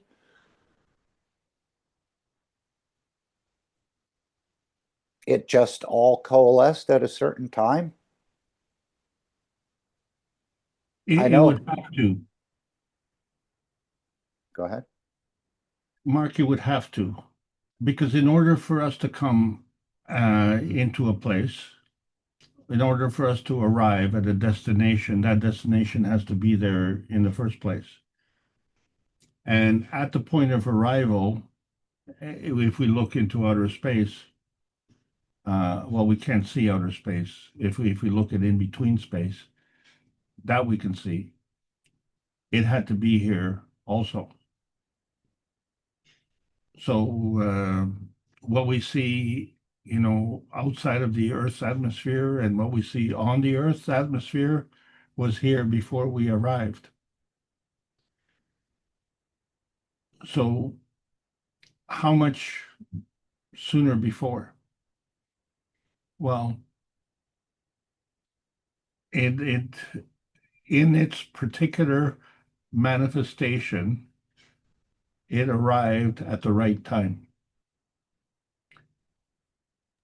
Yeah, because I thought it just started off with a small field and then it added to it and added to it and built up. Oh, And yeah, even that's the correct. Earth is expanding today, right? Tons That's of correct. material are getting deposited on the planet, and the planet is expanding No, that the way. planet is getting more dense. Okay. It has to absorb all this energy. Right, but I'm saying there's materials being added to this planet on a regular basis. Right, that's what's contributing to the density. It's the same thing that happens to us.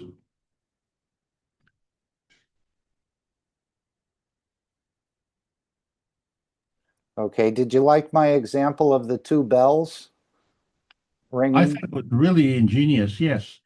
You know, and this goes back to all of the things that we've been saying. You know, everyone has to take the knowledge from their own way because you have to teach others, but you have to teach within your capability. This becomes very important because you want to be fair to the person that you're teaching, right?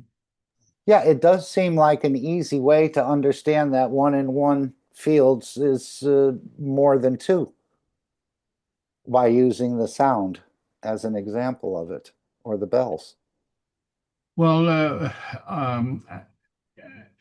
musician.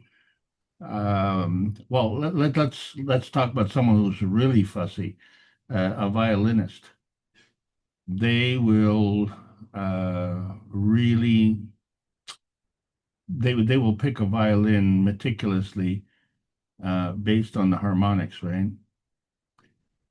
So those harmonics have to do with the quality of the wood, the quality of the finish of the wood, the cut, and everything. So the violin itself was an art form, Oh, and for sure, many secrets in the creation of a violin that still haven't been opened up.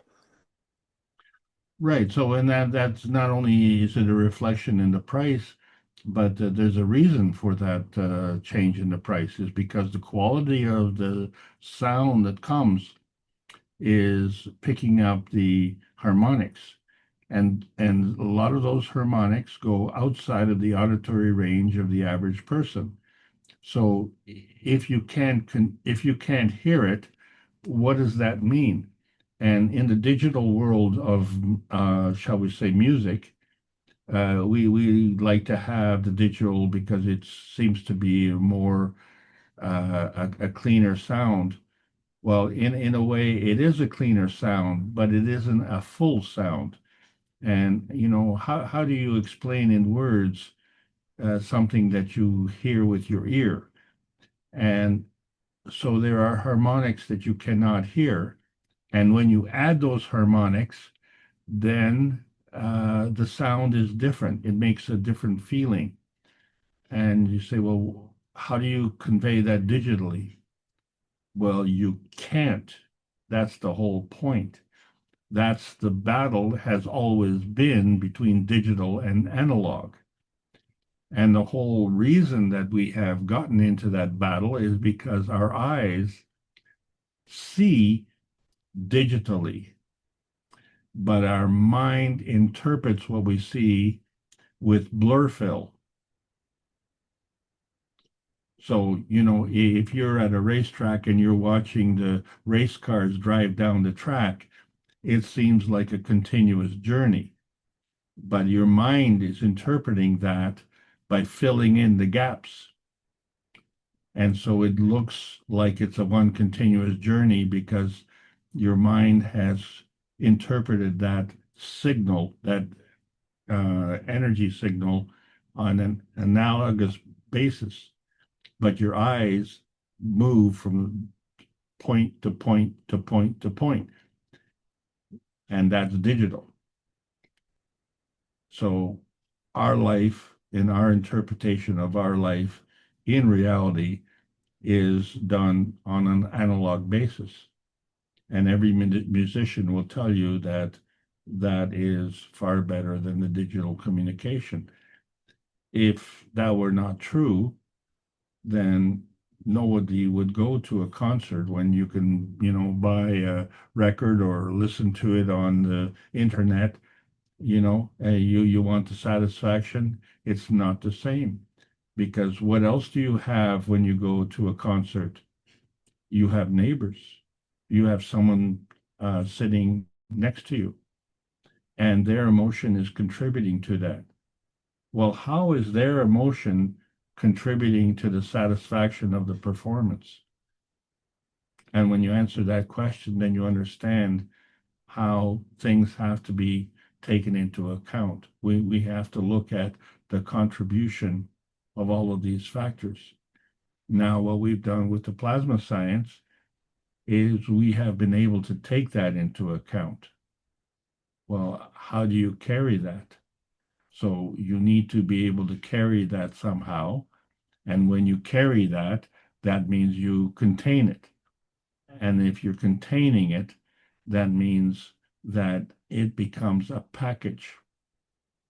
So we become the medium to deliver that package. That package is the message. Okay, thank you. Anyone else would like to interact here? Raise a question, a comment? You know, a number of years ago, I had read an article how in one of the universities, I think in California, they had created gold. And I think they had made a gram of gold. And I said, wow, this is unbelievable that they had I guess, a nuclear reactor or some other process. And so the professor came on and says, yes, we created a gram of gold, but it cost us $20,000 for that period to run the system. And now I think in Beijing, Mr. Keshe will show at room temperature under atmospheric conditions that gold is created right out of the fields, among many other things that have already been confirmed by the Chinese military and scientists in 23 and 24. So this is just going to be, again, a huge shock, but I think when they bring it to the lab, which Mr. Keshe has already shown the certificates and things of the confirmation of the production of these elements, this is going to be another, an amazing show of the technology, because everyone seems, as you said, to be enamored with gold. Well, I don't know if you've been following the events in Africa, but on April the 30th, pretty much every country in Africa was out supporting the Ibrahim Traore, the leader of Burkina Faso. And what was distinctive, and a lot of the commentators picked up on it, I'm talking about the African commentators, you know, for them, they speak on behalf of Africa. They don't speak on behalf of the country that they represent. And this is a very, very different perspective. So we found that for the first time, individuals, citizenry in different countries came out to support a leader of a country that was not their country. Can you imagine? I guess that would be like us Canadians coming up to a Trump rally. You know, if you come up to Canada, you'd be coming to a carnival. So it's, you know, carnival season has started. So yeah, you want to have some fun, sure, come on up here. At least you know. Yes, you've gotten a winner out of the last election. A real winner.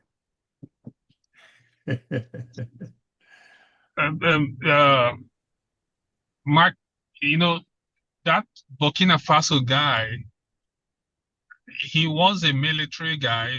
He took over the country. But what he's doing is actually what Africa has been clamoring for. He's trying to take all the natural resources that France has been stealing and have them at least pay the actual value. Absolutely. Mr. Keshe went through that example, yes. Yeah, they have been stealing from all those French colonies and those countries in Sahel. They've been, if you go there, they look like villages. But these guys have so much natural resources. Just take it out of that country. They don't even pay them, and then they loan them money. They've been You know, so systematically looted. yeah, Absolutely. The they're poorer stealing. countries, if you look at the capital flows out of Africa, they're subsidizing the richer countries. And this is, I Right. know Mr. Keshe is very fond of Africa, spent many, many years in Africa, and now we see the chief financial officer of the Mark Ray Corporation is a former colonel of the financial system in Sierra Leone. And he's very prudent, as Mr. Keshe said, as we heard in what we played, that this guy didn't even put on big feasts for others to be social. He's very prudent and wanted to save the money for his country. So again, I think we're going to see a sea change of events happening going forward. And we wish this to happen as well. The poor countries subsidizing the rich countries. This is absolutely the capital flows. They know this is what it's been, but this is about to change. Yeah, the U.S. Army general, whoever is AFCOM, whoever is in charge, is a black dude. Was at the U.S. Congress talking about the guy stealing the resources and all that, and that's what erupted all across demonstrations in favor and saying that that's a ploy to go there just like they did Gaddafi and then mess up. You look at Libya now. Obama messed up so bad and Gaddafi, you know, got killed. Yeah. And then the Libya is still in ruins up to today. Yeah, I know. This is just terrible. But again, this is what we've done to each other. And systematically, it's not by accident that they kept all the train tracks at different gauges so the countries couldn't even work together, because one train would only go to the border of that particular country for the most part. They might have corrected that now, but they don't even have the resources to do that. So Mr. Keshe, as he said, has spent many, many years, loves Africa, beautiful, and the chief financial officer is from Sierra Leone and a trusted friend. So we're going to see a very beautiful change in the dynamics, I think, on this planet. Again, it won't be tomorrow, but it might be this weekend coming. And don't forget, it's Saturday, Sunday, and Monday, the 10th, 11th, and 12th, if I'm not mistaken. You'll see some of the posts coming up where you can watch what's happening in this exhibition in Beijing. And I think we'll find out a lot more people when it's safe. Even names that you may recognize will come out of the so-called background, because now it's safe for them to say they're a supporter of the foundation. Although we're going to go through a period of a little bit of twisting and turning, because nobody wants to, even the educational people, they certainly don't want to lose a bit of shirt as Hawking did. But this is what's on the card to be shown publicly. And the Mark Ray and other entities around this planet will be helping to bring that across. As he said, they've gotten that military designation as only one of 26 companies that has a space technology development designation. So I know John tried to get it, he said, and now they actually have it. So this will be a beautiful structure. And we're just going to move forward. Again, step by step, but I think at this point in time, it's going to accelerate more than it has been in the past. But let's see what manifests itself. Well, those that oppose are going to have to watch their steps also, because they will be exposed. They will expose themselves. The question that everybody needs to ask is, why would there be opposition to this? And we all understand that everybody has their own self-serving needs, and but those self-serving needs have nothing to do with self-preservation. They strictly have to do with greed and at the expense of others. And when your neighbor is not able to buy your product, then you're out of business. And we need to create employment for our neighbors. That is the overriding message that we have to put forward. So the promotion of the Keshe Foundation has to be on behalf of the society.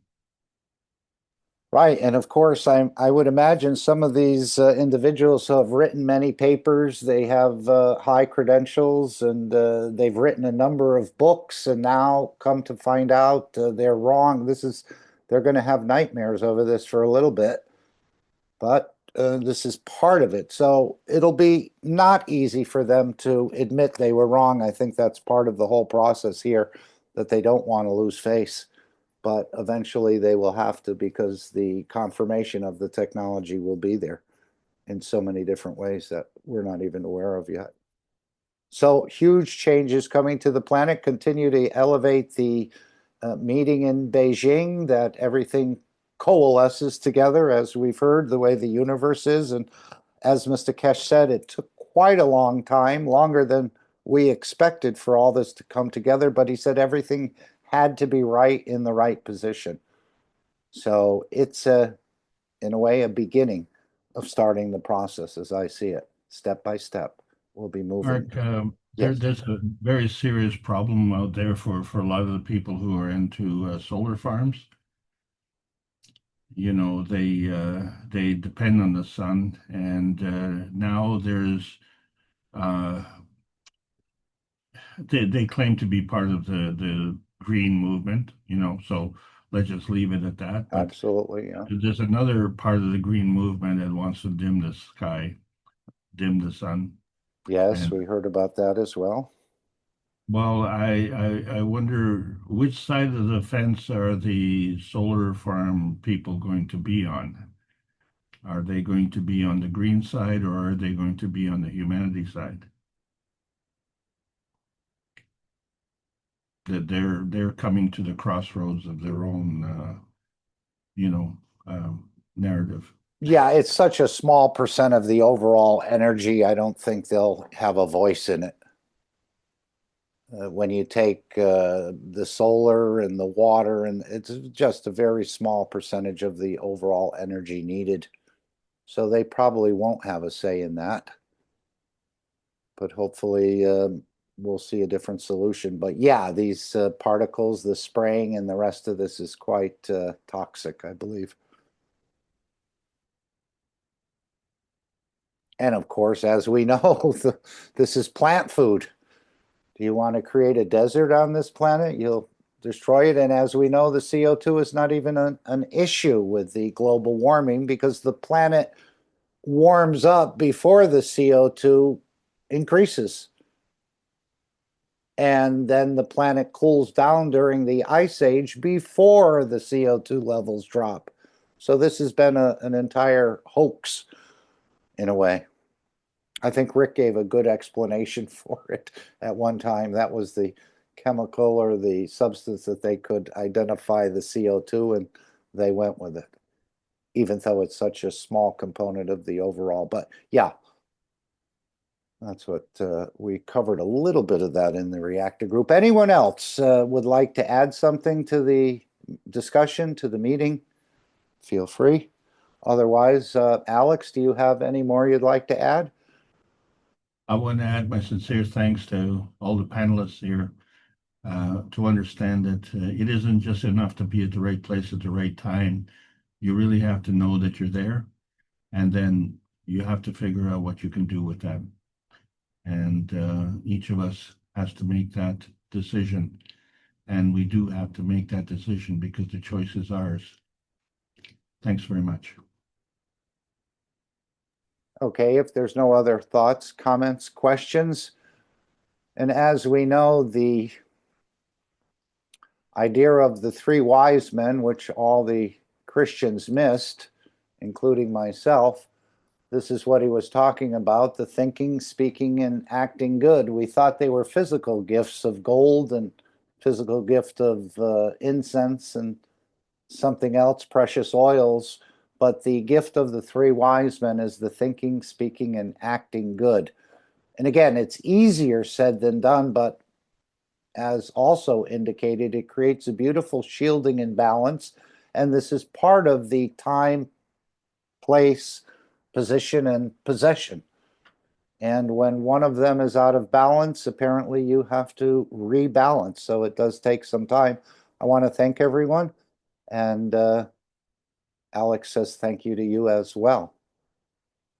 Okay, if there's no further comments, questions, or statements anyone would like to make, I'll play the final disclaimer and the meeting will come to an end for today. But as we know, this weekend coming up is quite exciting. I think we'll all be tuned in and tuned in and spread it across the social medias when we get that opportunity and announce it to more and more. So it'll probably be ignored at first, but maybe not. I think there are other channels already developed, and maybe we'll see it on Fox News sooner than we thought.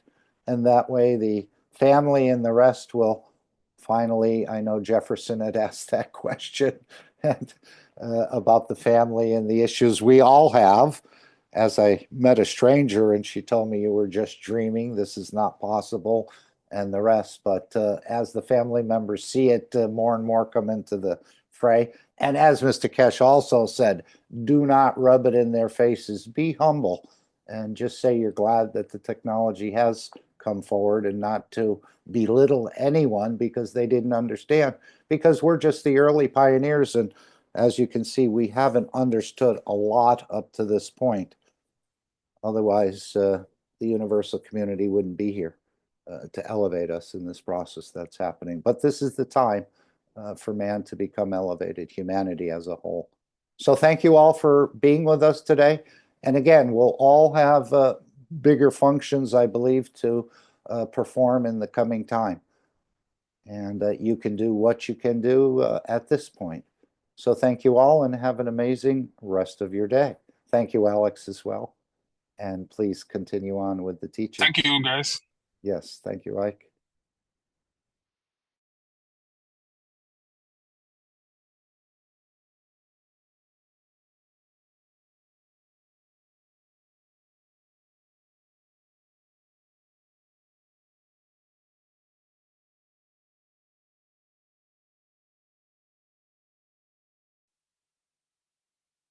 Disclaimer. The information and education material contained herein is meant to promote the general understanding and dialogue of GANs processing. Such information is not meant or intended to serve as a substitute for a healthcare professional's clinical training, experience, or judgment. For patients and individuals, such information is not to be a substitute for professional medical, therapeutic, or healthcare advice or counseling.